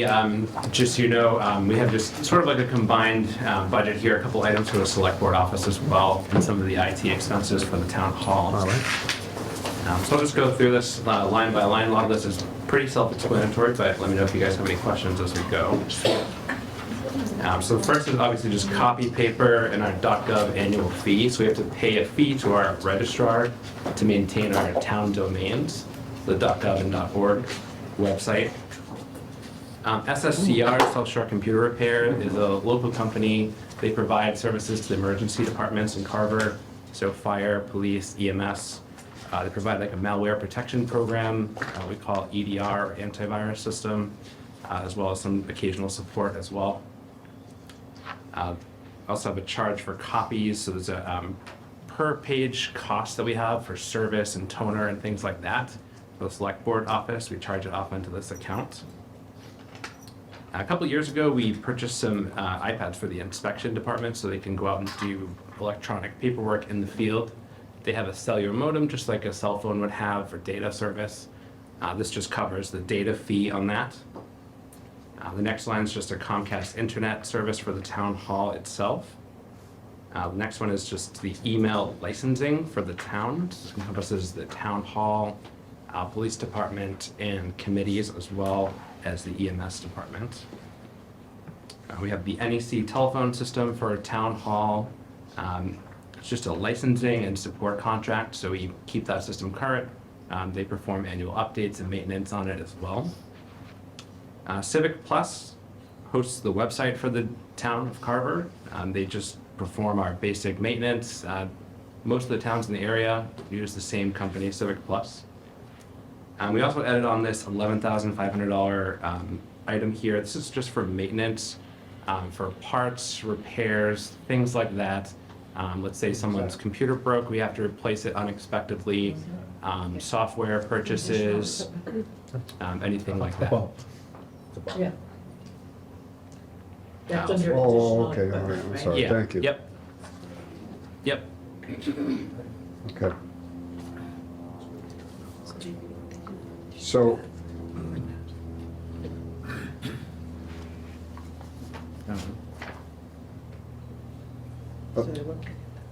why is there no number in other purchase services for department request? It's total down here at 58, but it isn't 58. 46 and 39. Huh? Yeah, they put it in a different line item this year. Yeah, so the light one here is the Zoom expense here. Right, and they don't have this. So the 11 and the 39. Yep. Yeah, so you see bottom line, 46. All right, but it's two different accounts, isn't it? 5380 and 5386. It was all in. So Steve, can I ask you, so I know we have, from a different people, we have two different emails. We have the .gov and the .org. I think originally we had .org and then we ran out of .orgs. Is that what happened? So we went to .gov? No, so a couple years ago, the town administrator, Michael, requested that we move all of our domains over to .gov, just as new folks were hired or computers were replaced, people were added to committees, just because he felt it was more official to use a .gov domain instead of .org. Okay. So the cost differential really is very minimal. I think that we maintain the .org domain, but it's very small. I want to say it's like a $40 cost to maintain .org as a domain itself. But I don't think everybody that's on a board and committee in town has a .gov email. They may have .org, yeah. So some people may still have .org accounts. Well, I'm not sure they have either. I think some of them may just use their personal email. Well, that's because they were told there were no more available. Well, and so that's what I'm getting to. What would it take if we wanted to provide every committee member in town with a town of Carver email? Is that a? We certainly can, yeah. We have some open slots. So over the last couple of years, each year we've added a couple additional licenses, and we've definitely increased the number of users that are licensed on the email system. I believe it was around 60 or 70 back in 2018. Now we have around 120 or so licensed. At the moment, we still have about 20 open licenses. That's probably not enough to accommodate everybody out there.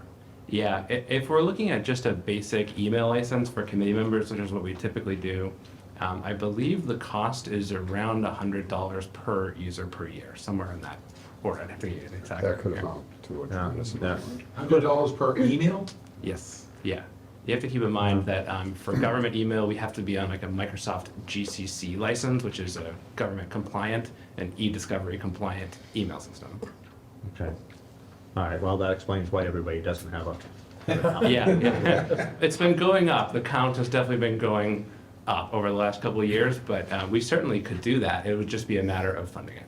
Just a matter of paying for it. Yep. Thank you, that was my question. If I may, if I could follow up on that. So are there any currently email addresses that should have been removed from people as they've left boards, committees, commissions, elected positions, but that the email address is still there? Not that we're aware of. So when folks leave, we keep their email in the system, but we Right. remove the license from it. But that would free up that address. Yes, it does. I'm Yep. sorry, what did you say to keep it in the system? We keep the email in the system for e-discovery purposes so that if we have to go back for public records, we can search those emails. But they can't But use those emails. They can't use it, and the license comes back to us, so we can reassign it to somebody else. The email is deactivated. Yep. But just keep in mind, for every employee that leaves, a new one is hired, so that doesn't mean a whole bunch of licenses. Yeah, but there are some that get added on, and then we find out that there's not an email address available. Like I have the .org. We just discussed this. I've never been given a .gov. And that was supposed to be an automatic changeover that I guess if I typed in my email address and typed carvermass.gov, it would then go to that address. I've never tried it, so I'm not sure if it would automatically switch over or not. It wasn't automatic. We had to do each account manually, but whether somebody is .org, .gov, it's still one license per person. So I know some of the members on our committee have used their last name .carver@gmail. Yeah. So that it would isolate a Carver address for the individual, so it wouldn't open their personal email up to a, well, I think Beth does. Yeah, I do. She does solgar.carver@gmail. Yeah, I think a number of people, we should probably be advising people that if they don't have a town of Carver email, that when They need to join a isolate. board or committee, they Yeah, should. they need to isolate it, because it opens up their personal email to public records. yeah, I think this is definitely an interesting discussion point too. Someone from Middleborough had reached out to me, I think last year, just to ask what our practice was in Carver on this, because they were thinking about the same thing. They wanted all of their committee members to have a license, but it was obviously the cost differential to have a license for every committee member, and they were just trying to gather data on what all the surrounding towns were doing. And it seems like it's pretty much a mixed bag. Obviously, my personal opinion is that we would rather have everybody on the town email system, just for FOIA and public records purposes. It makes it a lot easier. Anytime somebody does a public records request or is submitted through our office, it's very easy for us to do this in a legally compliant manner. We can just put it through and the records come out in a very clean way. Obviously, when folks use like a Gmail account or something like that, it makes it a lot more difficult to get accurate records. So. And then we're relying on them to give you the accurate information also, because, we don't have access to that account. Okay. Yep, I agree. Well, I didn't want to get you off topic, but I Oh, yeah, did no want worries. I appreciate it. to ask that question. Yeah. We never had a problem with any of the information technology that was on the original budget. I think that Beth and I both are gonna question the capital side, which I see this is greatly reduced. If I recall, I think last year, within the school capital, this number was like $700,000. So obviously, something has happened to get it back down. If it's 273, but what is the 273? What Yeah. is that? Just to go back in terms of the capital request, about a year ago, I think Ron came to me, or whenever he came into that position, and he asked me, what was this large capital request?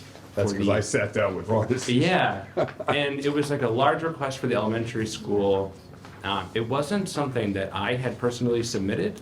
I think what we discovered was that it was put in, maybe by previous administration, I'm not certain exactly who put that in there, as what they thought might be a technology refresh for that building because it might have been aging at that point. My personal opinion, just to clear the air on this, is that we would never want to replace that much equipment in one go. For our team, that would be a massive task, and frankly, just very unnecessary. I think that it makes a lot more sense to replace items in the typical lifespan. So a computer, we're typically looking at our laptops maybe 3 to 5 years. That's usually because their battery starts to go, and then obviously they get dropped, especially in an elementary school, the kids sometimes knock them off the tables and things like that. But other things like projectors tend to last longer. So putting in a large capital request to replace all this equipment at once, to me, does not make any sense. So I think after Ron and I spoke, when you had requested more information about this, I think that was removed from the capital plan quite a while ago. In terms of this year's requests, though, there's just a couple items. Do you guys have a copy of that in front of you? We have the $273,000. We have the number. Just the number? Okay, yeah. So Ron has a whole plan that he's going to present to the Capital Outlay Committee, I believe. I have an early copy of it myself. But most of this is for the school department. I can kind of explain what each of these are. The bottom line number is 273. The two largest items out of that is for the elementary school at 90,000, and that is for computer replacements, like we were just discussing. So that's laptops for the teachers. The next item is 75,000, and that's the middle high school. Over the last 5 years or so, we've been going through and replacing all the aging projectors in that building and replacing them with interactive TVs, just like the one behind you guys. Much better product. They typically last around 40,000 hours compared to projectors, which are around 5,000 hours or so. We honestly have had very few failures since we've started replacing them about 5 years ago. This should complete that project at the middle high school. So that'll take that off the plan going forward. The last two items are townwide technology upgrades. It's listed as that, but what that really essentially is computer replacements for the town hall, and 58,000. These are desktops? It's a discussion that Bob and I are going to have a little bit, but what we've been doing in the school department is essentially putting in a laptop that connects to what we call a USB-C hub monitor. And that way, for people who are remote, or if they're just going to a meeting or whatnot, they can just unplug a single cable, and they don't need to have to worry about, are my files coming with me? Can I work from home? Things of that nature. It just makes it easier. So that's what we've been doing in the school department. Even folks like administrative staff, we've replaced their desktops with laptop computers, and we find it a lot easier. You're giving them a regular large screen they can plug like an HDMI so they can have still two screens or whatever they need? Yeah, and for folks like, let's say you never really leave your desk, you honestly would never notice a difference between that and a desktop. I did it It's that great. way for a long time. Makes a lot more sense, and then when they need to go to a meeting or something like that, it's simple. And these monitors are just one cable to USB-C. They just pop it out, and then they're all set. Take it with you. Okay with them. So that's the way that we seem to be going.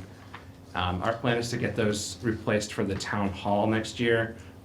We've been kind of in this pattern with the town hall, especially with the monitors, where we've been, sending over like hand-me-down equipment from the school department and other places. So we'd really like to see some of that equipment replaced with modern technology. Even just a couple months ago, we were pulling old screens from the middle high school and putting them into town hall just to kind of get by. A lot of folks were using 14-inch displays from the 1990s. So this should help us get us over that curve there. The last item is a $50,000 request for town-wide server replacements. That's for the school department and the town hall as well. It's just to refresh our servers. And some of our databases, accounts, et cetera, we're moving towards a cloud-based model, sort of like a hybrid system, so that we can support a better remote workforce as well. When people are at home, we don't want them to be so reliant on having files that are maybe physically in the town hall. Our team has a very strong focus on cybersecurity. A lot of the towns in the area, school departments have been compromised. And so we're very much focused on trying to strengthen our systems, rolling out multi-factor authentication this summer, getting our data so that it's all backed up off-site in the event that we do have some sort of breach in the town, we have very secure backup in place, and it's easy to replace it. And I believe that's our total capital plan. Where are the servers in town hall? Where did they get moved to? That's now Laura's office. Are they still in town hall, or did they get moved to the school? They're in the school, they're in the elementary school. Yeah, we just felt it made a lot more sense because in the Well, town that's the hall. hub now, right? It is, yeah. All the fiber for all the town buildings connects back to the elementary school.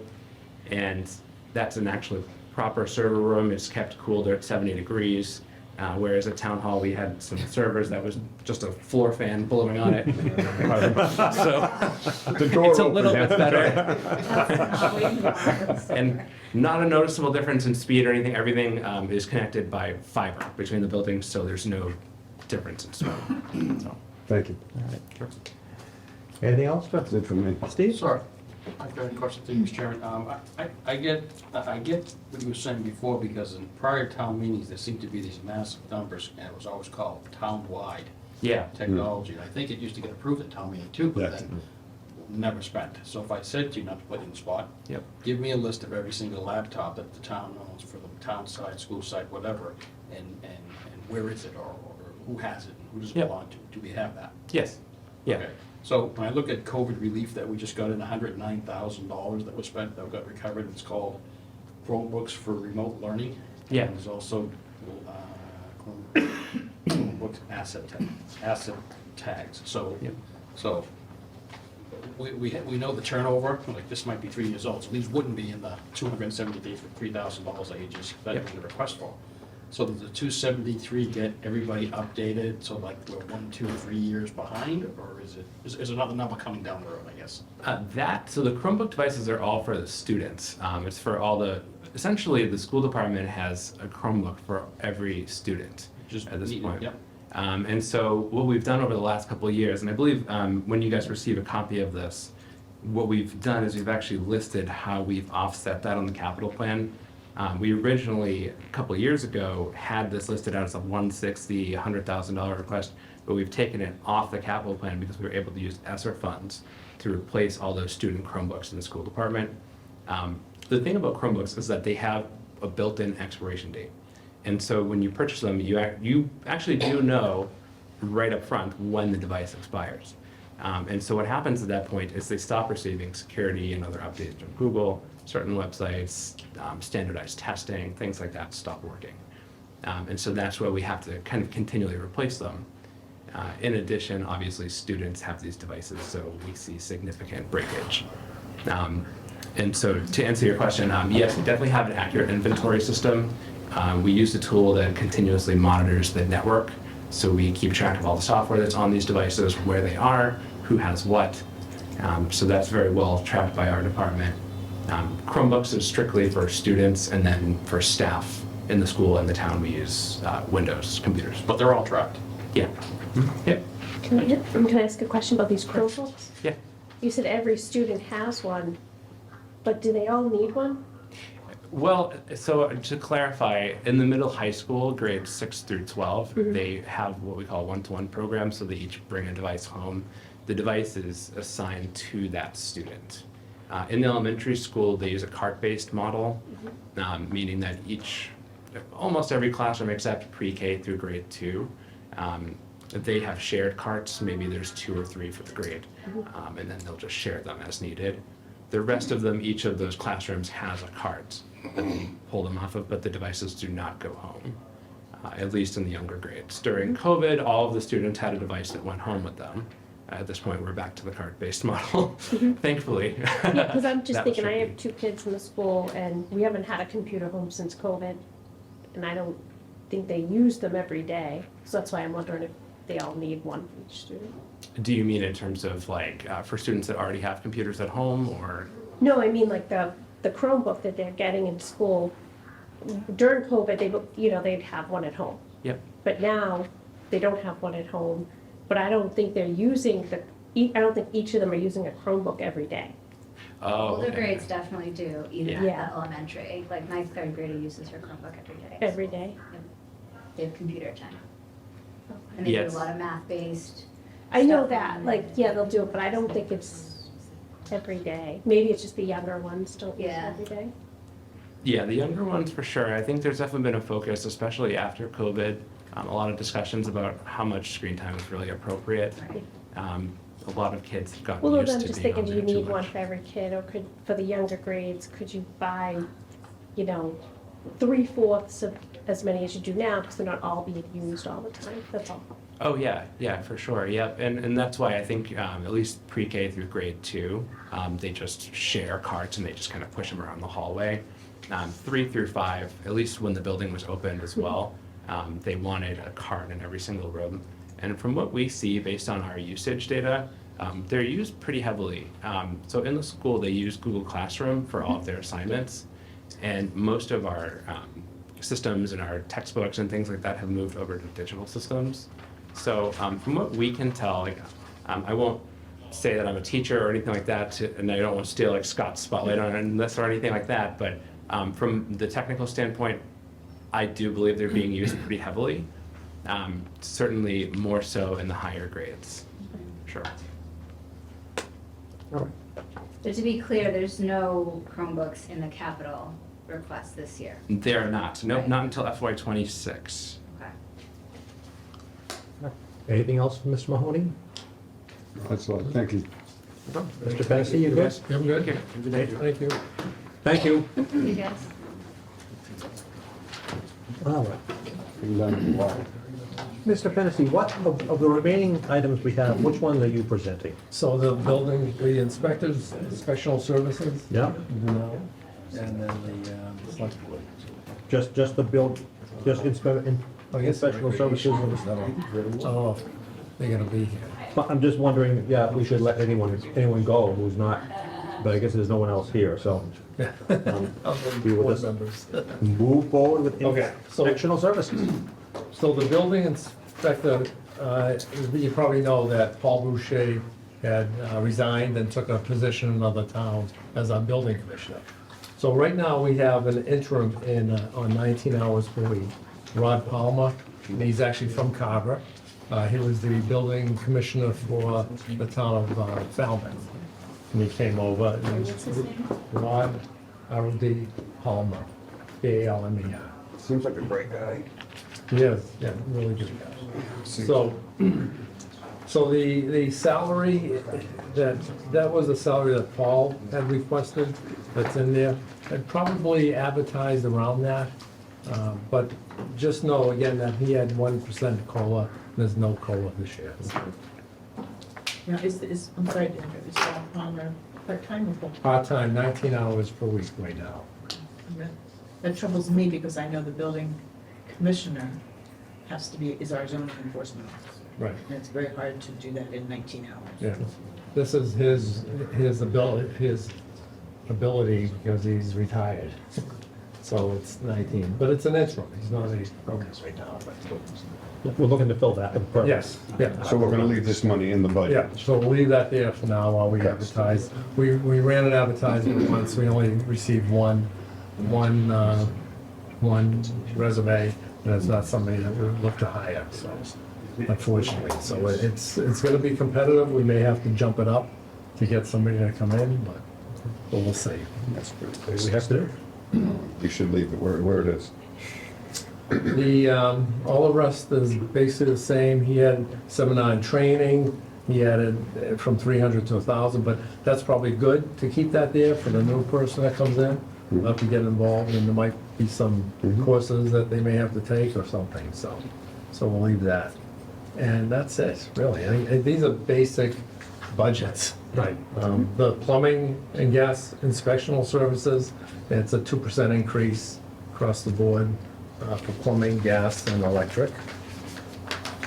What are those other words again, if you don't mind? Other purchase services, 930, other purchase services, 620. So we're. What's the other? The $500? No. And And the inspector, building inspector, other purchase, 930. I don't know. Paul's not here, so. And then in the plumbing and gas, other purchase, 620. Must be in case they have to bring somebody else. Okay, that's great, but we'd like that. I'd like to know. I'll call. I hate those words, other. Yeah.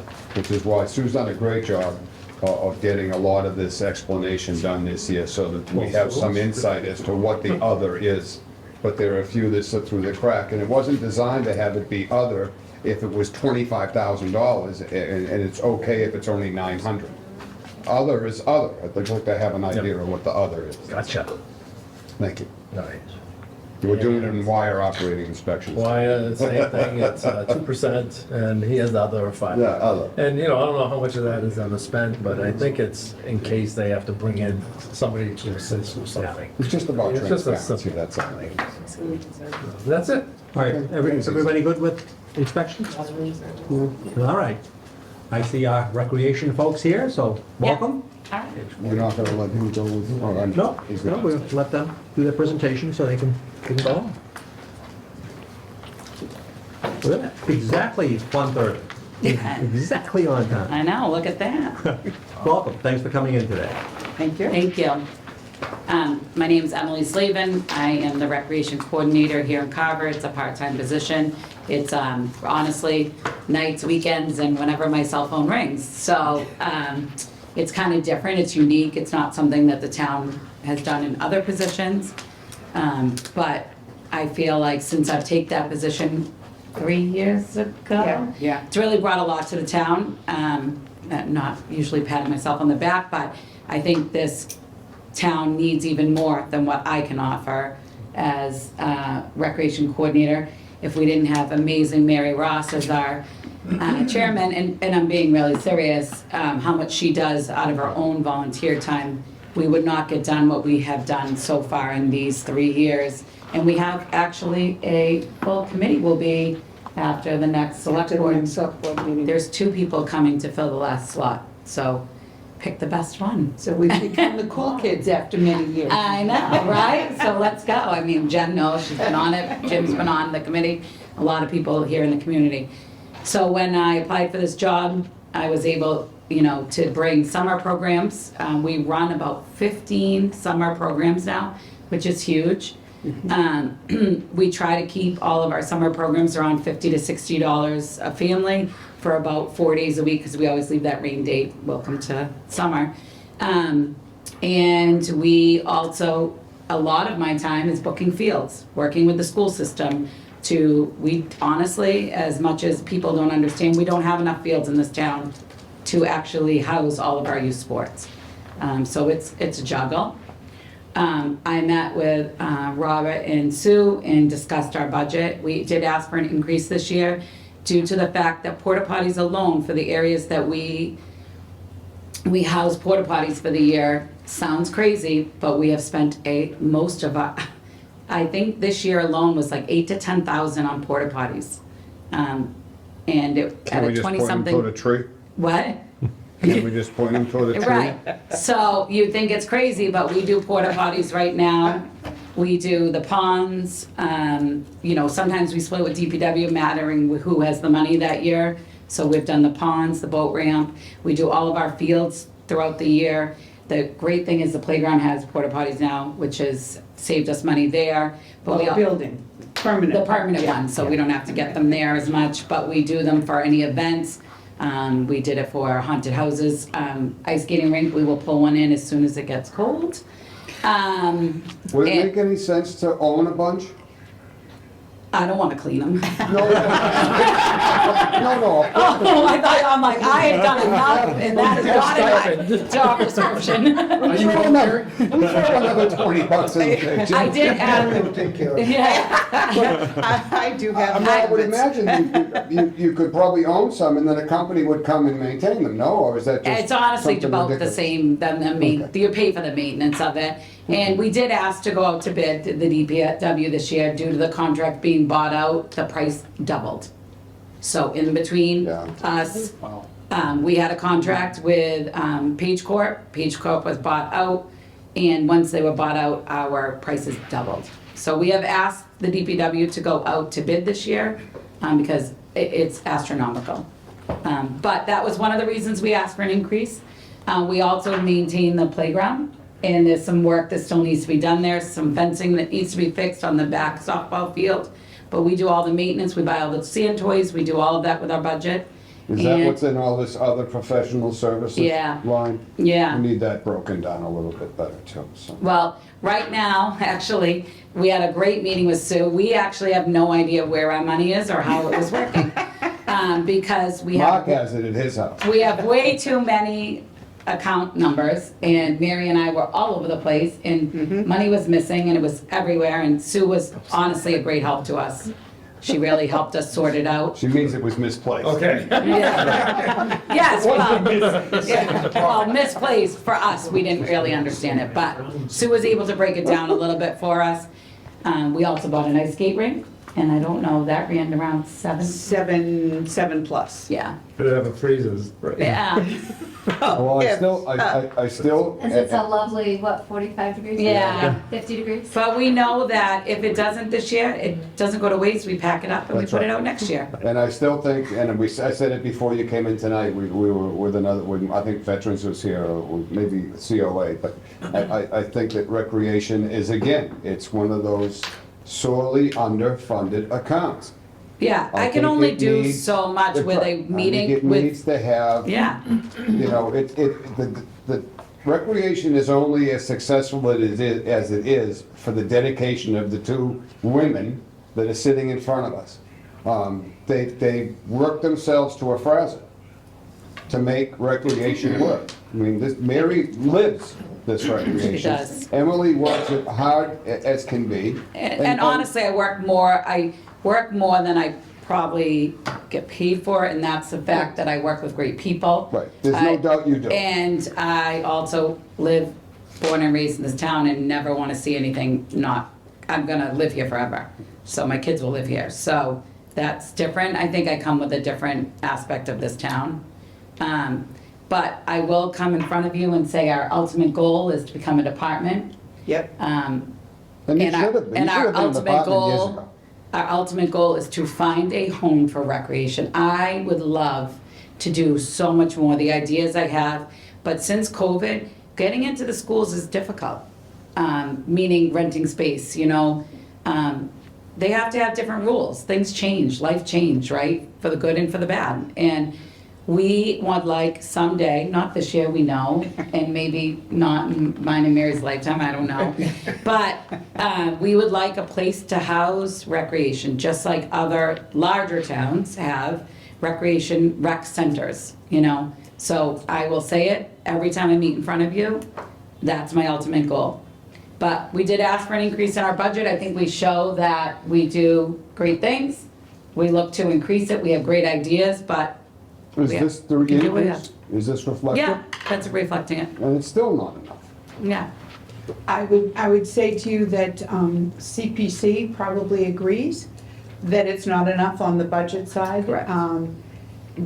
There are large concerns, and justifiably so, that CPC believes that they are funding recreation. That's the only place we go. That's right. Frankly, it's the only pot of gold that there is. So we met again at the public hearing, and I'm saying that because it was in the public hearing, that asking for the funding for pickleball and whatever, and they, we haven't voted yet. The committee has not voted yet, but there was expressed some concern that recreation keeps going to the CPC. I was told that this better be Fundraise. our last project. Well, Exact words. I'm sorry, Ken. I'm sorry, no, go ahead, Jim. I thought it was geared to, they were, granted it shouldn't be the only use of recreation, but it does need to be part of recreation. Well, there's, as much as it's wonderful to have a lot of money in the slot that's just for recreation, there is, we've also dipped into the open space and recreation, okay? And some of Because- that's the school too. So that's a hard decipher too, because they're paying back that stadium. But unfortunately, for us as recreation committee, recreation coordinator here in town, you know, that doesn't house all our people, and we're still paying to use that turf too, and our youth sports and things. So it's hard, they keep using that as, yeah, and that is the only place we can go. Yeah. So what I was gonna say, even if CPC gives you the money to build a pickleball court, when it all is said and done, what department do we burden with the maintenance Us. of the pickleball court? And if we don't build in some money into that budget for the maintenance of the pickleball court, it ends up looking like the current tennis court does, because there's no money to keep it up. And we So- have promised to keep the playground up, and we are actually. There's no doubt. We are investigating now that the surface, I don't know what it's called, sorry, I don't know the term, but the surface of the playground has a 5-year warranty. We have actually called them out multiple times already. And we know we are looking to purchase an extended warranty, so that might be something next year that we have to come in front and say, this is how much the warranty is. We need to buy this town, the way the ground is and way that surface is. Any of you have been on that playground? There's tears, there's things. Mary and her husband live down there. You know, vacuuming the sand out of the sandbox, pointing out the tears. But we know we're gonna have to come in front of all of you and say, this is what it's gonna be to maintain this. This is what we're gonna have, this is how much it's gonna cost. Perhaps. Because maintaining is certainly less expensive than No doubt. replacing. Yes. That's right. So we want to maintain everything. And I think this committee is, committed to that, but you also have to understand it's a committee of 5 volunteers that might not be here tomorrow. That's right. I So keep we threatening are, retirement. I know, I tell we her are no. planning on, Yeah, thank you. we're planning on Finance Committee capital outlay meetings through the month of February. There's no votes happening here today, so I'd like you to look a little closer at your budget, put a few wish list items on it. I'll deal with that side of the desk, which I'm not even looking at right now. Let's get some, maybe the beginning of a maintenance account. Let's look at some real numbers so Okay. that this doesn't come back as a shock going forward. Once we establish some of it, it might be a little bit easier to do, but I really truly believe that if we're trying to do this much more with recreation and CPC funding, then we need to put some mechanism in which we can maintain what. I would like to what we add get. too, and I would like to add that we do try to take in money too. I don't want to say we only use our budget. So every event we run, we add $5 to $10 to each child's registration, thank you. So if you were gonna take tennis camp and it was $100, we would add $105. If you're out of town, we add actually $10 more. We charge our out-of-towners more money. That's the way it should be, right? That's the way they do it in every town. In every town. And I've called every town, I've met with towns. So we follow other towns. We actually try to keep our stuff under $100. Like that's, if you go over 100, we feel it's no longer we try to keep it low. But we add in that. We also charge all of our youth sports currently $15 a child. So when you pay to your child to play soccer or softball, or actually softball left Carver, but baseball, football, we add $15 to your child that goes back into recreation into a special fund that is run by Dave Seaton Top. It's an OM account, and I work with Carrie to put the money in there. I collect the money, I do all that, but it's put there for Dave to spend on maintenance of those fields. So we do bring, And that's a drop in the bucket. yeah, it's not enough, but it helps. We are talking about working as possibly increasing that number from 15 to 20 to 25. We don't know. It probably will have to be increased, but unfortunately, these youth sports in Carver are not recreation sports. The only 2 sports we have under recreation at this time is wrestling and men's basketball league we just took on this year, which has actually been a huge thing for us. A lot of work, but worth it. So all of those, that increases their funds. Parents are now paying $200 plus for some of these sports, and some of your parents are paying for these sports, and we don't want to make it so our kids go to other towns either. We have to really be careful with that fine line, because we don't run youth sports, nor do we have the manpower and recreation to run youth sports. Me with 2 sports right now is enough, so. But yes, we would be happy to go back and look at it more. I could probably, honestly rattle off any number, anything off my head. I'm that passionate about it, so. Can I just ask, when Yeah. we do meet again with finance and capital, I think it'd be helpful to know how much you did bring in for receipts for the year, so. Yep, You I know, it think- says you were asking for 58,000, but. Yeah, maybe you Sue brought and I just 10 went in, over that, and I 20 actually in. didn't bring it, sorry, I was out, No, doing okay. things on Saturday. But I think it was 27,000 we brought in. We just went over She's it. looking exactly. While she's looking up, quick question, lifeguards, where does that expense go? Well, we can't do it anymore. How do I say this? It was very difficult to get young people willing to do that job. And so when we found them, we kept them for as long as we possibly could through college. But it's a very expensive certification, and one of the ways that we manipulated the kids into joining was that we would reimburse them the $500 or $600 to get certified by Red Cross. And we provided the Red Cross people coming at our expense to certify kids. And at the end of the season, they got reimbursed for that certification, so it was no expense to the parent. And it was, I thought it was a wonderful thing. When, a couple of years ago, we had one of the lifeguards who was also certified as a swim instructor. And I sat on Johns Pond Beach every day for the whole summer during swimming lessons, because I think it's very important to always have two pair of eyes on the water. And we didn't have another body that could be there in terms of swim instructor, you know. So it was really difficult to get them. So we haven't reached out to anyone in the last couple of years. And it's too much to organize if I'm running 15 camps, and when I say running, I do have a full-time job that supports my And family. it becomes very expensive Yeah. with the wages, because I feel so passionately there needed to be two sets of eyes.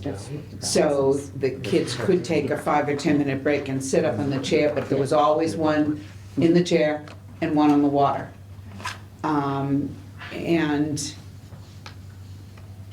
so you're paying a lot of money per hour for the time the beach is open. Say we did from 9 to 4, I think. So I don't know, and I don't know how the town feels about the option of having lifeguards or not. I really Right now, we don't. don't have any. That's We do why we not. don't have any. We do not. That's my only explanation. It was a huge part of our budget and time, and Yeah. we just And didn't that was know. pre-Emily. Yeah, So it was only, yeah. That was the whole budget. it was. And then it was whole budget in all of Mary's time. How about beach stickers? Can we charge out of town more? Well, we don't get that money, so I don't know where that goes. Where does that go? Town hall, Fund. I think that goes in the, doesn't that go in the general fund that's in the planning department? Yeah. And I've always said, I thought that money should go back into the recreation. Absolutely. And I don't see why that doesn't. Porta potties that are there Yeah, and stuff. that's right. Do you know how many we sold? How many passes we sold? We have nothing to do with that. Who can we talk to about that? I mean, if they're paying for porta potties at the Yeah. beach and. I can get that information for you, Yeah. but I, So there's- when we there's- went, I approached that question before, and when we approached it, that's when DPW took over the porta potty bill for us that summer. Okay. When I had asked that same question, and so then they took it over for us for the summer.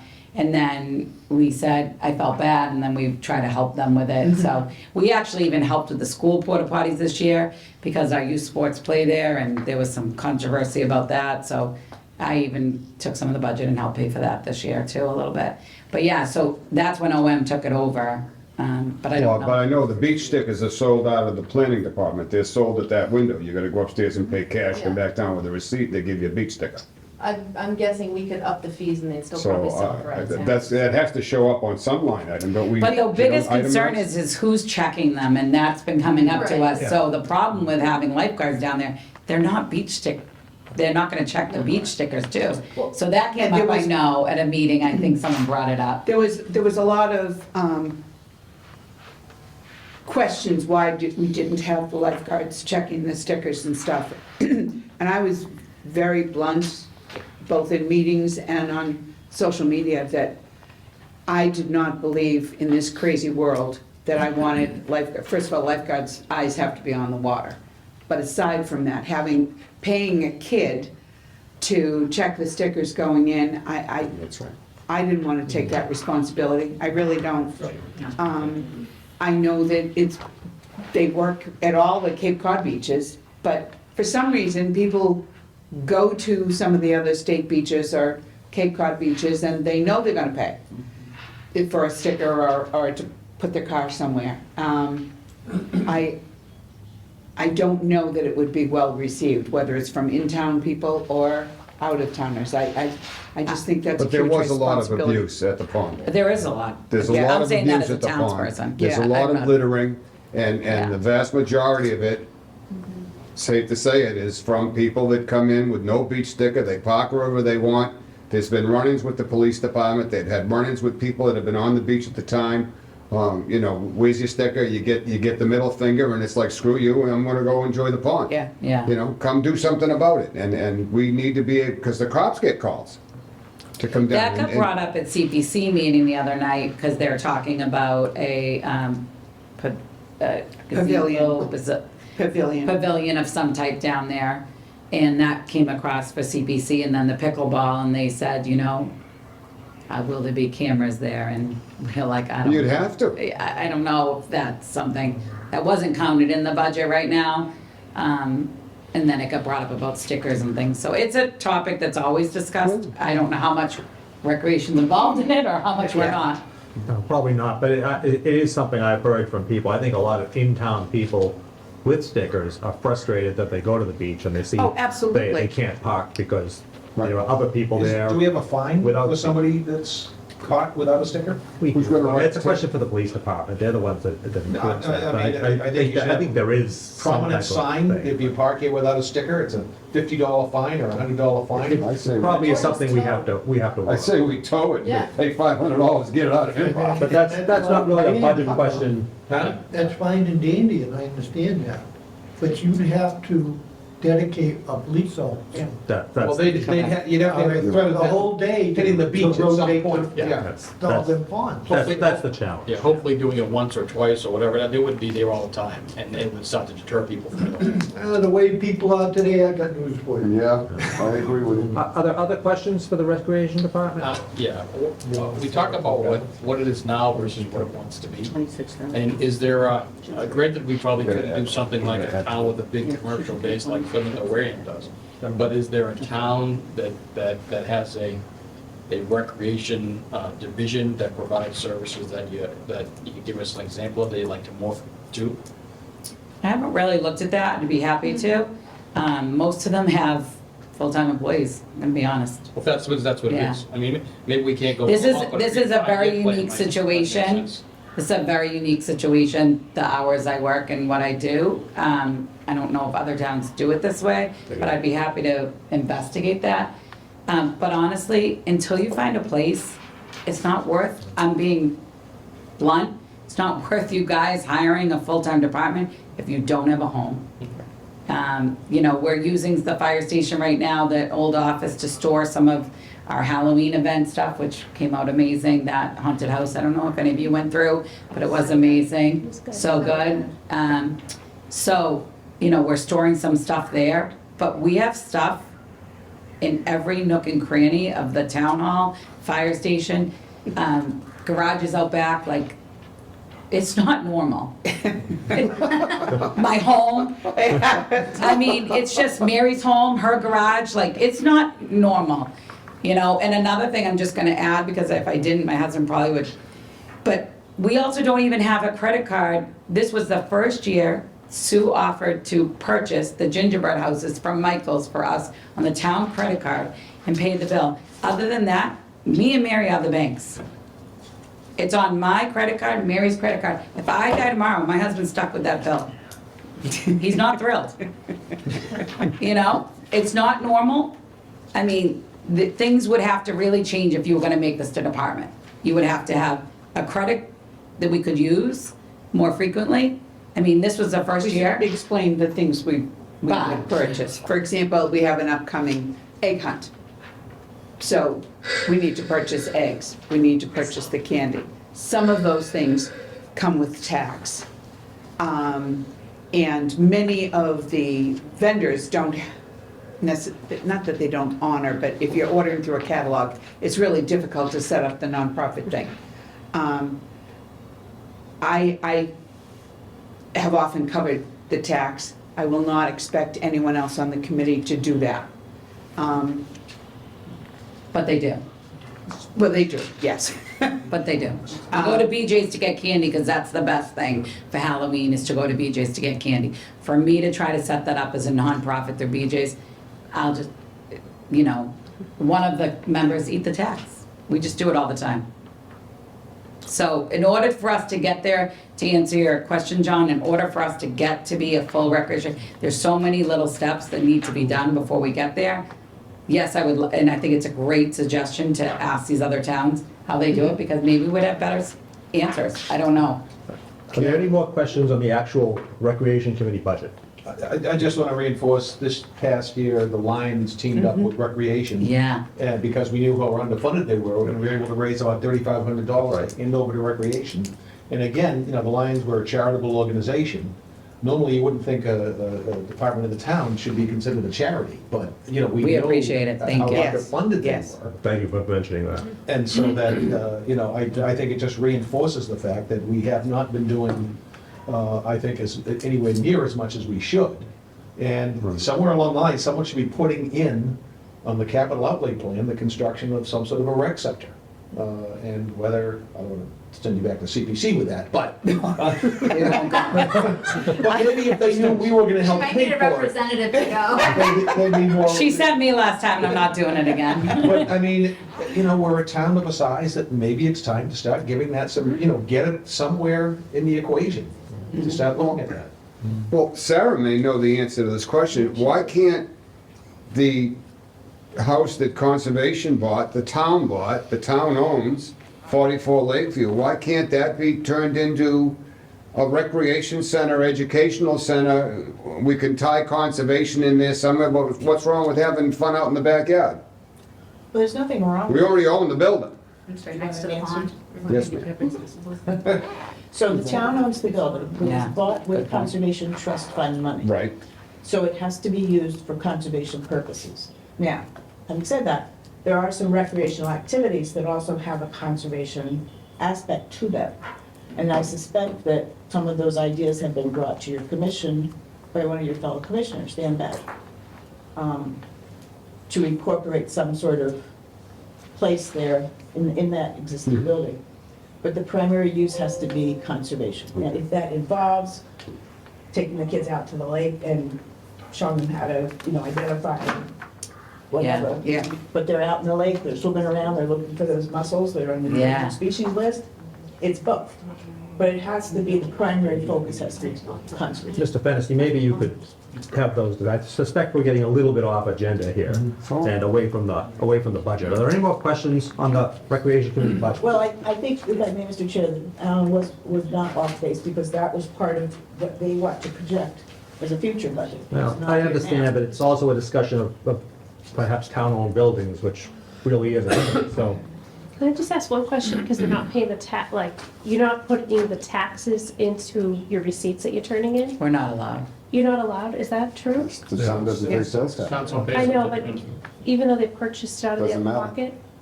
No. Yeah, It's fine. Okay. We don't care. Have We you guys just been don't. given the tax ID number to? We do. We do. We do, Have and a place. with some companies, Emily has set Walmart's that really up. easy to get Yeah, stuff. Staples will Yeah. take the tax out. But, you know, it's just some of the It's just, other- honestly, I'm a part-time person with only so many hours to do in my life, and so I pick and choose what's more important.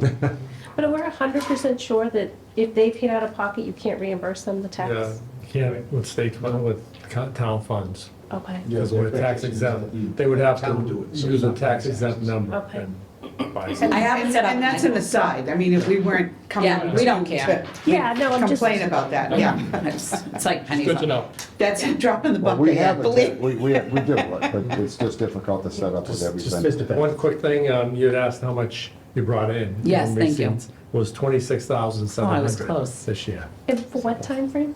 this past So year, in 6 months? in 1 year. 1 year. In 1 year. In the 6 Some of months. that, the Halloween. Oh, so it's 6 months. So it's Is that going to the general fund, or So is that she would in the only- revolving? It probably is, yeah, we should probably mention that. Yeah, go ahead. So I would like to mention one thing on that. So the Halloween Haunted House this year, we have worked with the contractors, the Tully family, and they have a crew. They are actually making themselves a nonprofit to help youth sports in the community. That's in the works, and until that time, they gave us all the money, and we will then reimburse them once they become a 501(c). So that was $9,000. So as a haunted house, we brought in $1,000 of that haunted house. That other $8,000 will need to be paid out to them this year. I just want that to be clear of that $26,000, that $8,000 of that we are holding until they become their 501(c). Which I'm excited they are gonna become that, because we're gonna be able to work with them, and then they're gonna give back to the community. So it's gonna be a really good thing. But if you made almost 20,000 for 6 months, it's almost 40,000, covers a lot of your. 20,000 for the year, For right? the year. For the She year. said 6 months. For 6 months? 6 months? This year. Oh, The big kick was Halloween. yeah, Halloween was over like That's what almost the big kick- 10,000. So it's not like they're gonna make that in the first 6 months of the No. new year. No. There's nothing really Right, going on. in the summer. The summer is programs where we brought in make the money. Yeah. Okay. Yeah. Any more questions? Men's basketball brought in a lot too, but you have to think I'm paying out a lot for men's basketball. So we had 80 men come in for $155, but I pay 4, 5, 6, almost 600 a week for the refs and all that. So it's hard to tell with that. Right. Is that an Just to adult me. league? It is, men's basketball league, yeah. Okay. Thank you, ladies. Thank you. Appreciate it. Enjoy the rest of your day. We will. Makes you feel good, you guys are the most fun. All right, next up We is the love Finance recreation Committee. in this town. Don't be falling, Miss Mary. We really haven't had much go up. Now, the only big thing that I suggested we do this year, and it's only because of the jam we got in last year, is I'm requesting the reserve fund, which has never been raised from the day it was implemented by the town. It's never been raised, and I'm suggesting this year to go to 175,000. And the reason that I didn't just pull that number out of my hat, we were 40-some thousand dollars short in the legal defense budget last year. We did pretty well most of the year, but it's because we had $50,000 $60,000 in that reserve account that we were able to save the town $110,000 on a dump truck. So we don't know where we're going this coming year. We don't know where we're going to be at for legal fees. We do not know what these departments, everybody's a little bit tight. I would be much more comfortable, and I think that my committee would also be much more comfortable having a little more of a cushion in the reserve account. Bob was on board with it. I believe the chairman who just ran out of the room was on board with it, but we'll ask him when he comes back. I think that Sue was in agreement. Nothing else really changes in the whole budget. The FinCom grant program is still at 25,000. And nothing else has changed. The clerical service, seminar training, dues members, committee salaries, none of the stipends have changed. I'm not even sure what, I hate to see it in my own budget, $100,000 other professional services. Really? Can you tell us what that is? No, I can't, which is why I want definitions. I would like the history of that account. Who Yes, submitted this budget? I'll get it for you right away. What is it? You don't know either. This is awesome. Oh, good God. Reserve account, is that a revolving account, or is that? That's replenished at town meeting, and then it's good for that year, and if it comes up that we didn't use 50,000 of it, it goes back into the general fund. Okay. And then it's replenished again July 1st. So it doesn't move over, June 30th, whatever is there is gone. Yep. And then July 1st, the new Well, amount it'll go back into free cash. goes back into free cash, that's correct. So it's just a cushion, and just so that maybe people don't know, maybe some here, the reserve account the way it was explained to me is it gives FinCom the ability to be a mini town meeting. The select board does not grant this money, the finance committee does not grant this money. Town meeting grants and gives the authority to the finance committee to spend up to this amount of money for, quote, emergency unexpected services. So if somebody's budget, if something blew up, and I'll give an example. A couple years ago, when the Cascade machine here in the fire station needed to be replaced, even though that money was applied for in the CARES Act, FinCom voted to back those funds up in the event that the CARES Act turned them down, because in that process, it was, you gotta go spend the money, then you can see if we're gonna give it back to you or not. So Chief Weston was concerned about that. It was very necessary to have this thing replaced. So FinCom, $71,000, we set aside to purchase the Cascade machine with the caveat that if that was only to be used if the CARES Act denied the purchase. Well, it turns out the CARES Act did not deny the purchase, they in fact paid for it. With the dump truck for O&M, Beth's husband Josh works at a dealership in Norwell. Some guy had bought a brand new 2021 F-350 dump truck, used it for 2,000 miles and traded it back into the Land Rover dealership. We, as Beth let me know about, Josh let Beth know, Beth let me know, I let John and Dave know. Long story short, it was on their capital plan for $110,000 for a new truck. That very year, we were able to buy it, or O&M was able to buy it for $57,000. So we saved, $50,000. And that was only possible because we had the money in the reserve account. So that's really the only change to the entire FinCom budget this year is the increase, the requested increase for the reserve. Can we live on the 125? Of course we can. Can we cut it to 150? Of course we can. If we have to, we will. But if we don't have to, we'd like to have the cushion. And if we don't use it, it goes back in the general fund for free cash next year anyway. Any questions? I just have one thing I wanted to make sure. On the FinCom grant program for the $25,000, my recollection, that used to be before the split with the school. Is that still the way it's going to be this year? What do you mean? Yeah. I don't think it was last. Yeah, it was. It's always been in the FinCom budget. It's in the FinCom budget, but it used to be before the split. Can we just double check? I don't think so. I think it's all. One of them was before the split. This was the one that was before the split, and I don't think that happened last year. Okay. Well, I think that we could use the 175 or the 125 in the reserve account if something went wrong at the school also. Yeah. And their budget was short. I don't think it was exclusive to the town side of the equation. I think it was town-wide. Yeah. So you could be right. It might be the reserve accounts. Yeah, not the reserve account, but the grant program. Yeah. That one. But they're both, well, the grant program was always just FinComs. It should only be in the FinCom side. Questions on that? Yeah, not really on that, but Be gentle.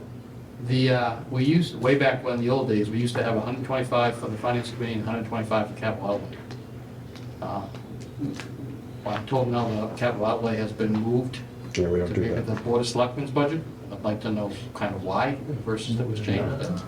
So is it, what is that in O&M? Sorry, O&M? I thought it was O&M. I think it's O&M.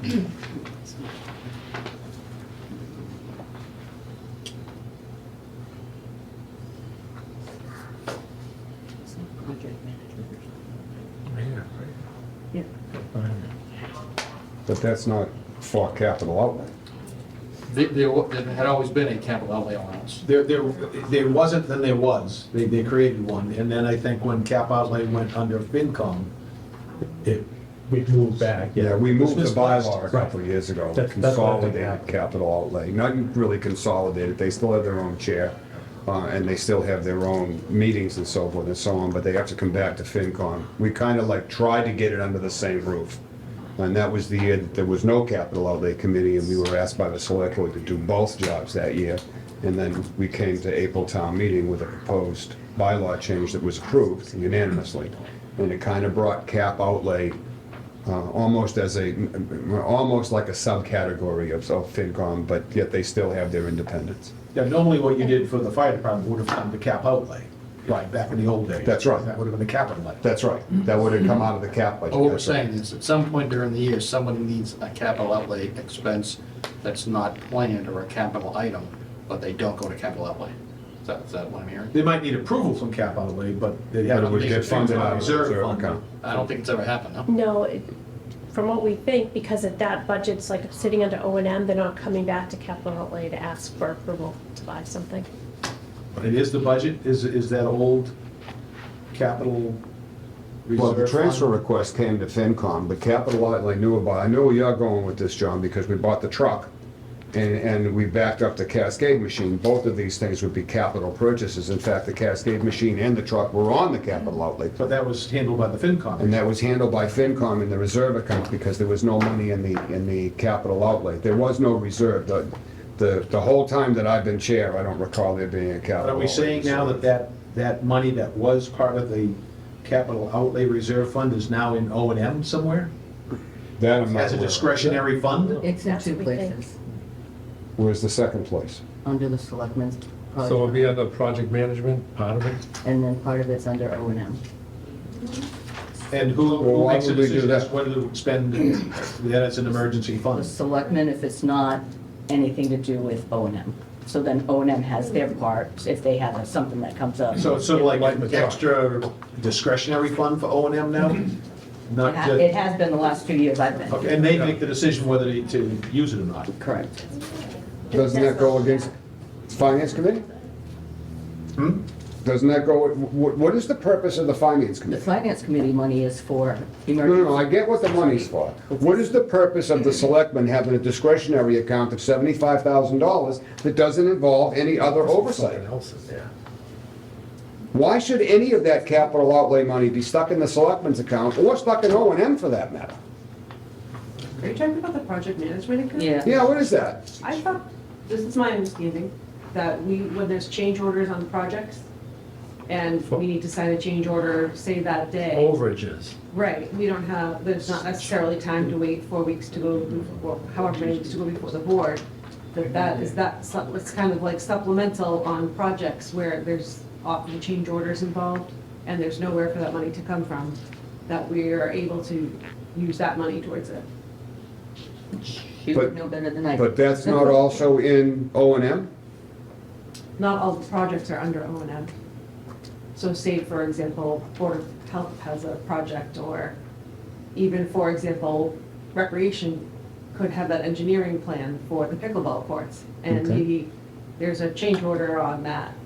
If that project were to go through, then the engineer says, we need a change order, it's gonna be $5,000 more now. So I guess you need to decide how you want that handled. So the project management under the select board is strictly to pay for overages for ongoing projects. That's not the discretion if they want to buy a new truck or something. No, they can spend absolutely it. not. But what about under They have to O&M? be Is approved that- projects. I don't know, what, Under O&M didn't have that money, they had to come to us last year.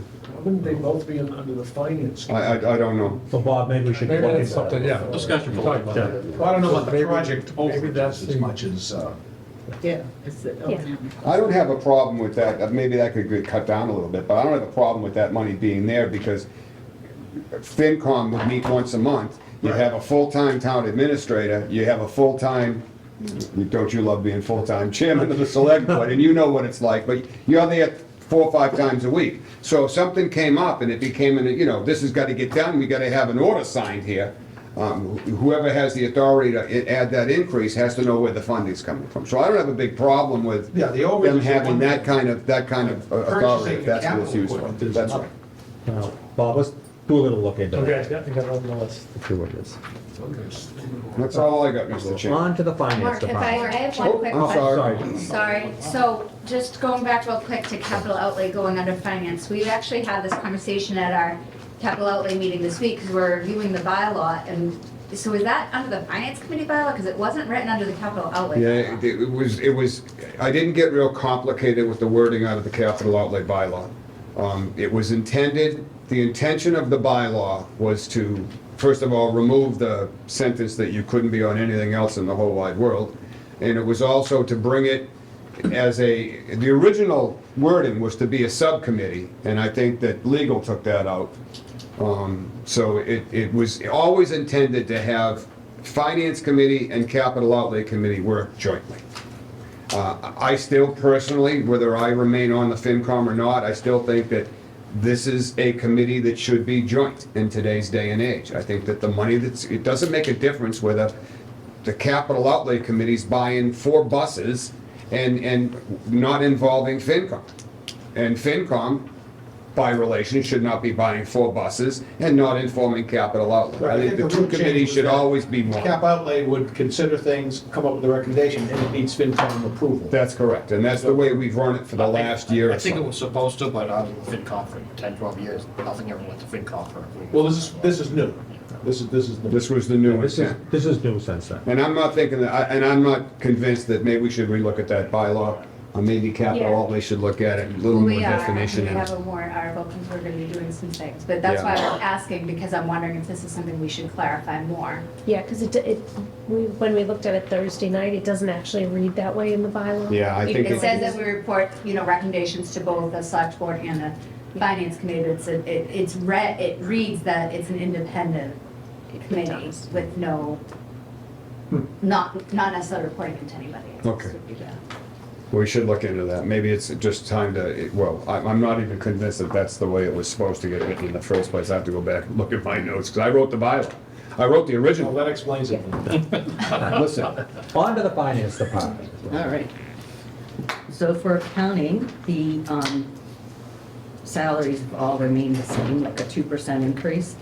And then if you see the last item, clerical salaries, Article 7, last year,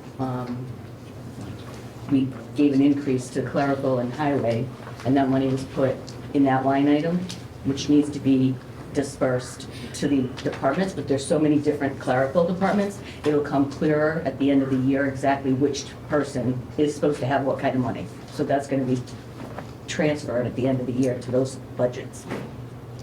And then I put the 51.9 in there for next year, just in case we have a last minute contract that's signed right before town meeting, but if not, that can just get wiped out. My other professional services has gone up because it's OPEB variation, my audit, and my accounting software. And it's gone up because we do OPEB every 2 years, so we're doing an OPEB valuation right now, and it's $10,000. and how much is the new accounting software? The new accounting software, this is based on the old accounting software. We Just have the main- Just the service fee, yeah. So based on whether or not you guys approve the ARPA for the accounting software, that might go up a little bit. And the existing accounting software is outdated and obsolete anyway. Correct. So we're paying money to maintain an obsolete system. Right, well, they're not doing any more upgrades to it, so if anything changes in mass government, the laws, they're not gonna do the updates for us. So then we have to stay up to date and Right. board with that stuff. So I've got 3 platforms that we've looked at, well, actually, we have one more that we're looking at next week, and then I was gonna bring it to the select Yeah, will board. ARPA pay for some of that? It may. So what was the useful life? When do you, what's your timeframe for the accounting system you're saying? They said they're just not, they'll continue to support it, so if we have a problem, we can call them. And, they can change, like if we accidentally hit the date wrong and we want them to put it the right date on there or something like that. But they're not gonna do any updates after 2 more years. Other questions on that button? Okay. Wow. Let me do assessing and treasure. All right, so under assessing, they each did their own budgets, so that 77131 should actually be 73,242. Should only be a 2% increase. That's the same as it was last year? Yeah, that's what it was last year. 42. Oh, I took the wrong number. I took this one. So it's 2% more of that 73,242. I could fix that. 2%.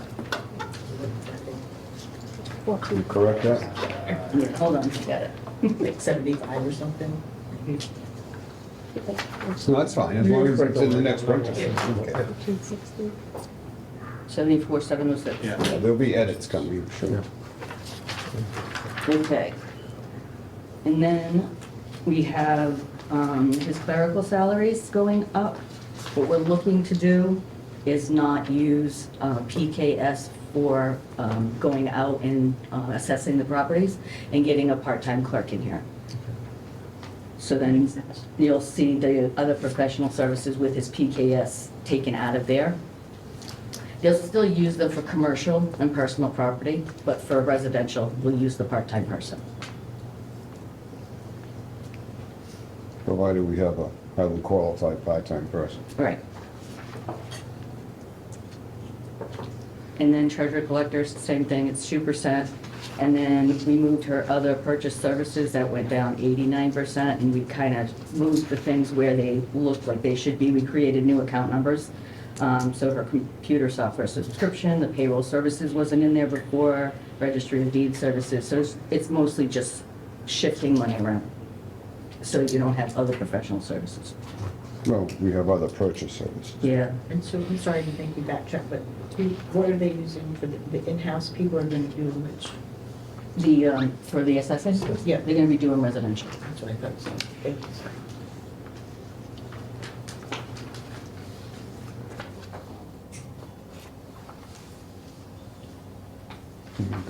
Seems that Joe's doing a real good job.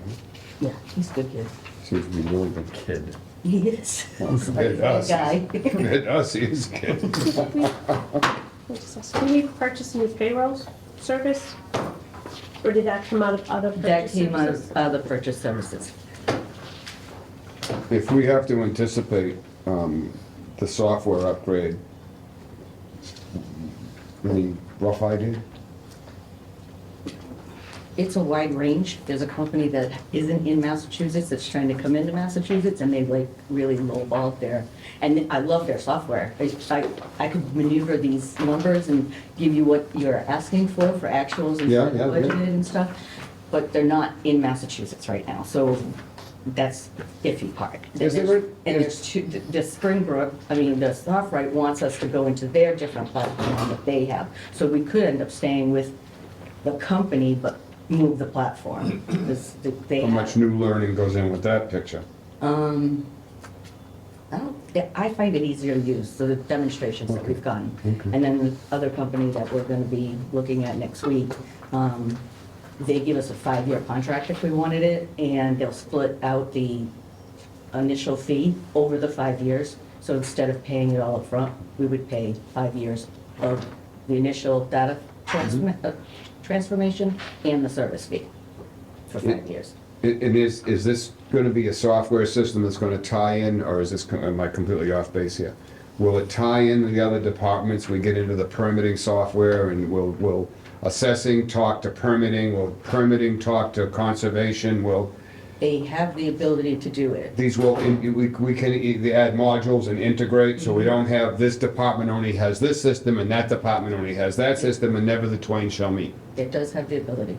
Because that's what we really need to have going forward, because the records retrieval, I know, Carver didn't mention it today, but I think she's told a lot of people, there's a company that's trying to come in that will digitize a tremendous amount of our records and permits, which will make them, in this day and age of public records requests, which has taken hours and hours and hours and hours to comply with, it'll make it much easier. It'll also put a lot of those records right up on the website, so that you don't need to have a public records request. You can run into the records division of whatever the website is and pull down these records.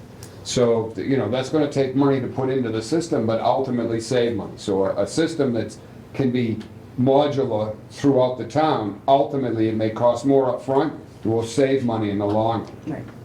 So, Anything else? So is that new system going to be for the school department too? Yes. which would be even better. Sue, not regarding your budget, but as we're starting to go through all these budgets, will you guys be able to provide us with a report that has actual spent, say the first 6 months of the year, and then what the budget is? Or one sheet? I actually sent you Yeah, the actual. I sent you that. Oh, okay, so there's a separate report, it looks almost like this, so it's what was budgeted and what they've Yeah, been I spending. sent that to everybody. You guys all got that? Okay, I must It was not like have looked 52 at it, pages. sorry. Yeah, that's right. That's Okay, right. never mind, that's all. It was the year-to-date ending December 31st. Okay, I'll look at it again. Of the I like actuals. this one, but I like Well, to see what we was have to said. put them side by side, Yeah. because it's not that's in what I this mean, report. yeah. Without I putting- can't change this data. So can you put it back in Excel like we used to get? If I put it back in Excel, it's gonna come out, it will come out with the actual actuals on it, so it'll be budget, actual, but it's not gonna have your headings. It's just gonna have the department numbers and all, so, I mean, I could manipulate it, used which to, would like- take some time. The last year, like, the last few years, we would get like an Excel copy of this, and then I think last year you put like a yellow and an orange column. Yeah, but it only had salaries and expenditures, it didn't have the detail. Right. Okay. I don't think it had a I comment. can do whatever you guys want, but I just need some guidance on what you're Yeah, looking for. no, I it's don't just think it nice had to a have See, I the think it has a actual, comment. like on one sheet next Yeah. to it. If not, it's fine. Okay, anything else? Moving right along. And last but not least, Select on board page and one. town administrator. Mr. Fennessy. No, no. I said, Let's see these prices. All right, so first of all, it's not a 17.53% increase for the town administrator. well, it looks like it to me. It's a 2% increase It says 17.5. over the interim number that the interim was getting, plus his benefits. So my contract was 179.5, which fell in line with the police and the fire chief. And it's gonna be 2% over that, so. Going down, the administrative salaries, that's the assistant town administrator. That went up a grade and up a step, and then 2%. Clerical is the 2% basically. Town hall additional hours, that's what we budget for all departments, in case they need additional help in their department. It's kind of like a catch-all. That number can be maneuvered if we had to. So I believe this is the number this is the money that we used when we upgraded Kevin Forge's position. There wasn't enough money in the current budget to pay him for the increase in hours, and the increase in hours came out of this very line item, which is the reason it's there. Yeah, So I have no problem with that line. okay. And then the procurement coordinator and Shelby. So down on the operating, other professional services. I'm giving you a chance. I don't know. Selectmen's Oh, there's operating, go ahead. there's drug testing that we have to do on. For $13,000? Well, no, it's only part of it. Oh. I'm not done, sir. Drug problem? And there's miscellaneous. Well, that makes all the Elaine may difference. have more categories in the professional services. This is when we did punchy stuff. I know, it's so late. Printout? Yes, it's just other professional He services. said it was drug testing for 13 Well, I mean, grand. that's one of them, that's what. And miscellaneous. Well, it's things exactly like that. It's a service provided by a company. He's not helping. It's not an office expense, it's not an office supply. But that's a perfect example, would be, I'll use drug testing. We have custom drug testing. We have to purchase background checks from the clearinghouse. These are all mandatory, regulated by the state and federal government. So things like that are just regular occurrences, and there's nowhere else to put them, but it's a service. That's fine. I have no problem with that being a service. Like we've done with the other departments. If you'd be so kind as to give us some detail. Okay, but for her department, it's a little bit, like, we paid for the management company to do the hiring, so there's things in there that are But just. you gotta have unanticipated. Yes. Yeah, that's fine, as long as, it doesn't have to be, we don't need numbers. Every year. I don't need, $2,200 for drug testing. I just need to know that, so that people can look at this and not ask the same question that we're now asking. What is this? And then we hear, well, miscellaneous, which is even worse than other. All right, let's go back to the finance. Yeah, well, it's only $1,000 compared to your 13, so let's not get going. Want to touch on the stipends for the select board yet? No, we haven't, we're gonna have to take that up. Yes. We gonna increase them? Done? I can't take any more. All right, let's move on. A major reduction this year. So It can't be a major reduction, they're not major now. I'm gonna keep talking. So all these other ones are zeroed out, basically. Dues and membership went up a little bit, by $50. Contractual obligations, Those are in contracts, which is zeroed out. Municipal insurance, that's a firm number now on the insurance. Oh, it is. 440, 576. Okay. Not health insurance. Yeah. No, that's a liability. municipal. Right. Health insurance, we doing a dance, are you kidding me? We had already talked about the project management. The rest, going down the list, on the next page is utilities. This is where we take a hit. So I can go back for a second. I guess, did you already go with the municipal insurance component? What's that? Did you already go through the municipal insurance line item or no? Yeah, 440, So you get a 12% increase. What was the increase from prior fiscal period, do you recall? Where are you looking? I'm looking at So the factors in the actual FY '23 is plus 12%. He's asking what the previous number was. Yeah, what was the change from the previous year, like actual versus actual, say fiscal '21 versus fiscal '22? If you don't have, that's fine. So that was a 12% increase on top of the, The factors of the initial fiscal year. So it's fiscal year '23, which is not finished yet, I don't know, plus what does that mean 12%. what you wrote? I, Okay. Well, you can give me later. Huh? You can, Yeah, well, I'm just curious, you Now, know. the bulk of that's probably workers' comp, yeah. those yeah, premiums. probably, yeah. So a lot of that would depend on whether the experience mod might have changed, depending on what the town experience was.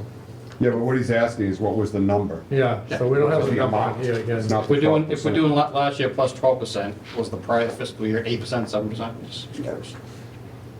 Should get that from him.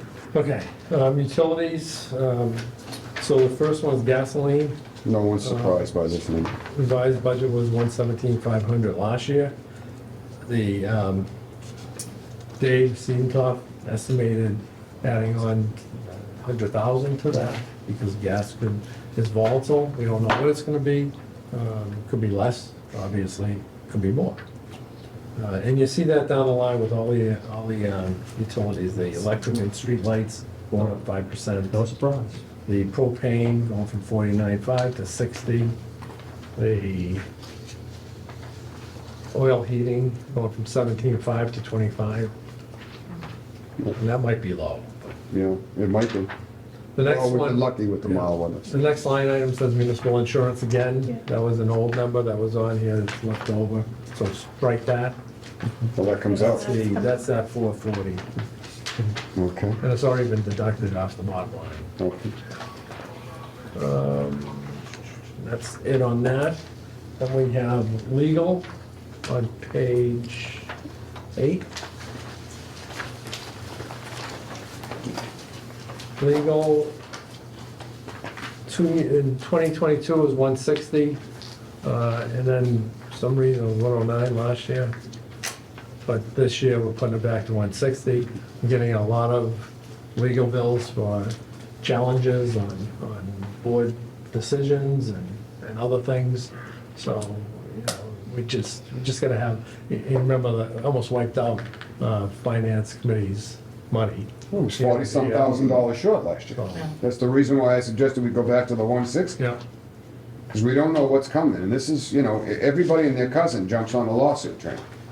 So we need to have enough money in the legal defense fund to support the legal defense fund, but just because of the way we come up short last year in the legal budget. And that's another one of the reasons why I asked for a bigger increase in the reserve account, FinCom. So I didn't want to see us get in the jam we got into last year. I think that's it. And for everybody's knowledge, the gasoline and diesel fuel, and we don't even know what the diesel fuel is going to be yet because the school hasn't come back. And they're the ones that buy the diesel fuel. You cannot buy an annual contract to lock in the price of gasoline. So if you were to pick the market at a particularly great time and say, I want to lock in $2.75 gas for the next 12 months, you can't buy it that way. You can buy it in contractual obligations, and you can buy it in 42,000 gallon increments. Any other bids that are already out there? Right. Any other questions on the select board, town administrator budget? I'd like to revisit the stipend. We're gonna do that. We'll do that privately. All right, well, I guess at this point that I just want to, as I said at the beginning, I want to thank our department heads. I really want to thank the fire department for setting this room up for us. And again, Ms. Weston and Shelby Roy, thank you for your hard work. Would you like to adjourn the board? Sure, do I have a motion to adjourn capital outlay? Second. Okay, all those in favor? Hi. Okay, the ayes have it. Capital outlay is adjourned. Now I know why. You wanted 2 minutes, you could eat a piece of pizza, hurry up. I never thought we'd get out of here by 2:30, it's 2:33. We run efficient meetings. Would you like to adjourn your board? I'll take a motion to adjourn Finance Committee. Second. Motion made and seconded to adjourn FinCom. Those in favor? Aye. So moved. All right. Is there a motion to adjourn the select board? So please go ahead. So moved. Motion and a second. All in favor? Aye. Opposed? We are adjourning. Thank you, Thank everybody. you. Thank you, Chris. Appreciate it.